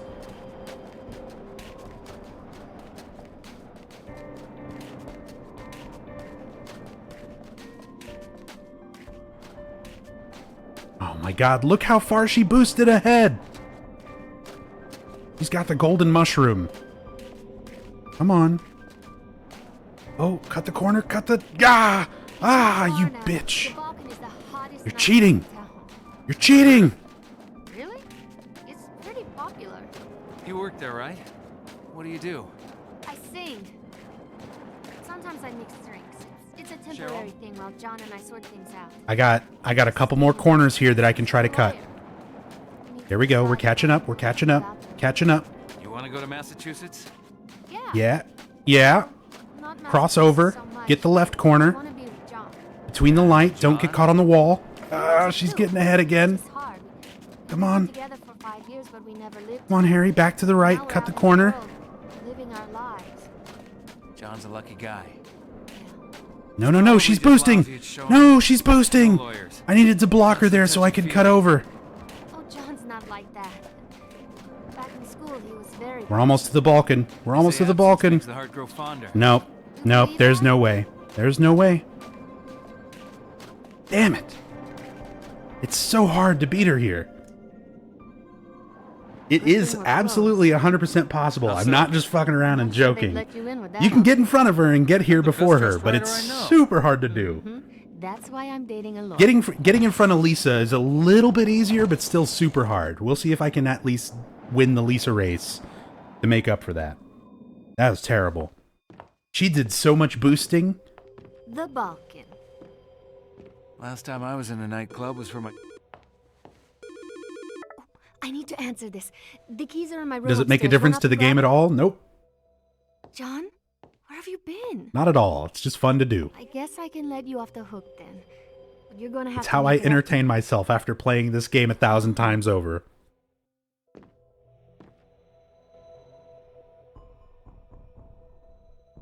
All right. You're just pretending to be on your phone again, huh? Mm-hmm. I see it in your eyes. Well, I'm gonna look around.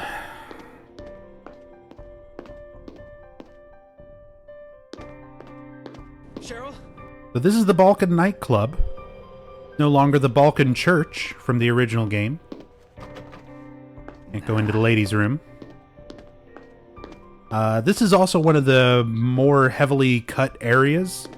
If you play the PS2 version and the PSP version, If you play this on PS2 and PSP, this whole top floor, this staircase, this upper level is completely gone.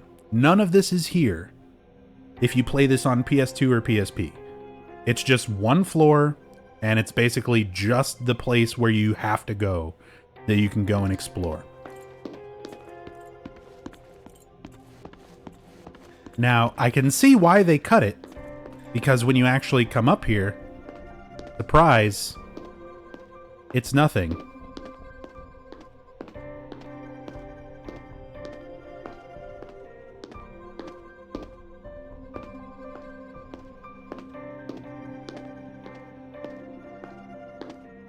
Nothing to pick up. Nothing significant to look at.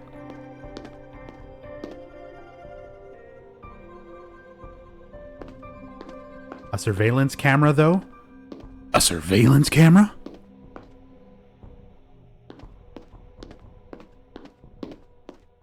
But yeah, there's stuff up here, and you just don't get to like deal with any of this at all. It's just completely gone for PS2 and PSP.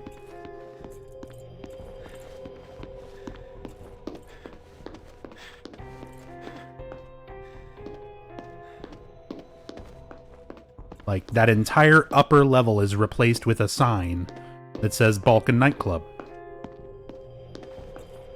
Like, this whole part, it's just a wall with a big sign on it that says Balkan Nightclub.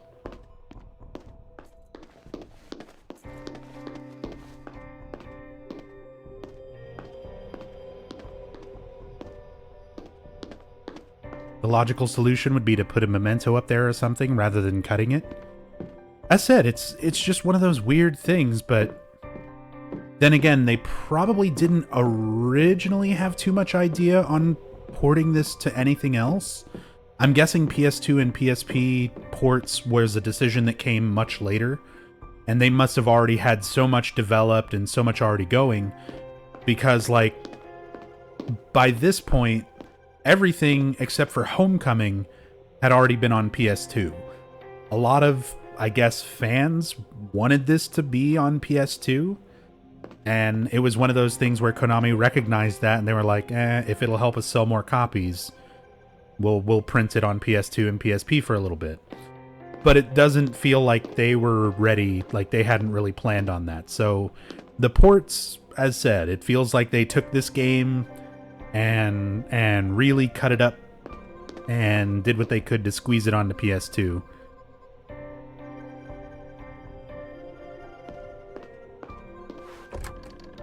There we go. Men's room. Anything good in here? Tucky.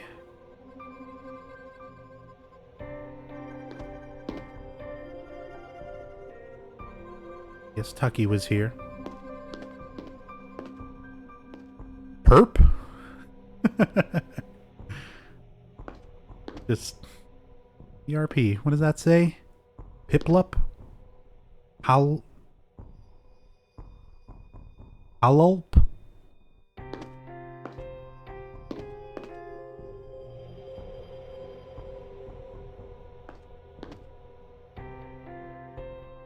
Nuol? Nuol? Nicole, maybe? No E? Gabe Newell?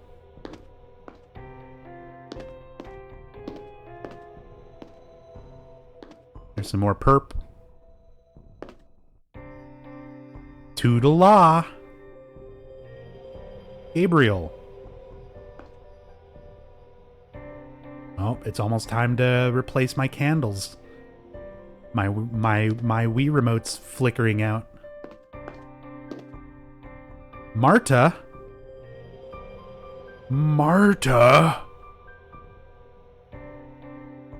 Why do you know that name?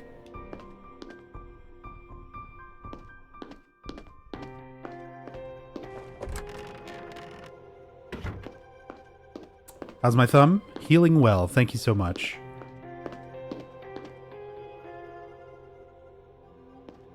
It's been nice being able to, like, play video games again.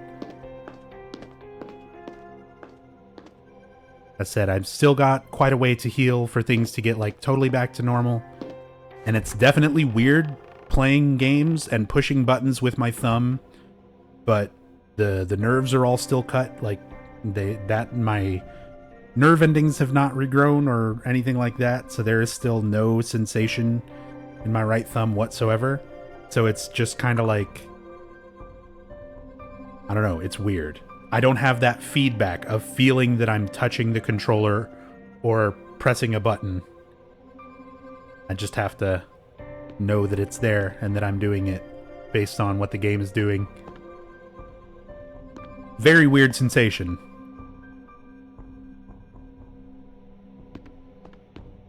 Who's got 1.5 thumbs and plays Silent Hill like a boss.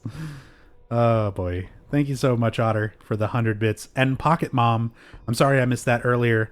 Thank you so much for the 100 bits. Every girl does that ever. No, I don't feel the cold. Thank you so much. Again, I'm sorry if I miss any alerts. I'm not trying to ignore anything. I just don't have audio for my alerts right now because I kind of had to set things up real quick to keep the marathon going when Raven was running into some tech problems. Ooh, that loading time. Also, before I go through there, I think I am going to take a very quick break here. Just so I can have a moment. I need to go grab another drink. I need to replace my sensor bar candles. And give my hand a little bit of a break, because holding a Wii remote is still, even when I'm not hurt in my hands, holding a Wii remote for long periods of time is not the most comfortable thing. So I'm going to take a very short break here and be back in just a couple minutes, and then we'll continue on with Shattered Memories. So we still got about 2 hours left before, switching over to the finale, which will be Maxi Lobes playing Silent Hill Downpour. So yeah, we still got about 2 hours before that. Plenty of time to finish going through the rest of this game. This game's fairly short. There's not a whole lot to it, but as I said, I'll be back in just a moment. Stick around.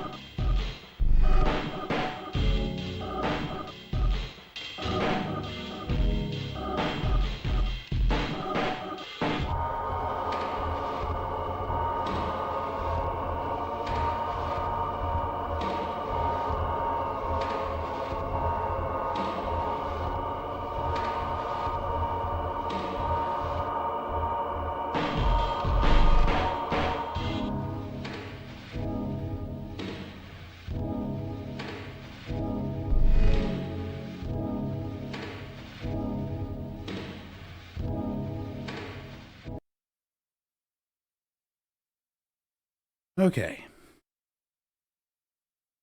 Sorry about that. And Rachel, thank you so much for gifting a sub to Gochi and Tom the Knight. Gochi, Tom the Knight, enjoy the subscriptions, enjoy the emotes, and Rachel, thank you so very, very much for that support. All right. We got fresh candles. I got fresh water.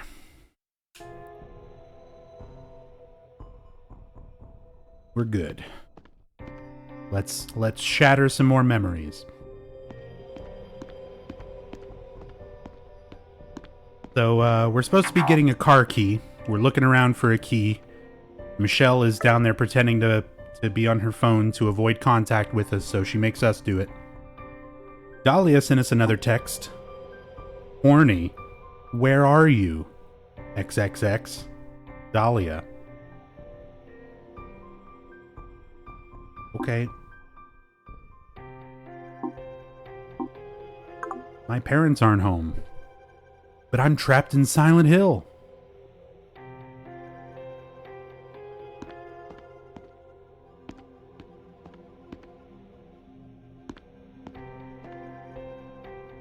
No pick, not horny enough, right?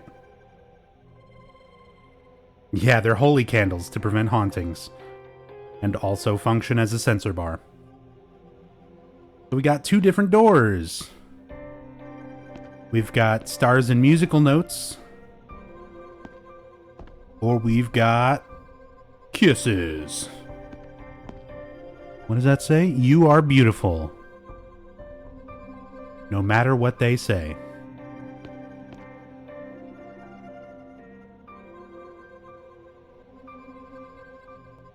Kisses or music.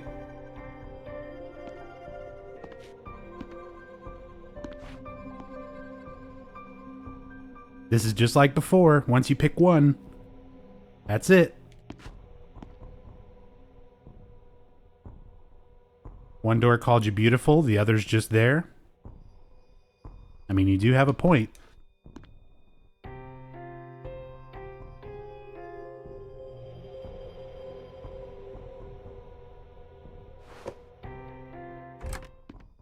I've already touched it. Did that lock me in? Ah! I was gonna try to mess with it. As soon as you touch it, it locks you in. Alright, going through the kissy door. So, we gotta find the key. Turn your light off and see that there's big fat arrows everywhere. The key could be anywhere. It could be underwear. It could be under underwear.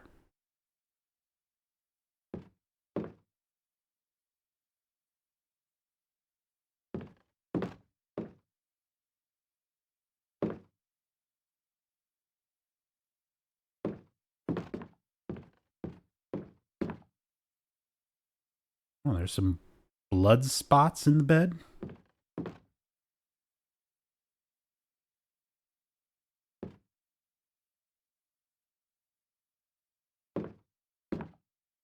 That must be John. Got a picture of John. There's Michelle's boyfriend.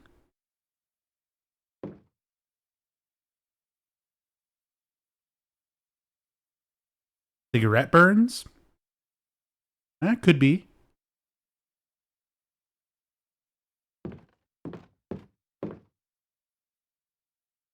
So, you can actually manipulate where... You know what? It's been a while since I've saved. This game is usually pretty stable, but there are a few particular things where it can crash. I've had crashes shortly after this, so I'm just doing that while I remember to. So for this, finding the key thing, it's consistent, but it's not always in the same place. It's based on where you search first. So the key is always going to be in the third thing that you check. So if you want the key to show up in the cabinet, search any 2 things and then check the cabinet third, it will be in there. Pretty much the key has not spawned yet until I look at 2 other things. So it's like, well, let's see if it's behind this. Hope my room isn't too messy. I was in a hurry earlier. Oh, Like- nobody. Just some guy I met. Oh, nobody, just some guy I met. She's got to tell her boyfriend that there's this guy poking around in my bedroom. Oh, he's just looking for the car keys.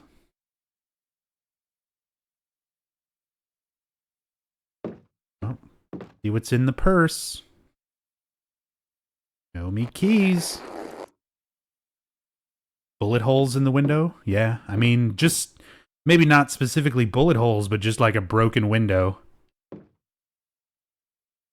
Next to a neon sign that says Peep Show.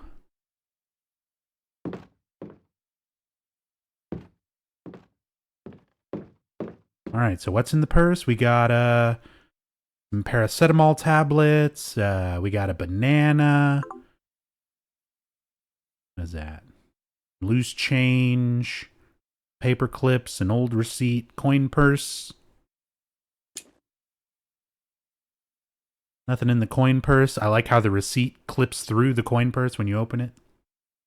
Yeah, no, give me the banana. I'm going to need that for solving banana puzzles.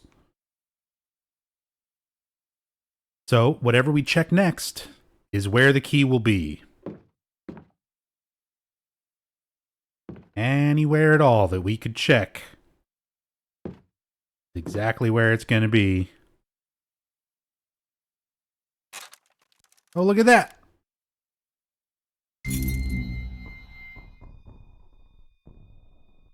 Nice underwear, Michelle. Should get some that match, though. Okay.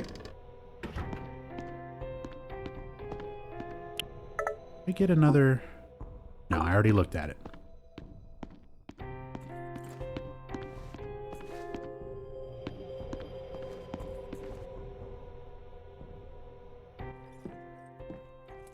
I got the keys. A drink before we head off? I'll drink to that. Sure. What are we celebrating? Let's see. A toast to all the lonely souls wandering the streets in this freezing weather. May they find what they are looking for. Well. Don't worry, Harry. We'll be at Simmons Street soon. You'll see your daughter and your wife. Everything will... Wife? Wife? Sure, you're married, right? I saw your ring. Who said anything about a wife? Harry? Oh, shit. I feel sick. I'm going to clear my head.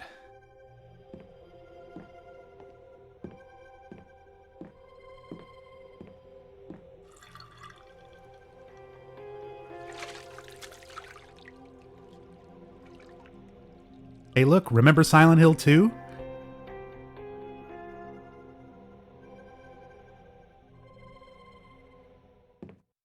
Michelle? Who's Michelle? Can we go now? I hate sitting around. It's Dahlia Gillespie, everyone. Where's Michelle? Funny. Come on, let's get going. I'm going to drive. You, Mr. Harry, are way over the limit. Stop. This is out of control. I came in here with a girl called Michelle. She was going to drive me to Simmons Street. Who are you? Are you on something? I'm Dahlia. Hottest piece of ass you'll ever see in this town. You are Harry Mason. Generally, a fun guy to be with. What are you wearing these for? Nerd. Stop being a dick and let's get going.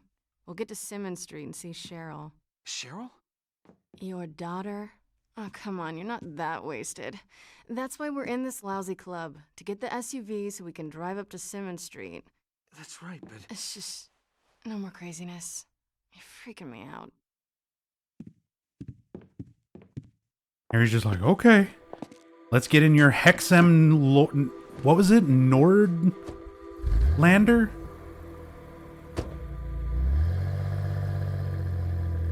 Your Hexen Nordlander? A good car. Nobody out to play? Good SUV. Some people like the snow. Signals are down. We make a pretty sorry pair, huh? What? We're always so Did you say something? I'm kind of busy right now. You think we like each other if we ever met sober? I am sober. That would explain you weirding me out. I don't think I am. You're not getting it. I don't know who you are. Maybe it was the car accident. I don't know. But you're acting like we know each other, and I've never seen you before in my life. Seriously? You are screwed up. It's scary. I feel like I remember everything. But there's you, my daughter, things that don't fit. And I think I'm seeing things. Do you like what you see? Sorry? If I'm a stranger to you, what kind? You think I'm hot? You're young. Oh boy, Harry. You're really messed up. No Sid and Nancy line, because we got a different outcome. We got a different Dahlia. As I said, Dahlia can show up with a lot of different variations on her personality and outfit. Shit. The bridge is up. What can we do? Run up to the control room. See if you can get it moving. Okay. Look, don't flip out on me. No forgetting what you're doing and wandering off. Yeah, there's a variation on that dialogue that that I, whenever I'm doing story playthroughs and like intentionally going for an ending, or specifically going for a route, I usually try to get a variation of Dahlia with a great line where she talks about Harry having named her tits Sid and Nancy. Again, this is supposed to be Silent Hill 1 reimagined, but as said, once you get to this point where you're making the characters this much of a departure from what they were, why did they even bother? Why was this not just an original game? I mean, it's because they wanted the recognition. They just wanted people to see it and compare it, recognize it off of Silent Hill 1, hope that that was enough to sell it. Too scared to just do something original.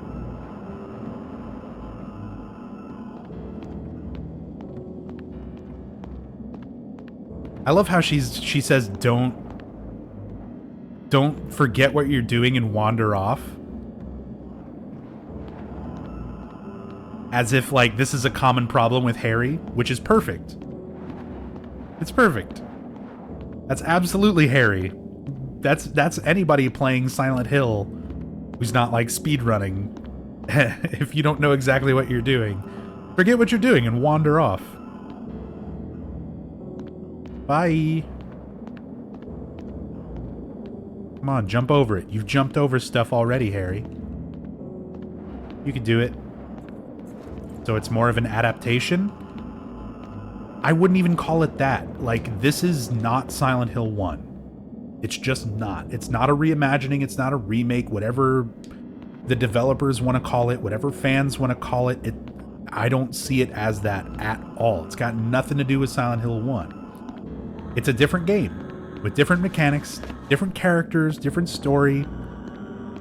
The only thing they took were the names. It's all labels. It's all names. We take a town that doesn't really look like Silent Hill, you call it Silent Hill, and now it's Silent Hill. You take a person who's not really Harry Mason, you call it Harry Mason, and now he's that name, but none of the other traits or story or anything that character is to us. And as said, if you're going to make it that different, if you're going to change things that drastically, don't even bother naming it after Silent Hill 1 characters. Let this be Dave, and he lost his daughter Amanda. Why not? Like, what difference does it make? Other than trying to very blatantly pander to fans.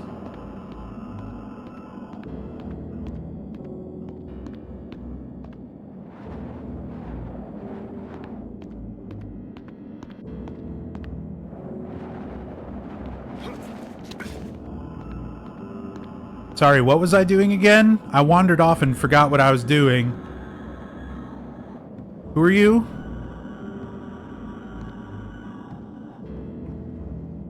Okay.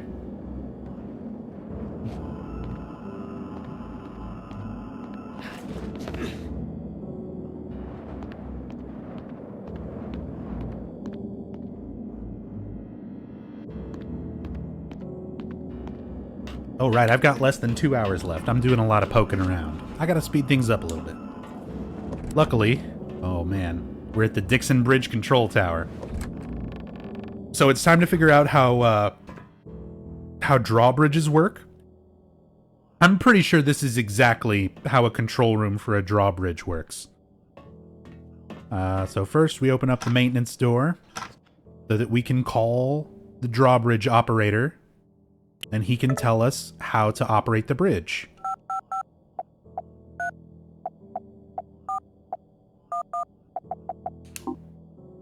Jimmy Capra.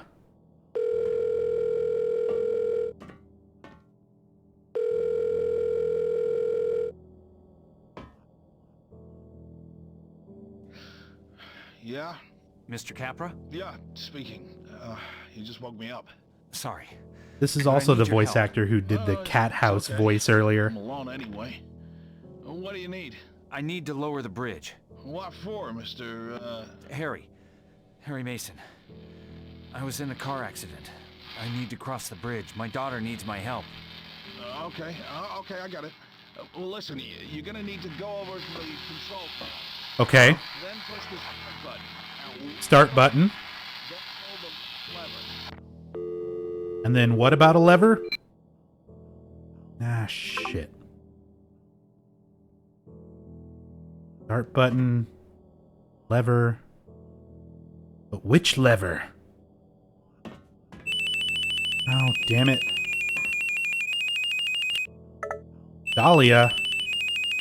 What you want? Oh, Harry. I'm getting bored. I'm coming.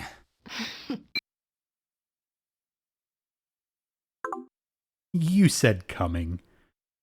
That's what that laugh sounded like at the end. Just... Oh, there we go. A voicemail. Jimmy Capra. Yeah, Mr. Mason? I guess we got cut off and I can't seem to get through on your phone. Listen, to lower the bridge, here's what you do. Okay. First you push the start button. Got it. A colored light will come on. If Okay. it's blue, move the center lever. Blue in the middle. Now if it's red, move the left lever. Red on the left. If it's green, don't do anything, just wait. If it's green, don't do anything. And if the yellow light comes on, move the right lever. Yellow on the You just right. gotta keep doing So this we got until the red, bridge engages. blue, yellow. Best of luck, Mr. Mason. If it's green, don't touch it.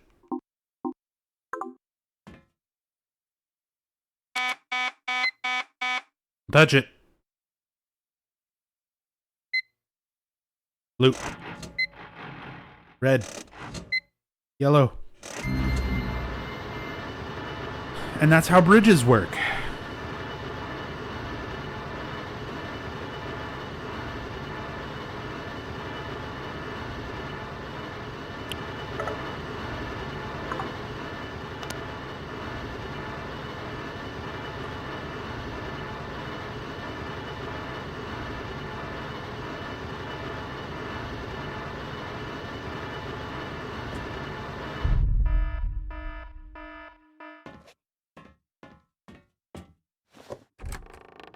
I know, I feel like I can operate a bridge now too. Can you believe in Silent Hill 1 you just turn a key and push a button? No light up lever puzzle? Like how would a bridge even work without that?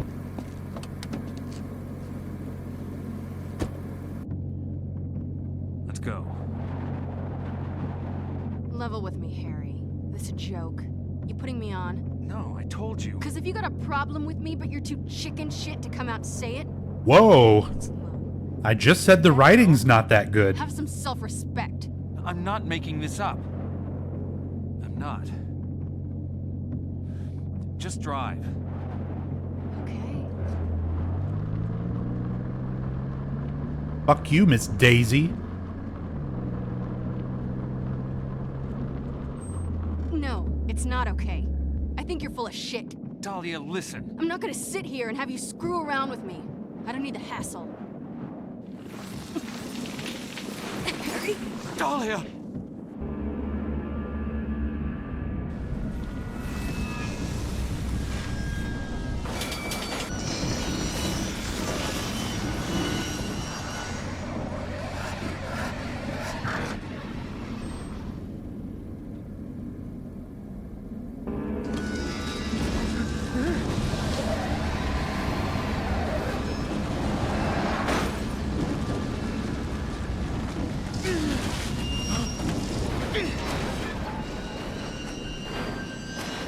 I broke the bridge.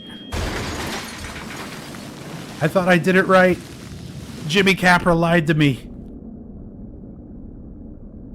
Is that a Dodge Durango, though? It's similar. It's just kind of a generic SUV model. I don't think it's anything too specific, but...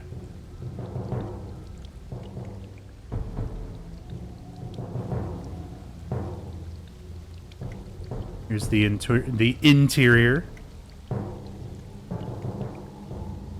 Well, we're just calmly in a sinking car now with a frozen Dahlia. Car is still steadily sinking. I'm just going to help it along here. Close the vents to stop the water. No, it works the other way around. You want to open everything so that the pressure is equalized. And you can actually get out of your car.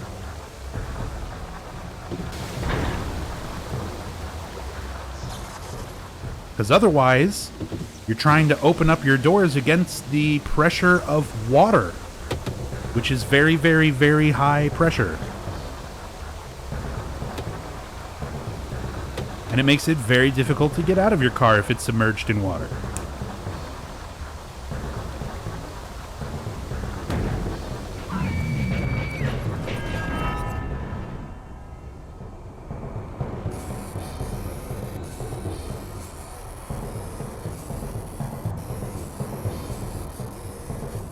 Stop fighting. There's my air going away. There's the last of our air pocket. It will be over soon. So cold.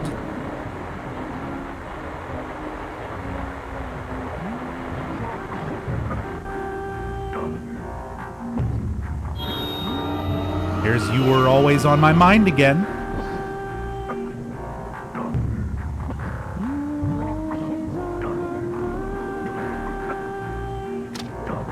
So you actually have an option here.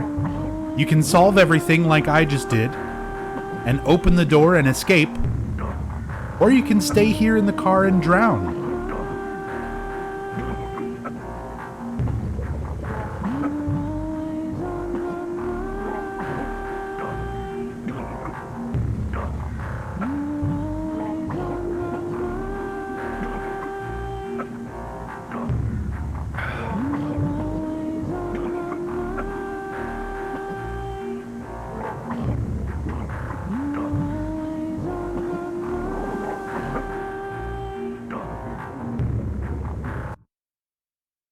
And we drown. Nasty, but inevitable. Everyone is going to die, even if we like to pretend otherwise. You could die tonight, in your sleep. Why doesn't that terrify you? I'm sorry, what? How would you like to die?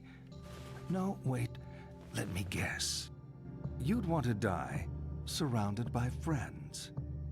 It's academic, really, as we're only truly conscious of death when it happens to others.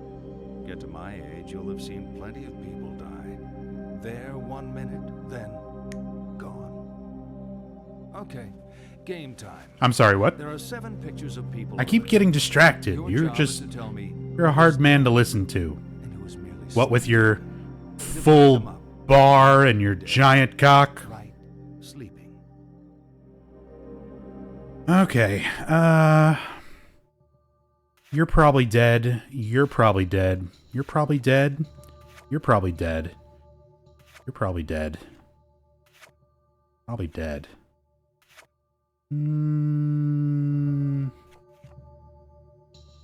Sleeping. Done? No, no, no, no. No, no, wait. Got it. You're dead. Done? Got it. You thought it was a trick question. I expected no less. Okay, let's get back to it. So depending on how you place stuff, he will give you an answer. He'll say they were all sleeping or they were all dead. If you do try to do something like that, he gives you that response where he's like, oh, you think it's a trick question? Okay. We'll adapt to that instead, not give you an answer, and move on. I like it. I like it. It's fine.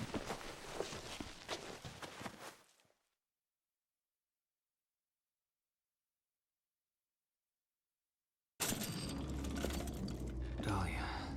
Who's Dahlia? A girl. The car went into the river. She drowned. Another crash?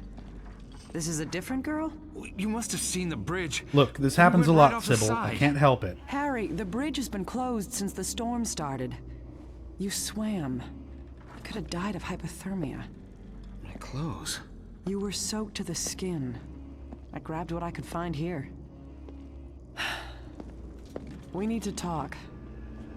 When I was at station, I pulled the file on Harry Mason.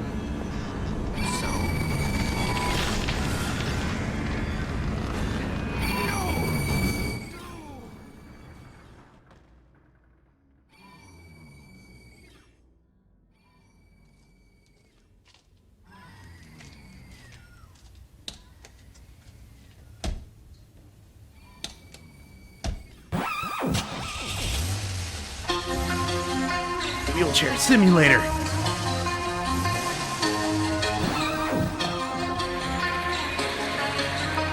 As fast as I could do it. Not really.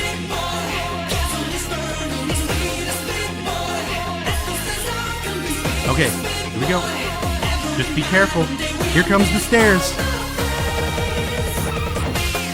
A little bit at a time, Harry. You want to get out of the wheelchair. Do this one real slow. Watch out for the stairs.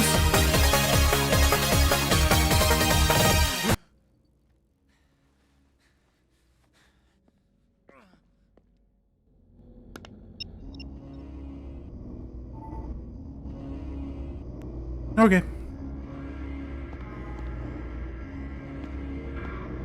Well, we tried.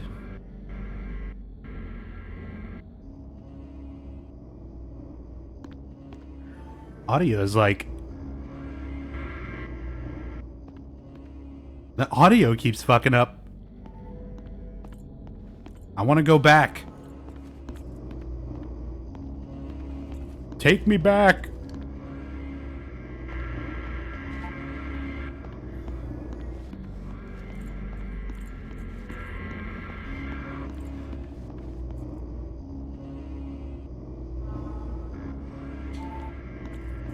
All right, let's go.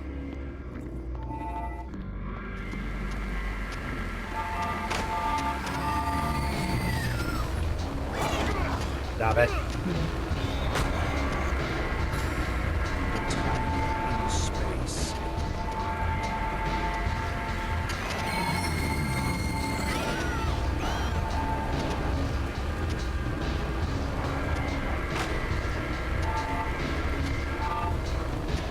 Anonymous. Thank you for gifting subs. Or gifting a sub to DJ Havoc. Much appreciated.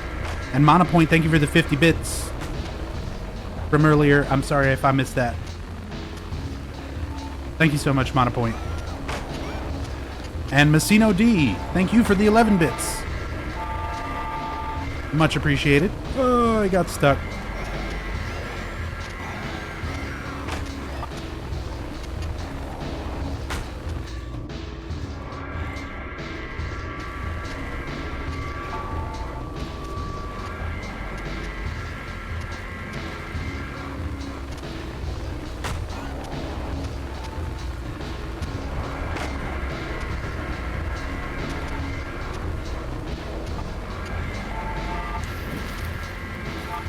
Yeah.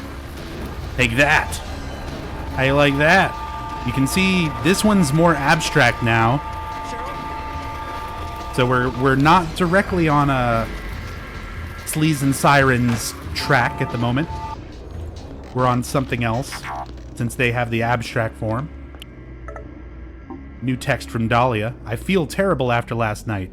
You were a lousy date. Where did we leave Annie's SUV?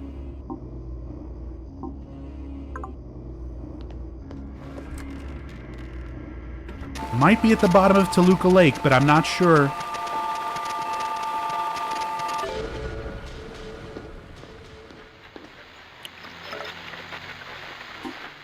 Yeah, they say she'll be okay. She's in good spirits. She liked the chocolates and the bear. Though she says she'd rather see you. Yeah, I know. Tell Mom about the song. Right, the song. Yeah, I got the radio to play her song. She loved that. And now she's going to go to sleep. Visiting's almost up and she Look at all those songs. You'll be in tomorrow? I bet she's a big fan of number 4, Daddy's Girl.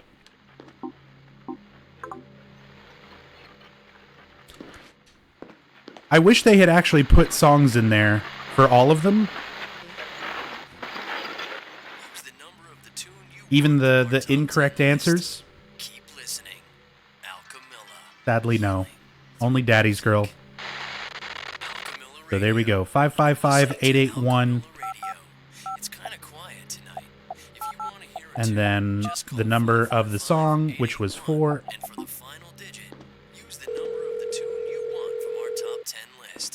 Thanks for calling Alchemilla Radio. Your request has been selected for broadcast. Get well soon. I like how there's just like a big bandage wrap. Just like spiraling off and frozen in the ice. It's kind of a neat visual. I don't know why exactly that's like that, but...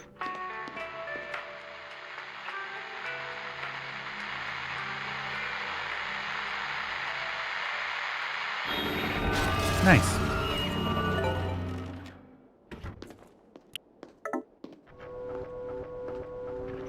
Whoa. She's fine. The audio there. Fine. I want to go visit, but he's doing a good enough job. Spoiling her, as you'd expect. Don't want to cast a cloud over it. No use getting her hopes up, you know? I'm just so glad she's okay. So there's one of the few, like, more direct messages, voice messages that you get for this part of the game where, you know, it's like someone's voice saying, I'm just so glad that she's okay. Giving that implication of the truth of, like, what actually happened, where it was a car crash where Harry died, but Cheryl lived. And that moment just fucked up her life from that point forward. And that's it. That's what everything is kind of building towards. Open. Come on. This changes a lot. So Lisa has crashed her own car into the hospital. If you do things a little bit differently, instead of that being her car, it'll be an ambulance. I had an accident. And Lisa's dialogue here is a little different. No. Yes. I'm not making any sense, am I? It's okay. Let's get you inside. You need help. I want to go home. I have medicine and gauze there. I'm a nurse. It's a few blocks north. I just need to rest. Well, I'm headed that way. Can you walk? Yeah, I'm feeling better. Yeah, do you get it? She's got blood on her face. She's a nurse. It's Lisa. It's nothing serious. I can clean up back at my place. Lisa. Oh, shit. Here we go. Harry Houdini. All right. Race number 2. We lost against Michelle. There's no way we're letting Lisa beat us. Here we go. Turn the light off. Frame advantage. It's not far to my apartment. We can jaywalk Here we go. in this weather. We can jaywalk in this weather. Home. My daughter went there after our accident. What happened? Come on. My car. Do the Eurobeat. I don't know how long I was. I already put the Eurobeat away. I can't do it right now. It's too late. I gotta focus. I know it doesn't quite add up. First corner. Lisa takes it. Harry's not far behind. Lisa boosts forward. Cheating? Cheating! Come on. There are times when things don't feel real. I'm holding down run. I don't get a boost. Other times everything is Corner number 2. Next chance of attack. Hey, I'm as real. Don't let her push you into the pole. Ah! She almost did it. That's okay. I'm real and I've That's got okay. bags under my eyes to prove it. You been a nurse long? If you add up all the overtime, back-to-back 12-hour shifts, compared to a standard 9 to 5, I've been in the hospital for 40 human So we got another curve here. This one is really hard to cut her on. Like tonight. Okay. All right. We got a little bit. No, we got a little bit, and then she boosted. Not long now. You holding up? I'm fine. But I know where the next turn is. My feet up. So we're going to get far over to the left. This is where we have the most advantage. Keep her off the screen so she's not boosting like crazy. Need to get my story straight before I call my insurance. They always try. Keep going, Harry. Just keep going, Harry. And driving? Yes. We got this. We got this. Not me. No. Get the corner. Get the corner. I've got my own Yes! forms to file. In the lead. So what happened? Now just stay in front. Stay in front. Give her the snake. Give her the snake. Don't let her go around. She's trying. I remember She coming wants off it. the road, then wham. Cut the corner. Keep her behind. Nope. You're not passing me. Nope. This is like being in a therapy group for car crash survivors. Here we are. It does actually save time. You cut off a little dialogue on this one. Apartment is just around the corner. Yes. Used to belong to the super. I made up for my loss against Michelle. Standard rent. The landlord has a thing for nurses. Down to the last turn. Grab a seat. I'm just gonna get out of these things. I oughta... You're not running off yet. Warm up before you head back out there. I haven't thanked you yet. 5 minutes. Come on, sit. Hey, what's up, Blood? And Rainbow Otter, thank you for the 100 bits. Do you like my car? I do. Watch some TV if you want. I won't It's be very long. on fire and in a hospital. I love it. Watch some TV. I will do that. Sure. Let's. You know, last time I had a guy in my apartment, it was There we go. during the heat wave. Now it's I think your TV's broken. freaky early, but still. Time flies.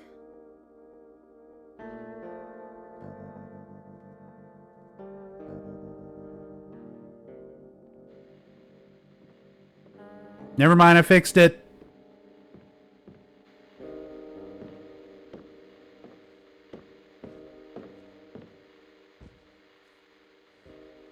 You know, you're a nice guy, Harry. Thanks. I feel safe around you. You okay? Headache. Be a hero. Fetch me some pills from the bathroom. Check the cabinet. Get me some yellow ones. Sure. Yellow ones? Are you sure you're a registered nurse? Is it something like specific that you need? Because like, do you need ibuprofen or acetaminophen or like just yellow ones? Okay, all right. I got it. Did I mention I'm colorblind? Never mind, probably doesn't matter. Getting the yellow ones. Getting Lisa some yellow ones. Look in the cabinet, bottom shelf. Cabinet, bottom shelf. Cabinet, bottom shelf. Here we go. Quite an intricate cabinet.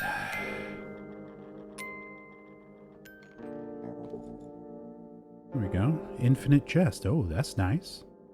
Ophelia.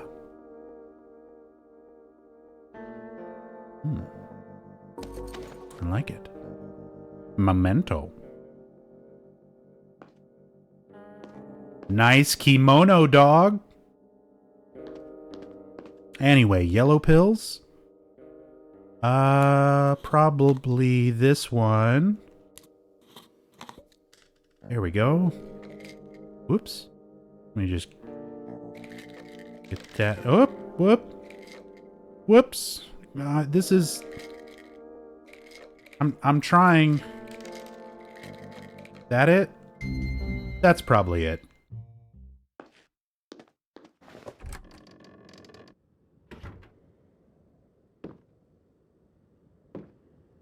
Kind of books you reading? How to find a man and keep him.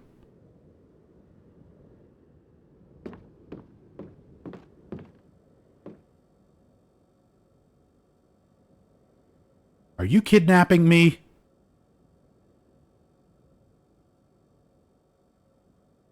Might be getting kidnapped. Better try to send...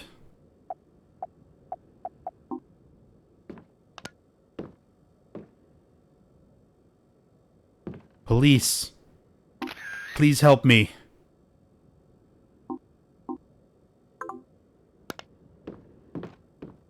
This is where I look. This is what I look like. I'll just... Damn it. I was gonna sneak out. Thanks. Water? No, fine. Self-medication. The one true perk of the healthcare profession. It's not just coffee that keeps us going 24/7. Okay, I'm going to sleep now. You let yourself out. All right, stranger who I just met a moment ago. Let yourself out of my apartment while I fall unconscious. After a major head wound. You feel guilty about everything. When we all lived in huts and wore furs, we worried over the simple things. Food, water, whether animals would come and eat us in the night. Now we have supermarkets, bottled water, and .38 caliber home security. Sorry, what? So what keeps us awake at night? More often than not, guilt. If only I had acted differently. If only I hadn't said Yeah, that. she didn't look at the If pill. only I'd said something. I told her I was Beat yourself up colorblind. with your past. Don't blame yourself. Blame the world. Blame God. Blame me.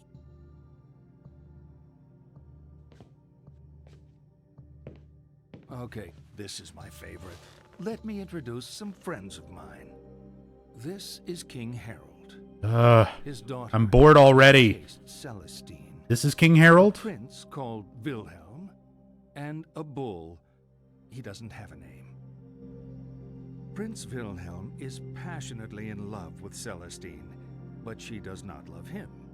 One day, Wilhelm comes to the king and asks for Celestine's hand in marriage. Celestine begs the king not to marry her to Wilhelm, but the king ignores her pleas. Royal protocol means he must say yes to the match. They are married, and Wilhelm takes Celestine back with him to his kingdom. That Sorry, what? night, he attempts to consummate the marriage, but the distraught Celestine flees. She runs from the safety of the castle and across a field, ignoring the sign which warns of danger. In that field is a bull, who, seeing the girl, charges her. She falls under his hooves and is killed instantly. Okay. What I want you to do is line the players up according to how guilty they are of Celestine's death. Whose fault was it? At the left, most culpable. To the right, most innocent. You want to hear that again? Dear God, no. Please do not repeat that story to me ever. So, most guilty, least guilty, bull, king, prince, and princess. Let's go with...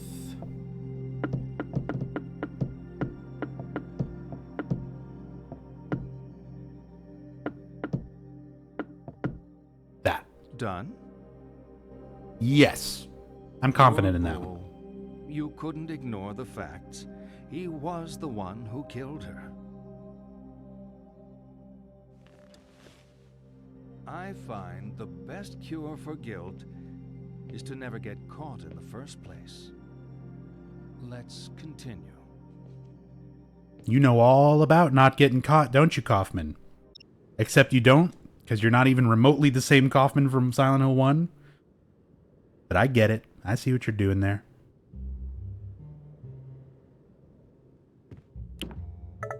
Alright.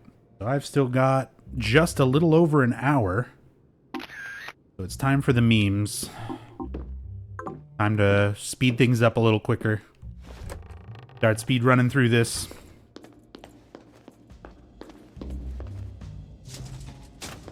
And again, trying to stick a little bit on schedule here. After this, the marathon is not over yet. There's one more game.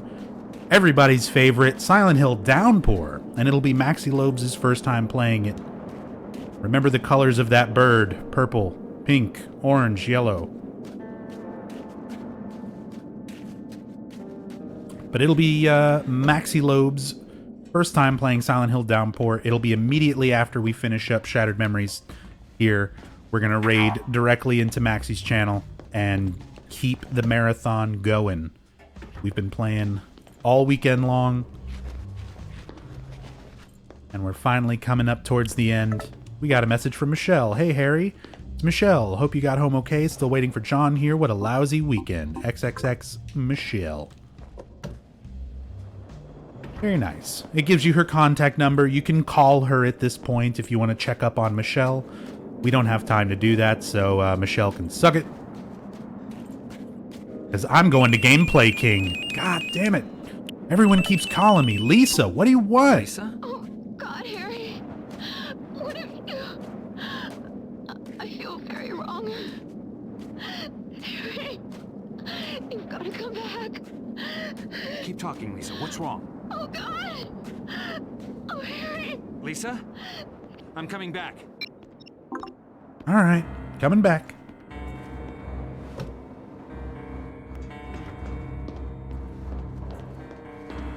She must have had a really bad reaction to those yellow pills I gave her.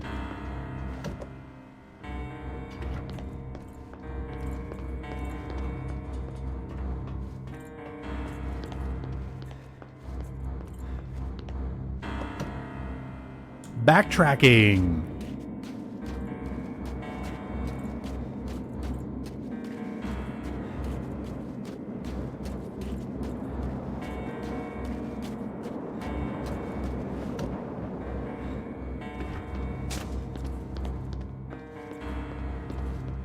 I came as quick as I could. Ah, shit. Why did you have a whole bottle of the red ones? See, Lisa? You can't blame me for that. You can't blame me for that at all. I gave you one pill. You didn't even look at the color. You went back yourself and got the wrong bottle and just started shoveling them into your face. Consuming Prilosec. That's on you, Lisa. Don't make me feel guilty about this. I didn't do this. Accident. Shut the hell up. You've been feeding. You don't know anything about Silent Hill. Shut up, Sybil. I didn't. Shut up.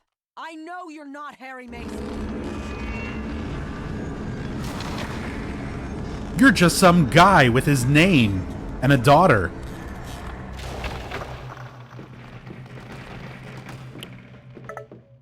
Well, how about this? Huh? See how you feel about me when I put that on Instagram.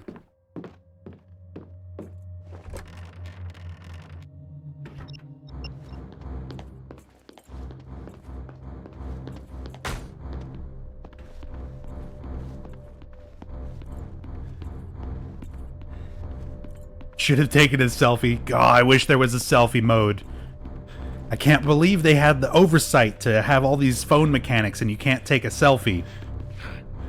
You can take old school selfies, like point the phone at a mirror, but you can't just turn the phone around and point it at yourself.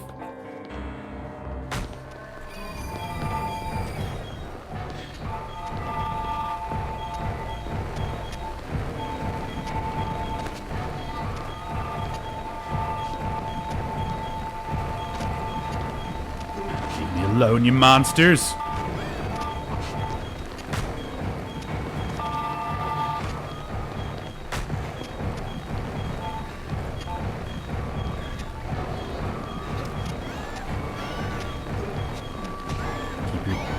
your hands off me. I have a torch.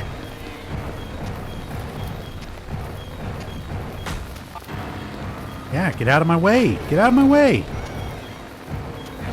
Deal with that. Also this.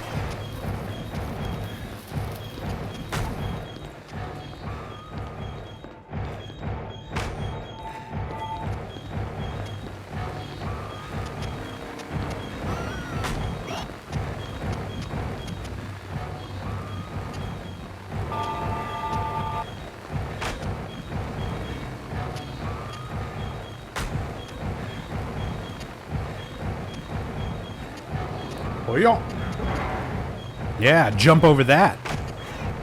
Let's see you deal with this very small obstacle, huh?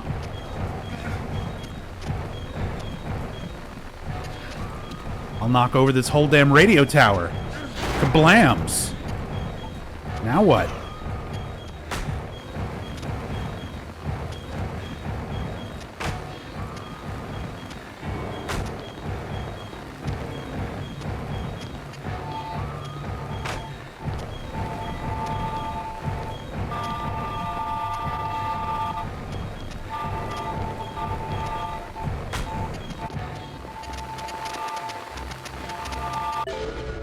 Okay.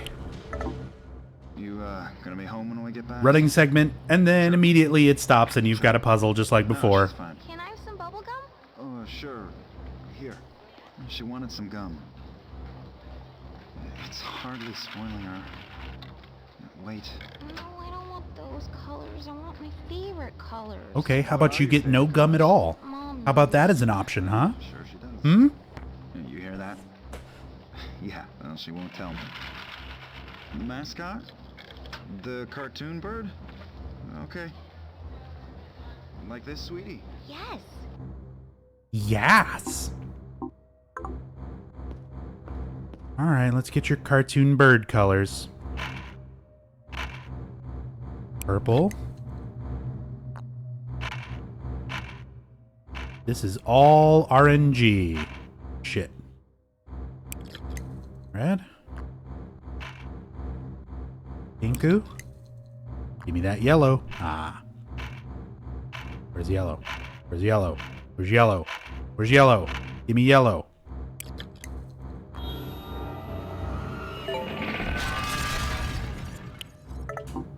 Come on, save some for later. I'll keep this one for Mom. That's a great idea. Come on, last one of the escalators is it.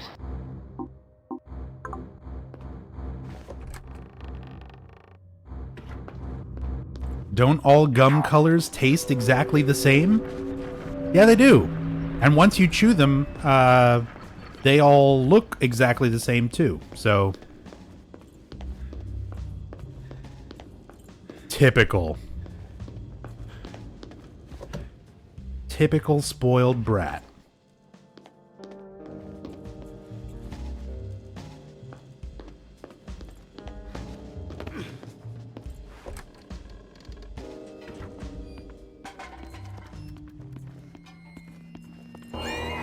So there's like some extra mementos and things in the pet store and in that little bit of the mall there.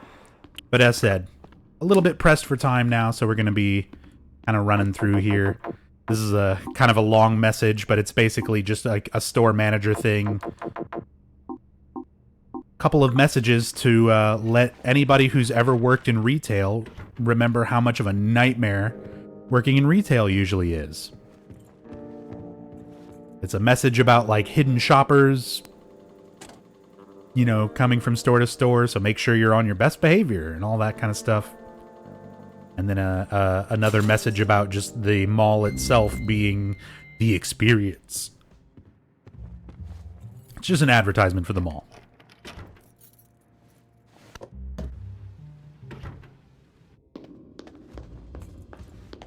There's a couple other little interesting things there. I said I kind of got to speed past them now. But there's a phone call, an optional phone call you can make there by calling security. Oh, we got to look at this. Say it. Say it. Ah, we're not looking at enough sexy stuff, so he's not going to say it. Normally, if you're on the... I'm looking at... Michelle, shut up. I don't want to talk to you. Normally, if you're on the Sleaze and Sirens path, you will wind up getting to that point and examining that, and Harry says, hard body. One of the, like, weirder line delivery things. Just kind of funny.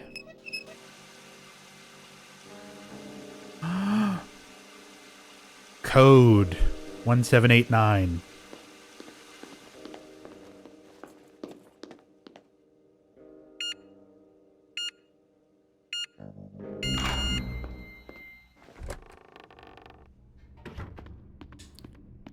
Not really too much to really, like, talk about there with that puzzle. It's not as thought out as the other puzzles and things up to this point, where it would just wind up being, look around at the things that big fat arrows are telling you you can interact with, and then you'll see the numbers on the mirror, and hopefully, how did I jump over it from this side and still be on this side? Jump over it. Jesus, Harry.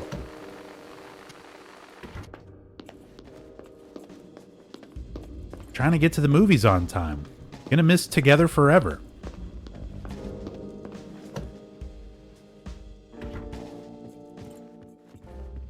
Oh yeah, we got some Konami games in the theater lobby. Some real classics. Some real classics.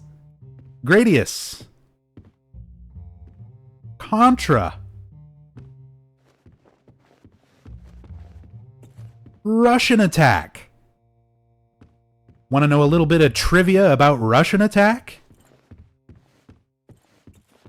So Russian Attack is an old Konami classic arcade game. It was also ported onto like the NES and stuff. Back in like 2010, 2011, maybe a little bit earlier than that actually. Konami actually remade that game, Russian Attack, for Xbox Live Arcade. And the studio they hired to make that port, that remake, was Vatra Games.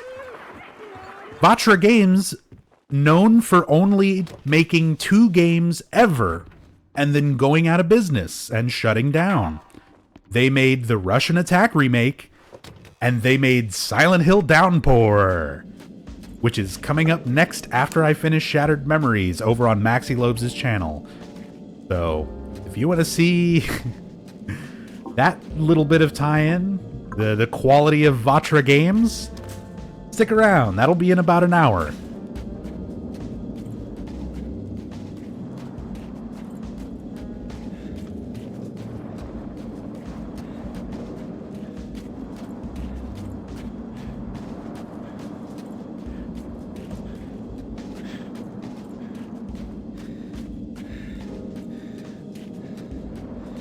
Contra Machine on its side and smashed. Sounds about right.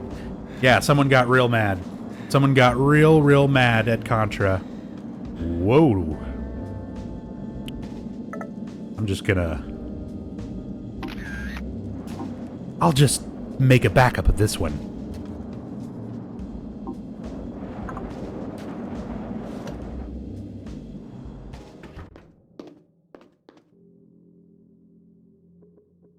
Good cat.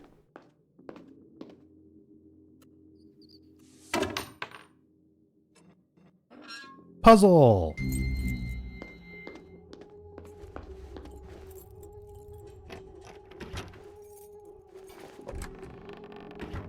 Turn the thing. Turn the other thing.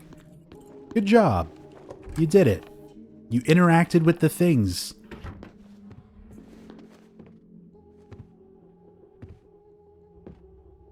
Yeah, Downpour's going to be a blind playthrough for Maxi. Well, it's his first time ever playing it. Obviously, he's seen the game. He's familiar with it from watching it, from discussing it with us, and stuff like that. But it'll be his first time holding the controller, playing through it all himself, which I'm excited. I can't wait. Because it was the same thing with Origins. And like, Maxie already knew how bad Origins was, but physically playing Origins makes you realize a lot more aspects of it and how bad they can be, so we'll see if it's the same thing for Downpour. Hello. You here for my daughter? No, ma'am. Harry?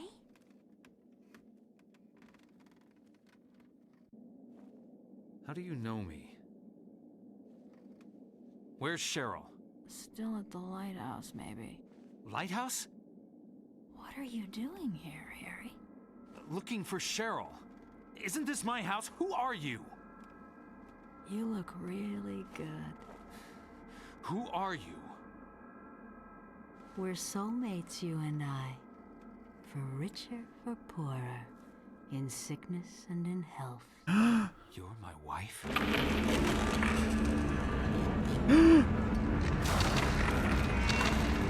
My wife. And then you like touch her face. She hasn't been anything to you this whole time, and you still seem to be confused, and yet you're like, I don't know, this game is so fucking weird. So weird. Not in a good Silent Hill weird way either. In a, they didn't really think this story out too well. Kind of weird.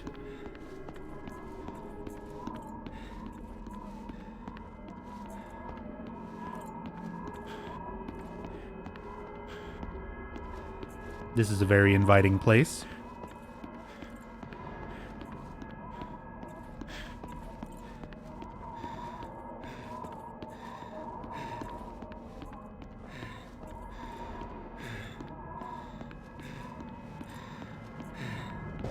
Waiting for Braintree to fall past. Seriously, this is a long staircase. Or a ghost to start chasing me? God, it took so long to get down here. It made me want to scream.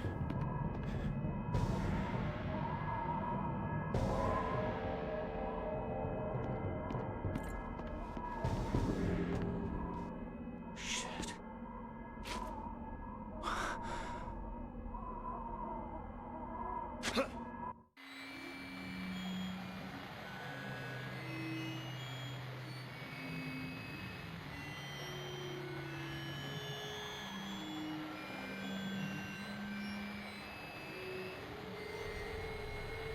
Oh, hello.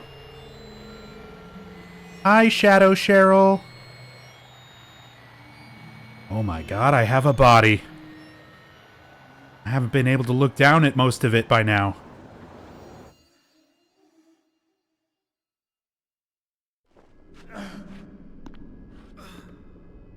Here's a pretty good area for progression.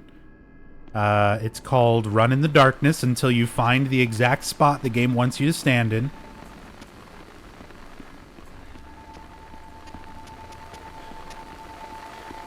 It's here. Cheryl? Wait. It's here.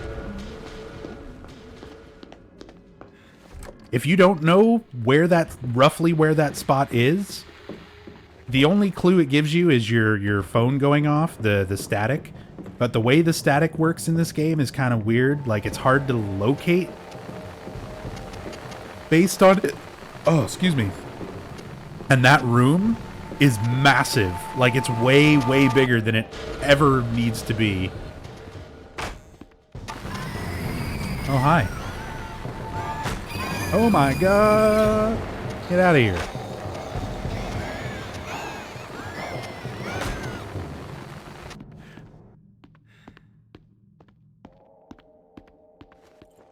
Just like Silent Hill 2, I guess. Well, guess I'll just jump into this pitch black hole. Yeah, I mean, it's like there's so much other weird stuff going on by this point.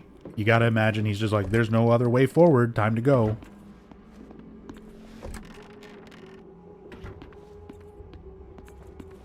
I got to touch him. She was very excited about that. Those monsters, they really like it. Wait, how is that always the door? because I love my daddy.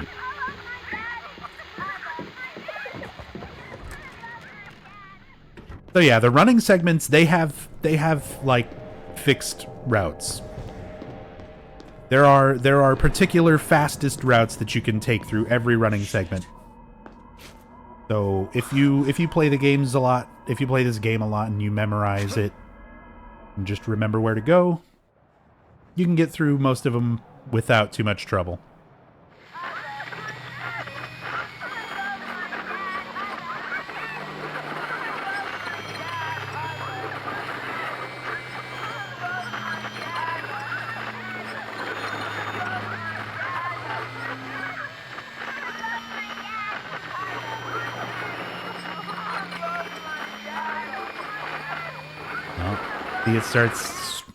It shows that nice part from the intro, the beginning menu where they're getting into the car and everything, but then just a couple frames there at the very end where it shows the crash.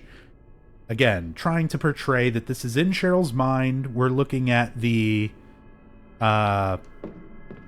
memories as she keeps them. She can remember the good stuff, but she cuts off any of the bad, any of the negative, and instead kind of makes up her own imaginary telling of the events to cope with the loss of her father, which is this game in general. We're almost there, too.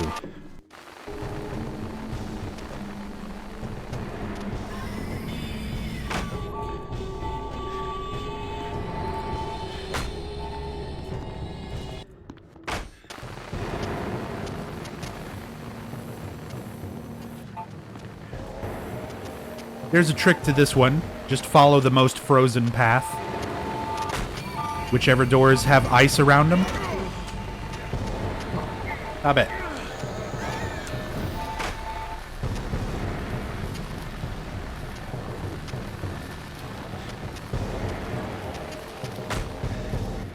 Same deal. No ice.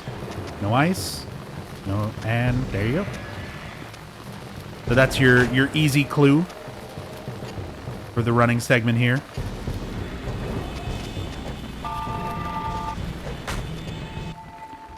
There you go.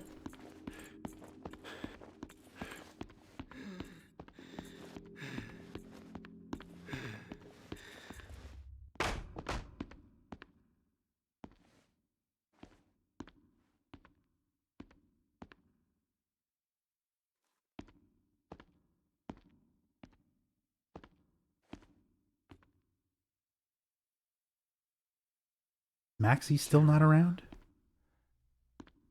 This is your room. That's okay. But you're not in it.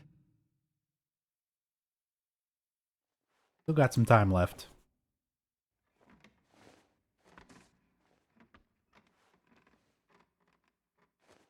Maxie's sleeping.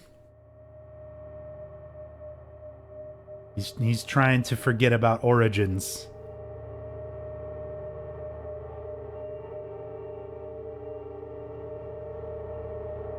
Steve-O, I'm sorry I missed it earlier. Thank you so much for the 15 months in a row.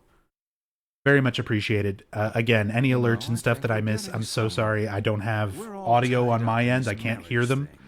So I have to manually look over and check everything every once in a while. So I'm sorry I missed that earlier, but Steve-O, thank you so much for that resub. Very, very much appreciated. I'm sorry, what? You were saying something, Kaufman? Divorce does that to you. Oh, you're divorced. That explains everything. You think marriage can really last? I'm just going to spin my head in a circle. Stay together for you the just kids. interpret this however you like. Do you think it's an idea to marry? You think it's an idea? It's you think sex becomes it's breaking him. It's marriage? breaking Kaufman. His dialogue was like freaking out. You know what? You being such an expert on marriage, you're going to ace my matchmaker test. On the table are 6 pictures. All you have to do is sort them into 3 married couples. You think that's you're thinking right now? Okay, matchmaker, let's make some couples. Personally, I'm a big fan of matching Leonard Nimoy with Hank Hill. I just think that would be a good couple. They'd be cute together. Let's go with you and you. Oh, and you and you. All finished. Got it. Okay. Now tell me which of those couples are still together. I'm joking. You know I'm just trying to provoke you, right? Oh, let's keep going. We're really making progress here. Yeah. Rest in peace, Nimoy. Harry? Harry?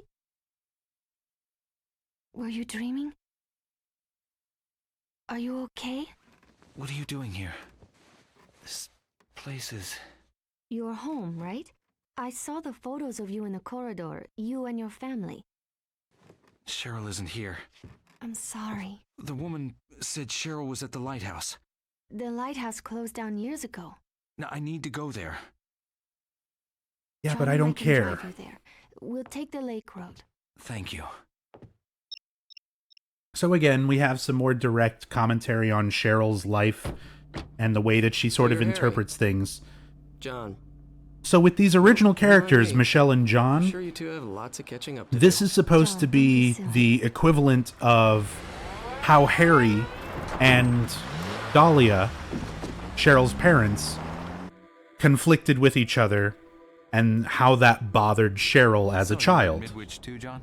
So we're in the back seat from the perspective of this couple John got to be having an king of argument some family on to Castle give that Rock. sort of I was perspective. queen because I looked great in the dress.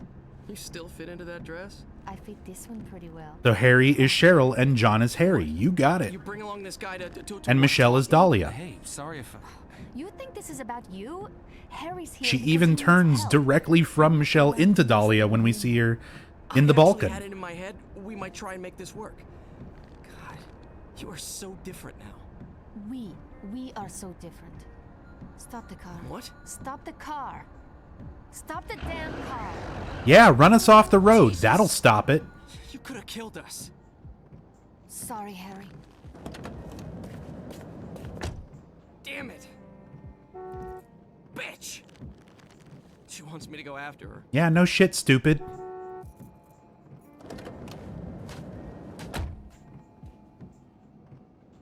Thoughts on Book of Memories being canon? I agree. Book of Memories should be shot into the sun from a cannon.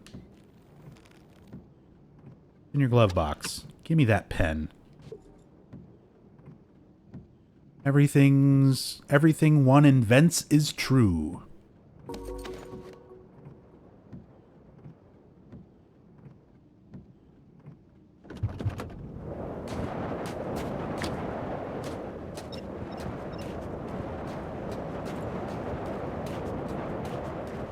That's what you meant by canon, right?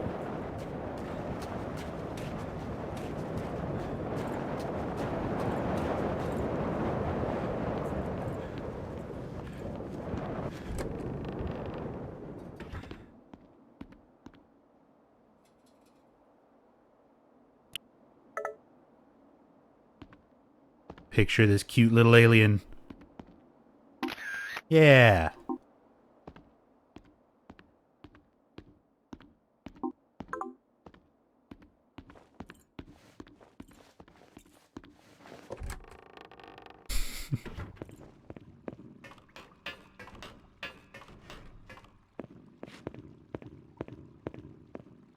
Love the FPS on the camera, so realistic.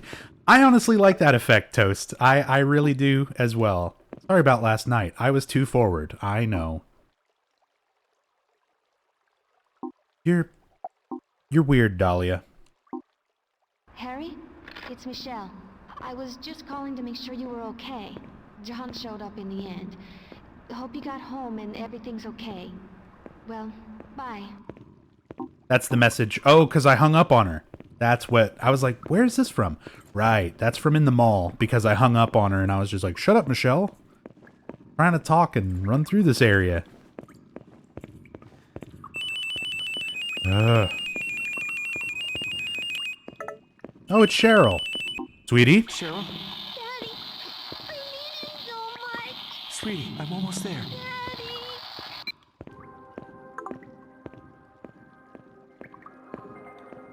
You know, I haven't said anything about the voice acting up until now. For the most part, it's actually pretty good. Like, she sounded legitimately sad on that last, like, line reading of Daddy. Some of the voice acting from some of the characters, there's a few parts here and there that are just kind of off and not in a particularly good way. But for the most part, the voice acting overall is pretty good. I like it way more than what they did for like Origins or Homecoming. Lisa's a bit off. If you're comparing her to like previous Lisa, sure, but this game like just dropped those comparisons, you know? But as for these just being original characters, just think of them as original characters, judge it just by how that voice actor sounds in their line deliveries. For the most part, they sound okay.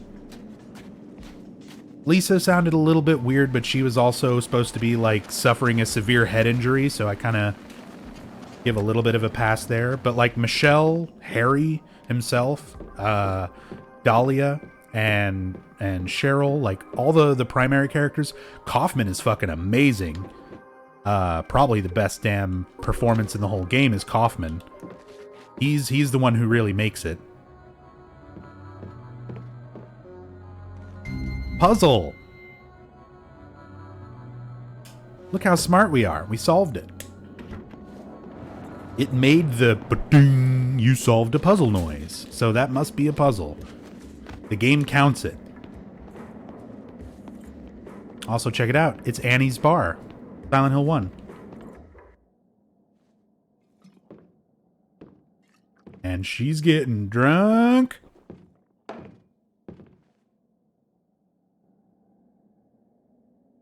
Hey, Sorry I left you like that.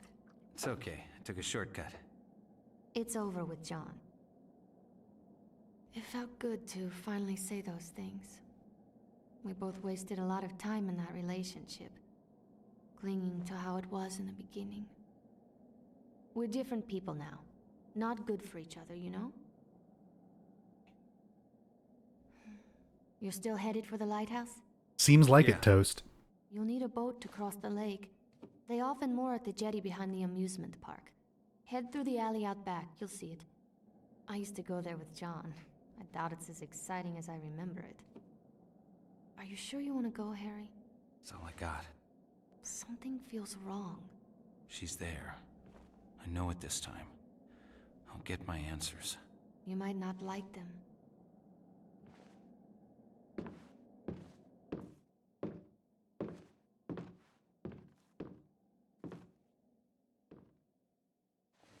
All right, bye.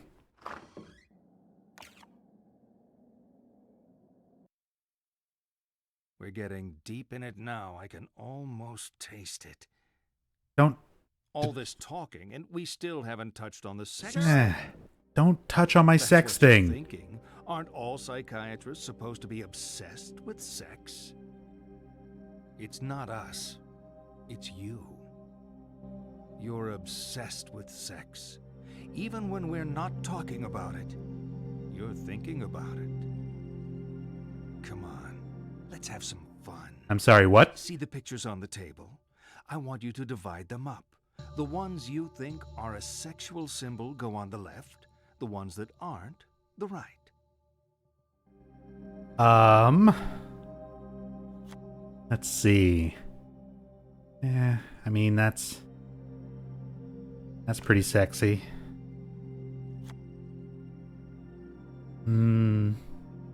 Sexy. Sexy. Sexy. Come on. Very sexy. Sexy. Oh God. Done? Yep. Good. Of course, the constant partner of sex, the other side of the same coin, is death. It was a cow skull. I was right, it was sexy. Sex is death. It's a leap into the void, the great loss of self, the tiger in space, a plea for annihilation. To in deny space. sex is to deny death itself. J-Rock, You know, categorized people into who are sexy. getting enough don't need analysis. J-Rock, thank you for the 20 months. You clearly are not Very much getting appreciated, man. enough. Thank you so much for the support, dude. Let's see this through to the end. This is too damn sexual for this stream. Monka TOS. Don't tell Twitch and everything will be fine. Just don't tell Twitch what we're doing over here, okay? Because we're not doing anything weird. We're not being perverted. You know, we're just trying to play video games and like have a good time.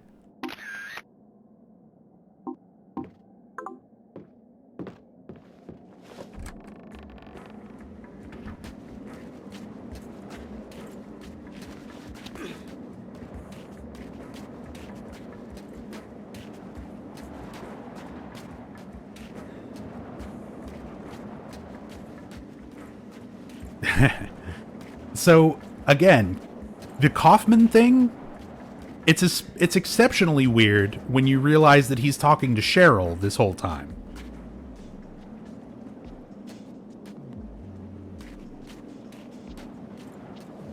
Clowns. Why did it have to be clowns?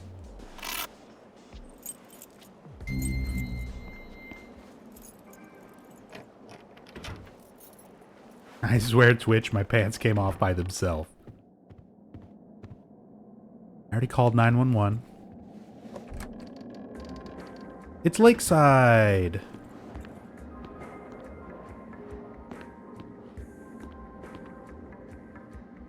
You only find out in the end that you're Cheryl talking to Kaufman? Yeah.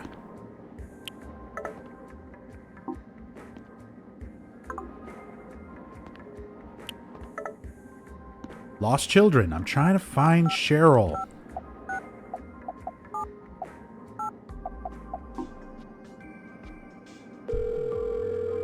Give me Cheryl.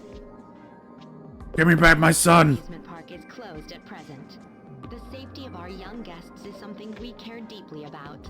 We recommend that visiting children be dressed in bright clothing, making them easier to spot should they become separated from their family. If your children have a special amusement park outfit that they wear for trips out, it will be easy for you to recall what they are wearing in the event they become lost and you are panicked or confused. Not helpful. Love me senpai. Question, do you ever sleep? Also, what city are you from? I sleep. Not a whole lot. Not a whole lot, but I sleep sometimes.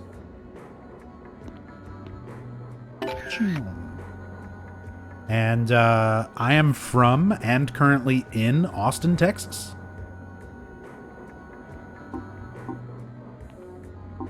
Thank you for saving me from the dragon, Sir Knight. All in a day's work. What can I give you as a reward? This one's on the house. All part of the job. I insist. How about some gold? A castle. What about that last bit of candy you've been hiding away? I'll take that over the gold. My candy? No way! What kind of knight are you?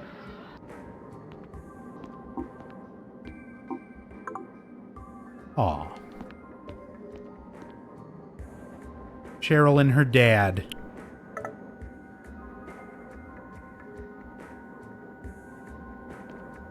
Look at that beautiful orange Hawaiian shirt, Harry Mason.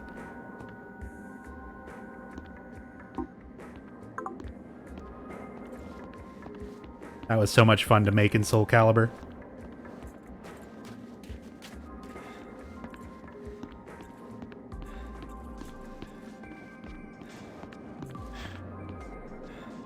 Arcade, try your luck. One-armed bandits.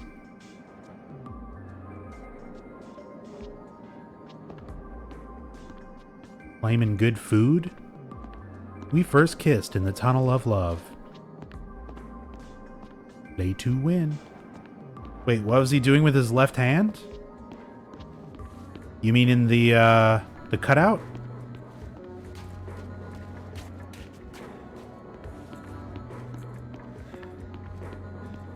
Can we see it? I did a whole stream, NetZach, of Silent Hill fighting game. I made 20 characters in Soul Calibur 6. He's just like resting on his leg. He's like squatting down. But I see what you mean. Like it's a little suspect from the wrong angle.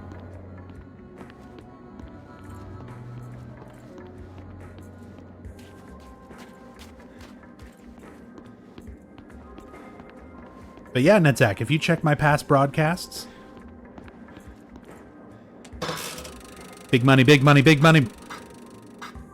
Garbage. Garbage. Try again. Big money, big money, big money.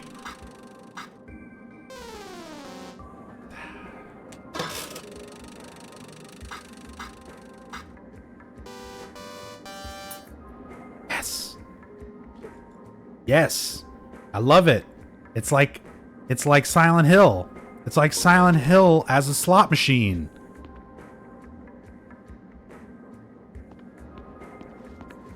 Play Tekken 7 at all? It's the only fighter I play other than Third Strike.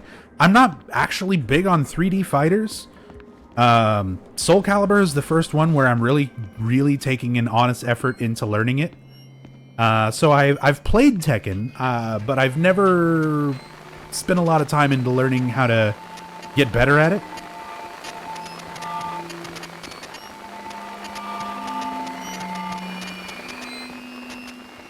Oh, come on, where are you?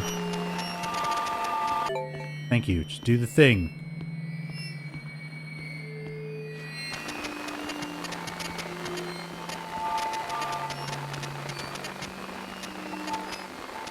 Cheryl.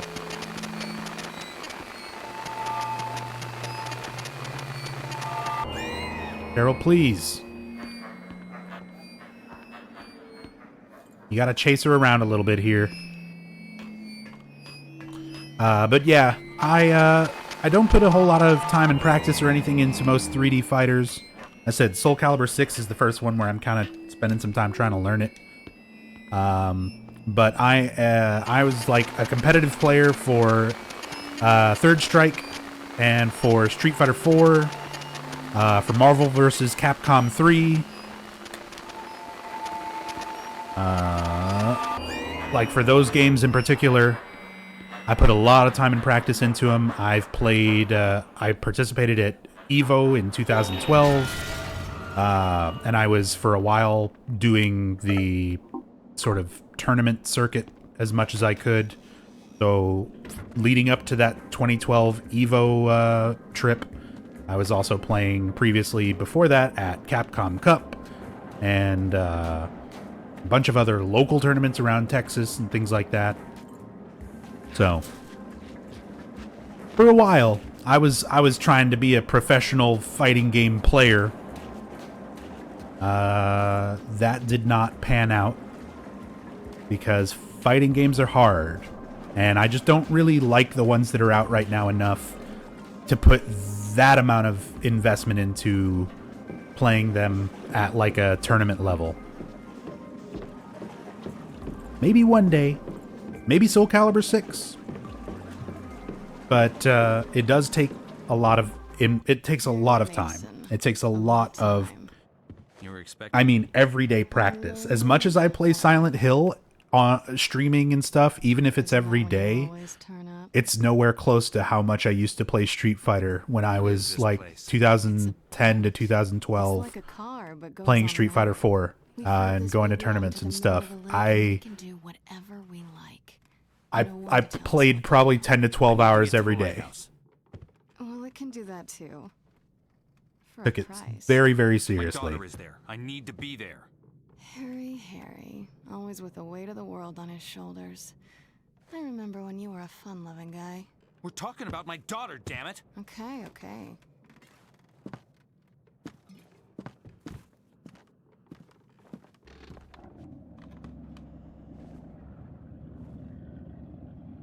Mortal Kombat, but the competitive is really lacking. I like the newer Mortal Kombat games, but yeah. We'll be at the It's definitely not as much of a lighthouse in scene about as a 20 lot minutes. of other games are. It's a slow boat. You know what's happening to me. And I said right now, as far as the opportunities, that, whatever games that are out there, just I've nothing seen a that woman with interests the me. same name twice your age. She said she was my wife. Oh, Harry. Step I take, Cheryl gets further away. But now she's at the lighthouse. Nowhere else to go. Who are you, Dahlia? I already told you. I'm the lay of your life. Your salvation and your curse.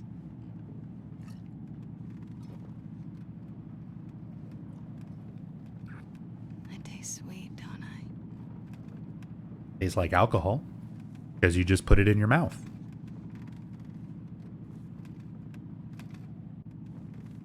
Monka TOS.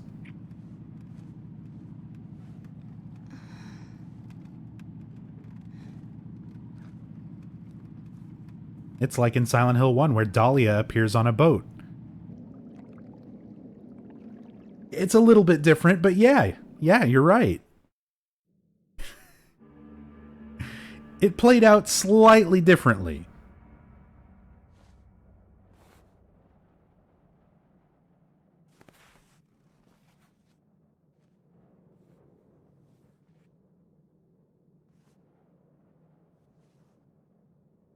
Why does this keep happening?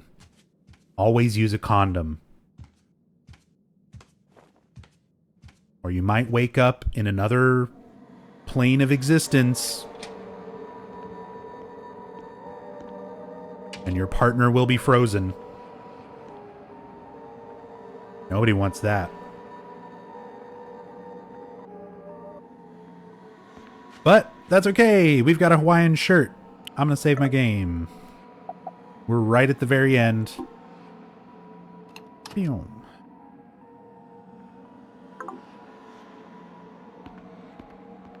And it would be a shame if it decided to crash here, which does happen occasionally. Oh, nothing else? All right.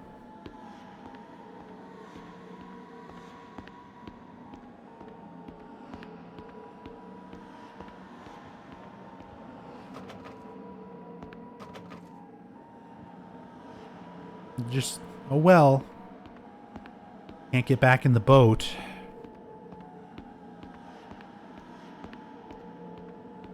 Yeah, your clothes are just different.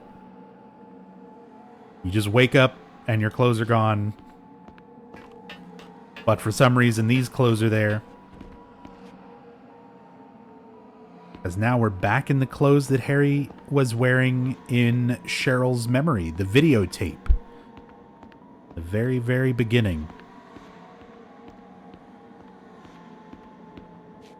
Let's see, lighthouse is that way? Cool, I'm gonna go this way.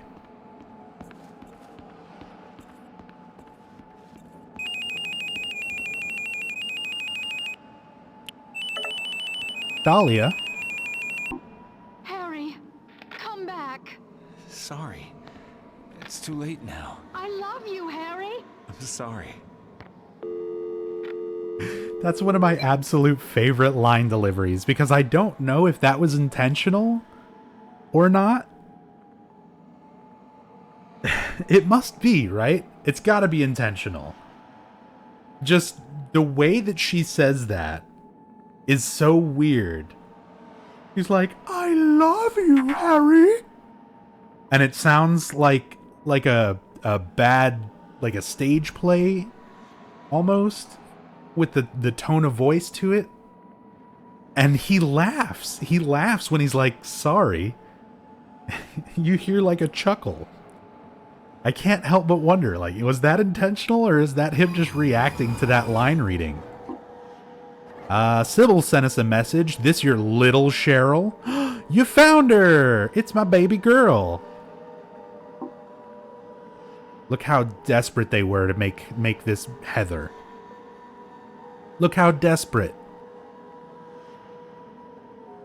Portland. White vest, orange shirt.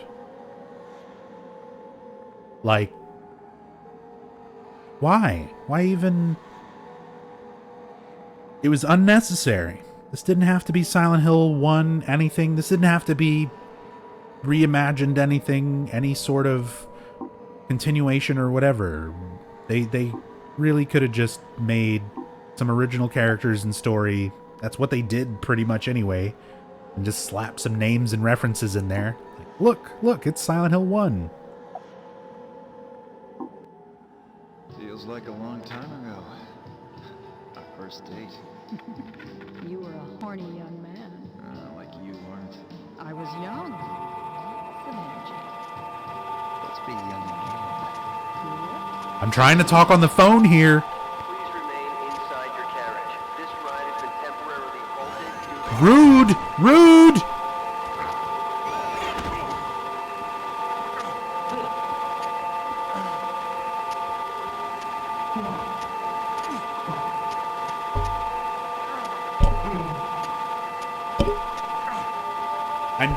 I'm doing what the little Tom Hewlett in the corner is telling me to do.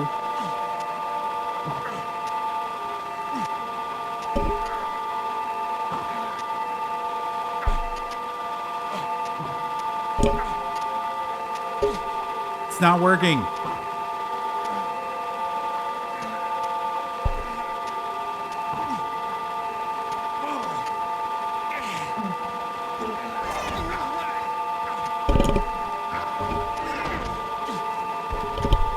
Shit. I'm like wrapping the cord around my microphone.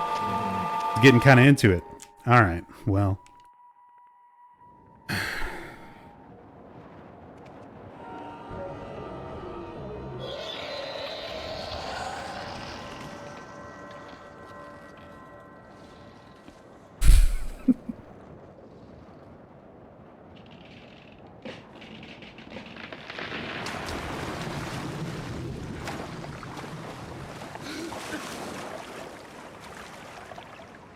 They just hug him to death. They really do. Oh God. Okay, I need to move my microphone for this.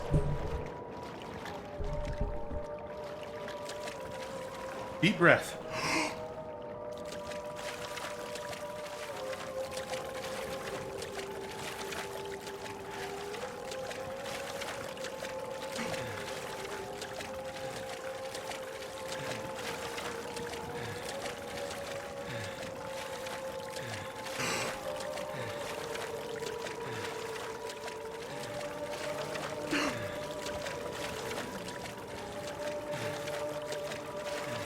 Yeah, there's stuff in the water.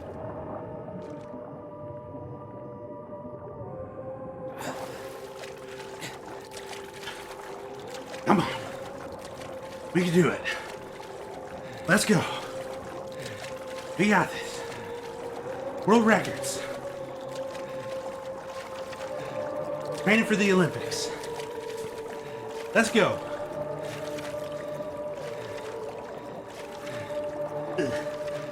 Yeah.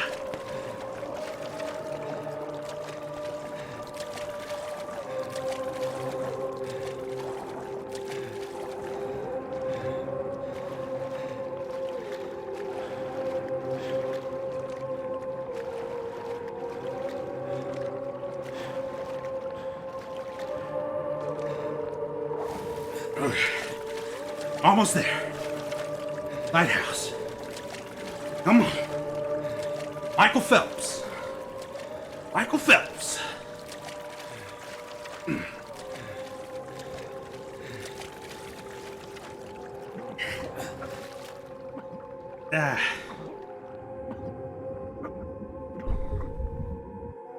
Okay.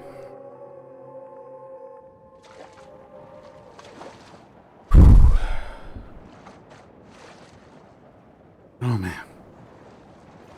Almost made it. Almost made it.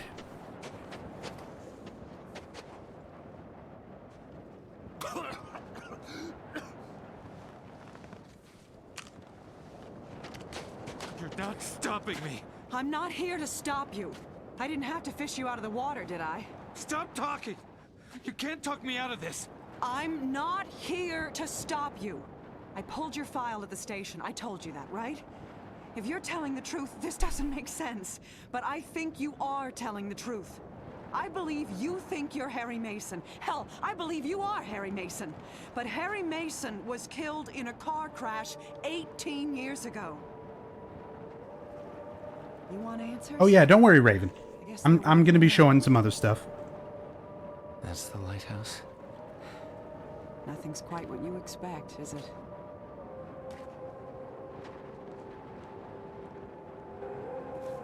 I'm gonna stick with my gut from now on.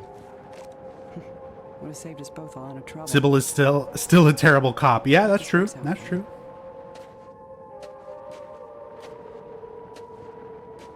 All right, bye.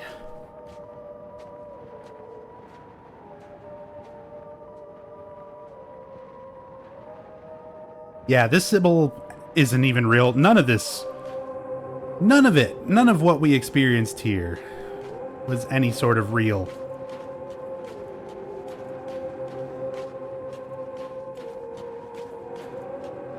This is all the made-up bullshit that Cheryl came up with in her mind to cope with the loss of her father. Oh, here's Kaufman's car. It's a Metzger FZ40. The Metzger.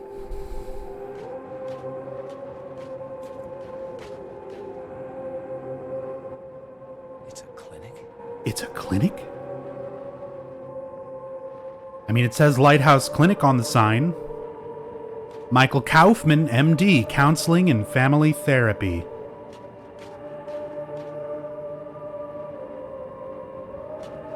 I like this music.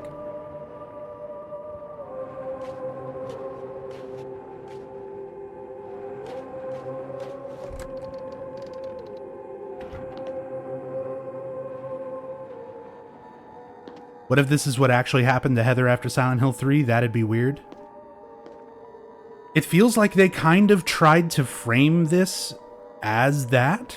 Like an even further continuation of Silent Hill 3 where Heather is just all fucked up and needs therapy. The problem is they've removed all the important elements of Silent Hill 1 to make Heather into Heather. Like everything in Silent Hill 1 and 3 that was established to make Heather who she was by the end of that game does not match up with what this game does at all. Since they completely cut out everything. The whole idea of who Cheryl was. There was no Alessa in this game. There was no adoption or split soul or cult. There's no spiritual power. It's just Cheryl Mason, who is the biological daughter of this Harry Mason and Dahlia. And, you know, they were in a car wreck when she was very young. Never forget. And her father, Harry Mason, died in the wreck. She survived. And it messed her up. Messed her up real bad. And now she's here. Talking to Michael Kaufman for therapy. Because it's all she can afford. And Kaufman keeps on being a dick. Being a weird pervert. Same Kaufman from an earlier Silent Hill. So, just in name. This whole game takes a lot of names from characters and settings from Silent Hill 1. But it's not Silent Hill 1. It's only in name. It's a completely different story. These are all completely different characters with completely different, personalities. So, it's Michael Kaufman in name only, but it's a different character for the purpose of this game. This is a nice Lighthouse Clinic, like, waiting room. Pretty fancy.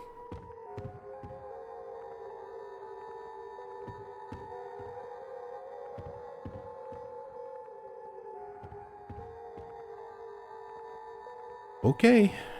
So this is it. This is our big finale. This is our big finish. This is going nowhere. And I'm still going to show some other stuff after this. Because you're not listening. Your troubled school days? I need to keep in control for a little bit longer during this part, but after that, once I lose control, I'm going to take a break here. I'll be back after the credits and stuff. I'll probably try to show one more thing, and then we're going to switch over to Maxi Lobes playing Silent Hill Downpour. A skull teeming with agents of repression. Blind children clutching photos in the dark. Pale freaks goggle-eyed from watching home movies on loop. Good facial expressions. The term is complicated. Some of the animations and things at times don't look great, but other times it looks pretty good. Her parents don't get along. Again, I love Michael Kaufman's voice actor in this. Great performance. What's a girl to do? Deny that Daddy died. Deny who Daddy was. What 7-year-old actually knows who their parents are anyway? So she obsesses and obsesses over this fantasy dad propping up her make-believe with scraps of a happy life that never was, scraps of a father who never existed. Wake up! You're wasting booze! Your dad wasn't a hero. Wasn't your knight in shining armor. He was a human being. You never knew him. And you never will. The dad walking around in your head isn't even a ghost. He never existed. A Frankenstein's monster, a child's fantasy. So there you go. But you're alive. Your mother is alive. She's not the monster you make her out to be. You need to live your life. Cheryl. All right, I'll be right back after the ending. Enjoy, guys. I'm going to show a little bit more after this, and then Downpour with Maxi Lobes. But I'll be right back. My fault. Someone has to take the blame. Forget me.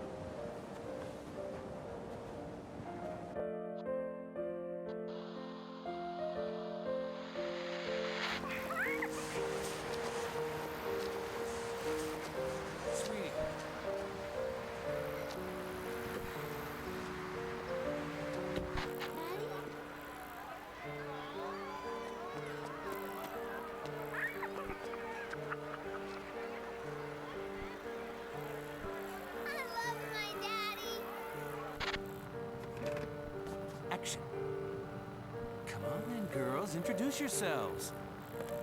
I'm Michelle, and I'm Midwich High's prom queen. And our next star? I'm Lisa. I'm a nurse. And I'm Harry Mason, famous author and seducer of prom queens and nurses. Can we be in your next book? Sure. Can you dedicate it to us? No, dedications are always to my wife and daughter. It's only fair.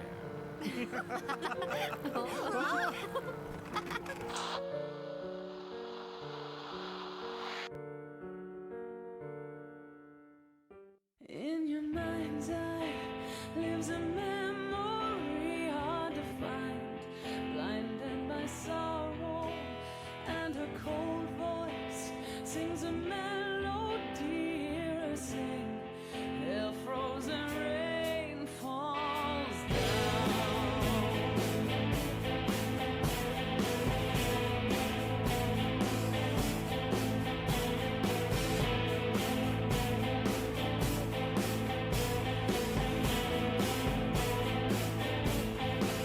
She can't hear your voice. She can't hear you call. You have earned your choice. If you're here, can you prove you're really here? There is a moment in time.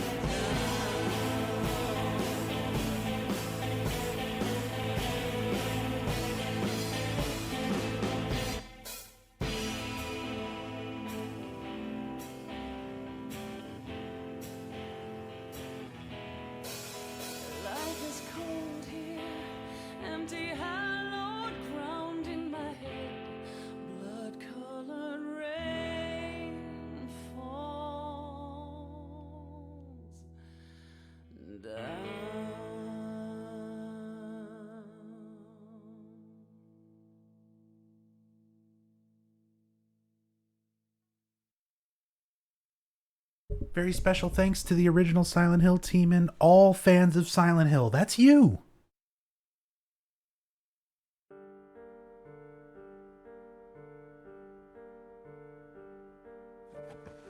Get my box of crap.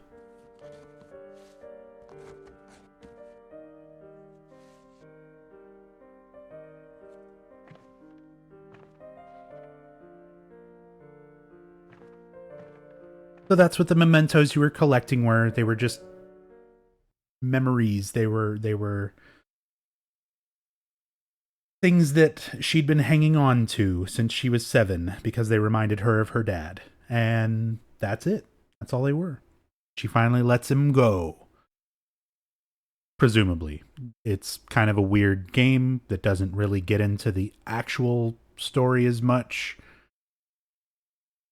But yeah. So an interesting thing with Shattered Memories, again, this is Climax Studios, the same people who did Silent Hill Origins, except this time they had a better idea of what they were going to do from the beginning, a proper timeline to do that, and a proper budget to make it happen. The only thing is, like, the writing, the overall story, and the needless forcing of Silent Hill 1 into this game. I think those are the only things that this game really suffers from. Personally, I'm a fan of almost everything else. Normally, I'm not a big fan of Wii games and motion control games. I like the way they utilize it in this. I like the way they make it involved in the puzzles. They just made the puzzles too simple and didn't do enough with it. They showed that they can do some clever stuff with it, with like the art room type stuff, but that's like the only real moment you get a chance to see that potential, and then the rest is just kind of As said, if things had been written around a different concept and been a little more original, much like I think they had a better idea with their first 2 ideas, to cover what you just asked, Maury. So I talked about it earlier in the stream, but for those who missed it, like, this game started off as an entirely different idea, and that idea became an entirely different idea, and that idea became Shattered Memories. The first idea was Bram's PD, where you would have taken the role of an officer visiting Silent Hill on a case, and you'd be solving mysteries, going around with your flashlight and figuring stuff out. There was going to be gunplay in it, where you would aim and use the gun through the Wiimote, similar to some other shooter type games that the Wii did. So that was the first initial conception of like Silent Hill on Wii. And they decided to drop that, and then they wrote up Cold Heart. Cold Heart, which is a great concept. It was an original protagonist with her own backstory, her own separate, a new separate Silent Hill story of this person in Silent Hill living through their nightmares. A little bit more cliche, but still closer to that traditional Silent Hill thing, which, that on its own, whatever. But when you read the actual pitch of it and you see all the other mechanics and ideas that they had, you would have flashlight upgrades. You would find things that would be brighter or warmer that you could use to melt ice, to uncover signs, to solve puzzles. You'd have to stay warm and find clothing upgrades and things to keep you warm as you went through the game. You would have had to find food and all this, different survival elements on top of a psychological horror game in the ice and snow. Great concept, great idea, but somebody somewhere along the line thought that wasn't going to be marketable enough. If we're selling a Silent Hill game, people are going to expect Silent Hill stuff to be in it. And they didn't go so far as shoving Pyramid Head in there. They didn't quite take it to that level, but I don't like what it did wind up being, which is, let's take the most superficial elements of Silent Hill 1, a dad, a daughter, their names, and just tack it on to something unrelated. Totally new story, totally new characters and ways that they interact. You know, all these changes, and it's like if you're going for all these changes, if you want it to be that distinct and that different, there was no reason to shoehorn Silent Hill 1 into it. You know, it would have been fine otherwise. And it wouldn't be looked at and compared so much to Silent Hill 1, which would have allowed it to stand on its own with better comparison. So, as said, those elements, as major as they are, and as much as better as they could have been, as said, this is still my favorite of all the Western-developed Silent Hill games. This is my favorite non-Team Silent game. I love this game. I love playing through it. I love the amount of detail put into all the environments. I love that the focus on exploration and looking at those details changes the game as you play it in some really creative ways.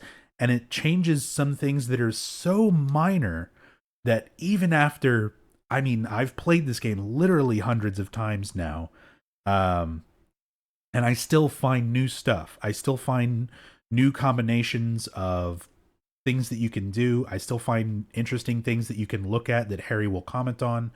Like every once in a while, that stuff still crops up where it's like, hey, I've never come across this in all of my previous hundreds of playthroughs. And the fact that this game can still manage something like that after so much time playing it and replaying it reminds me a lot of the original Team Silent games, where for those of you who caught my Silent Hill 1 playthrough at the very beginning of this weekend-long marathon, I messed around with the Sybil fight, and I found a camera angle using self-view mode where you're looking up at Sybil while you lay on the ground and she fucking shoots you and executes you. I had never seen that angle before, ever. And I've done the same thing. Played that game hundreds, if not thousands of times by now. And still discover new things within it. And this game, as I said, it reminds me a lot of that. They got that aspect right. And that's a huge aspect to get right. So yeah, some people might not like this. Some people, you know, they can't deal with the motion controls. They can't deal with a horror game that doesn't have combat. And if that is you, that is fine. Enjoy your Dead Space, enjoy your Resident Evil 4, whatever you like, enjoy it. This game is something different. It's not great, but I think it's pretty good. I think they did all right given what they had. It's more disappointing than anything because there was so much more potential. Like, this could have been up there with the Team Silent games if they'd spent just a little bit more time on it. If they'd had a little bit more work into it and a little more thought put into it. Just a little bit more. It's so close.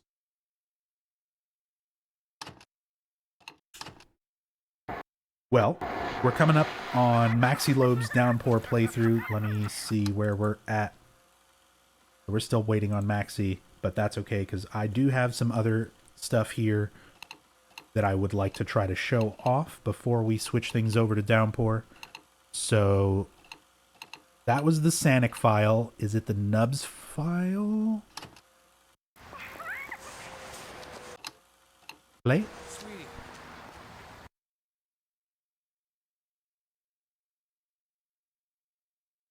Oh? No.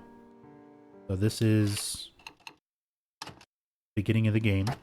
I thought I had a save file right before the very end to hopefully show a different ending. But I might not have that file anymore. Oh, this one might be it.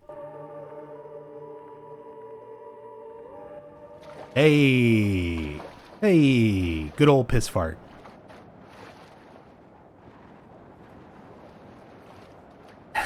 What's up, Decky?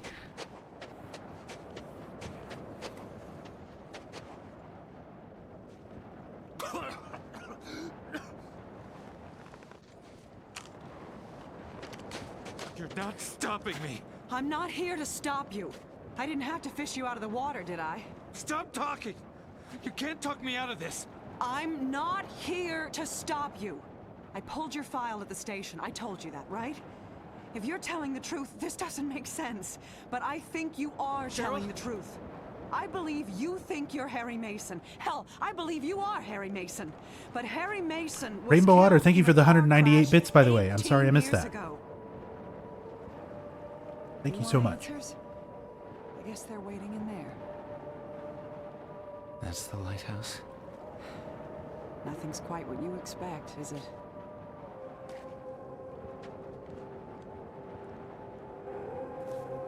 Be funny if as soon as she takes the gun, she's acting calm and everything.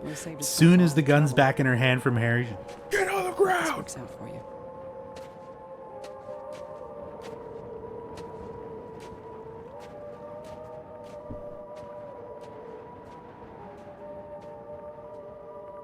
See, there's the twist ending. Here's what they should have done. Everything builds up to it all being in Cheryl's mind, and then at the last second, psych, it was all real! You're under arrest, motherfucker. You killed a nurse. Well, you helped. She was also kind of dumb, though, but you're still under arrest.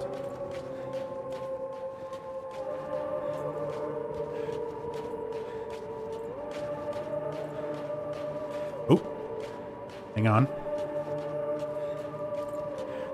Almost forgot.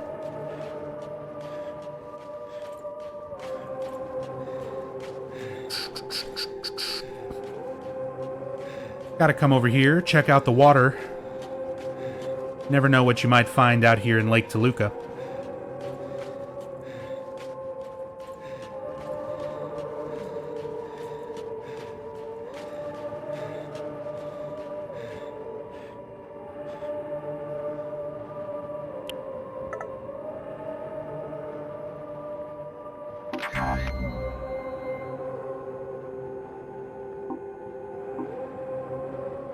United Fruitcake. That's the last one. You've proven yourself. Meet me at the Lighthouse Clinic.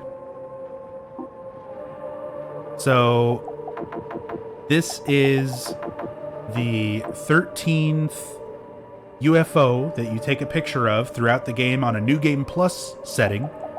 And you get a text message every time you take a picture of one.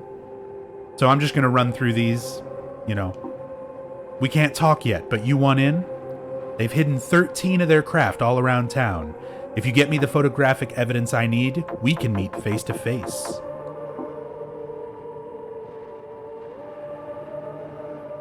I want to believe. One down, keep looking. So every time you send them a picture of one, you get a response. That's 2. The bastards are everywhere. You got 3. Why doesn't anyone else see it? 4 of them. What are they doing here? 5 snapped. This is our planet. You got 6. Trust no one. Not even yourself. That's 7. That's half of them. 8 down. You're doing well. My wife doesn't believe me. You got 9. Almost there. I think she's one of them. You made it to 10. How long have they been here? I've locked her in the cellar. That's 11. She wants food, but we know they don't eat like us. The lies. 12 done. My alien wife is playing dead. I know her game. And then this is our last one. Time to meet in the lighthouse.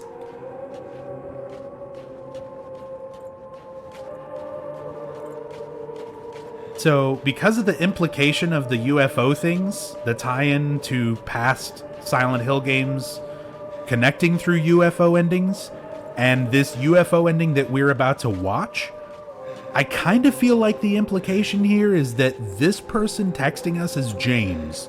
And he's telling us about killing Mary, except he was killing her because he was a conspiracy theorist and thought she was an alien.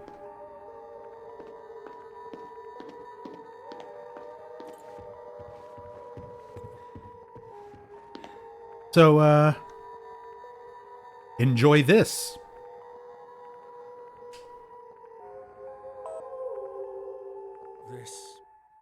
This is it? After all we've said, all we've discussed, you honestly believe that your father was abducted by aliens? It made more sense when you were talking about cults and demons. This whole town... Cheryl? It's really a giant spaceship. James? Wrong day again. See you tomorrow, James. Voice of Tom Hewlett there for James, by the way. Therapy patients. Haven't seen his wife in a while. Where were we? My mother was a bitch. Go on. I'm listening.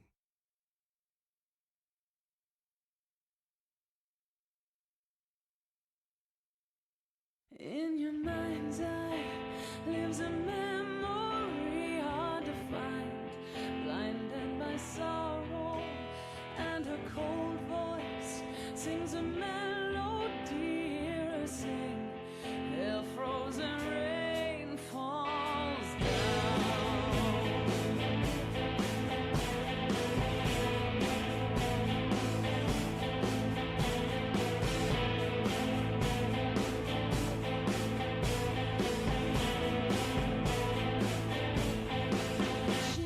hear your voice.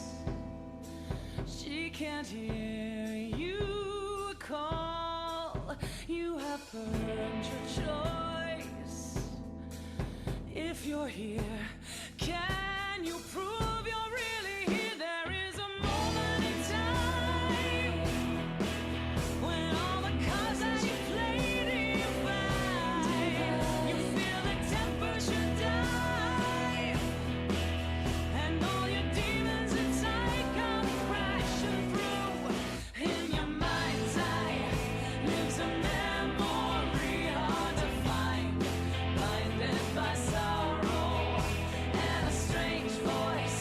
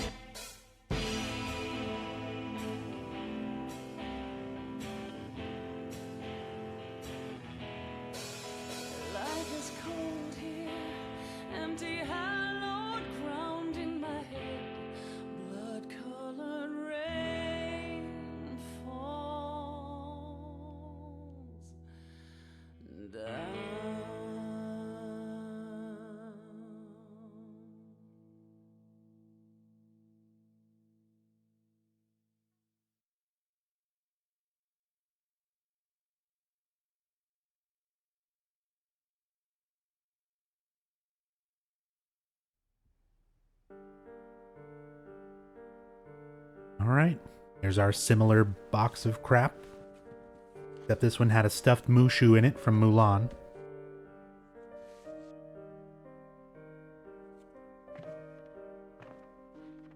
It is kind of fun going back through this and trying to collect all the mementos and, as said, pick different paths, try to get different endings.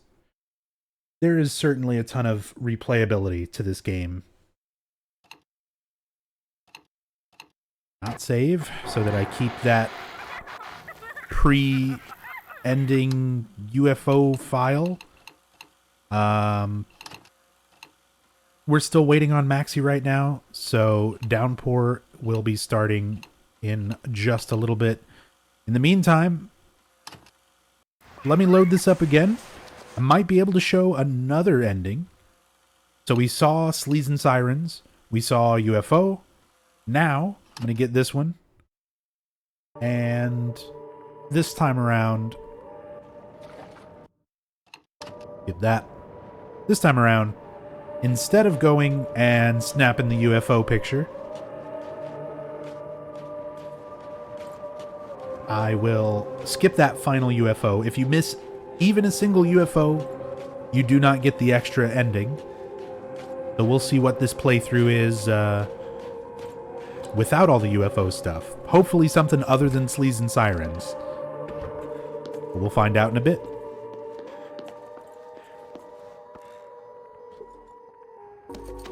Memento.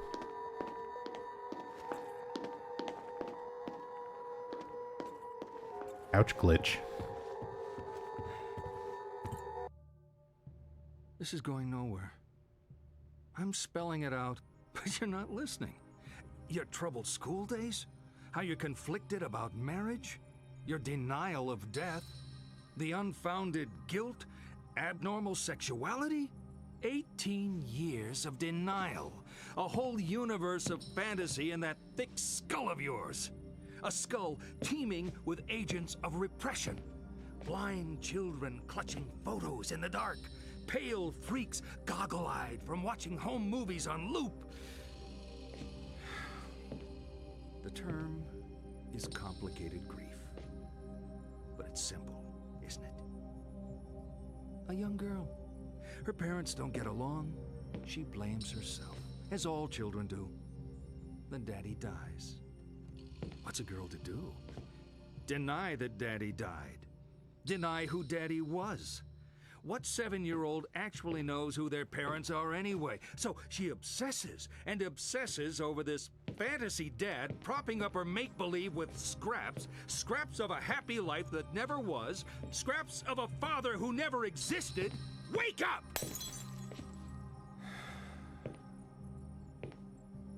Your dad wasn't a hero. Wasn't your knight in shining armor. He was a human being. You never knew him. And you never will. The dad walking around in your head isn't even a ghost. He never existed. A Frankenstein's monster, a child's fantasy.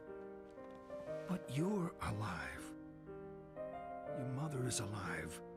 She's not the monster you make her out to be. You need to live your life, Cheryl.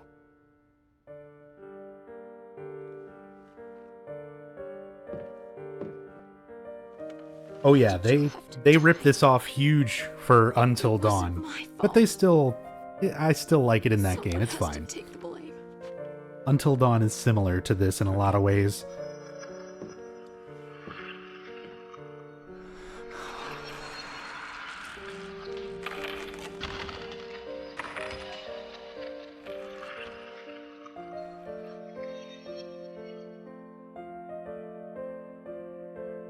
Same ending?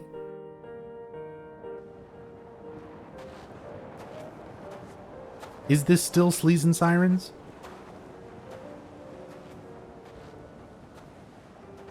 Or do you mean comparing this and Until Dawn?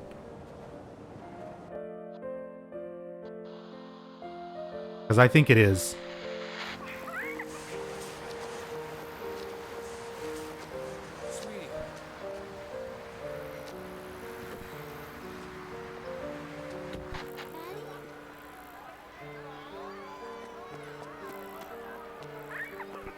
Yeah, that's supposed to be Dahlia that Cheryl goes out and meets afterward. Yeah, it is. It's the same response and everything. Girls, introduce yourselves. Because that dialogue will change a little bit.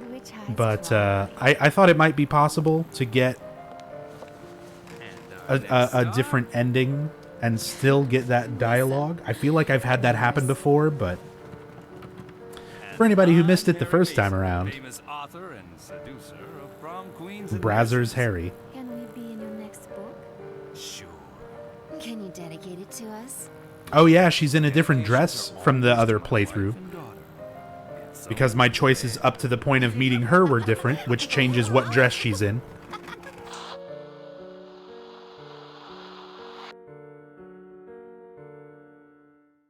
In your mind's eye lives a memory hard to find, blinded by sorrow Can't skip it. and her cold voice sings Can't skip it. Want to skip it. till frozen rain falls Well, it's a good song. We'll let it play.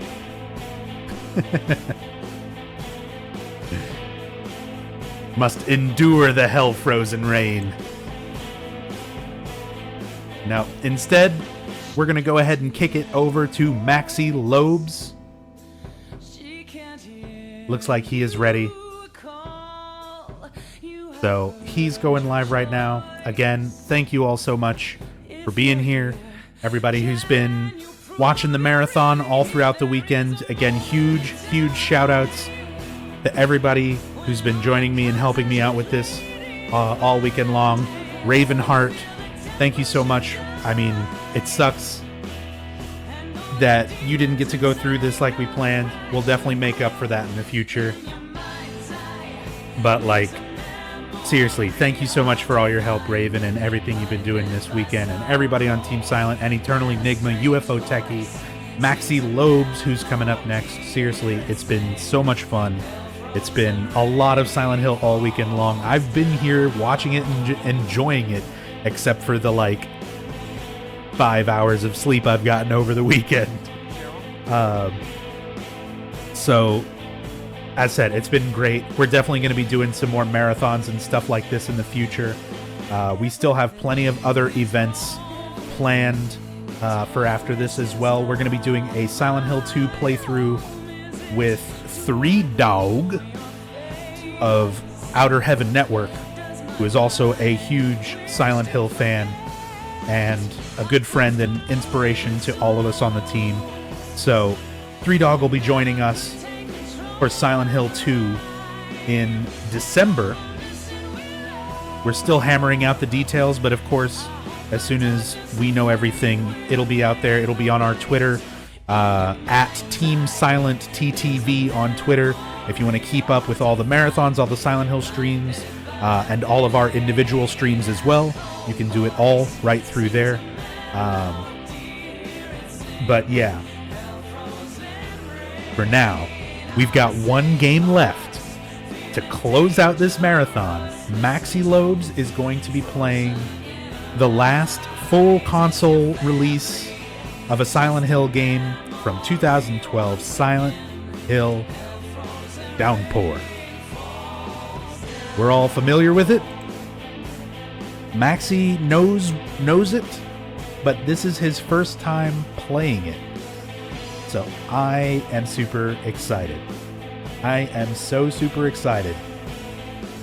Especially after Origins. It's going to be Maxi's time to shine here.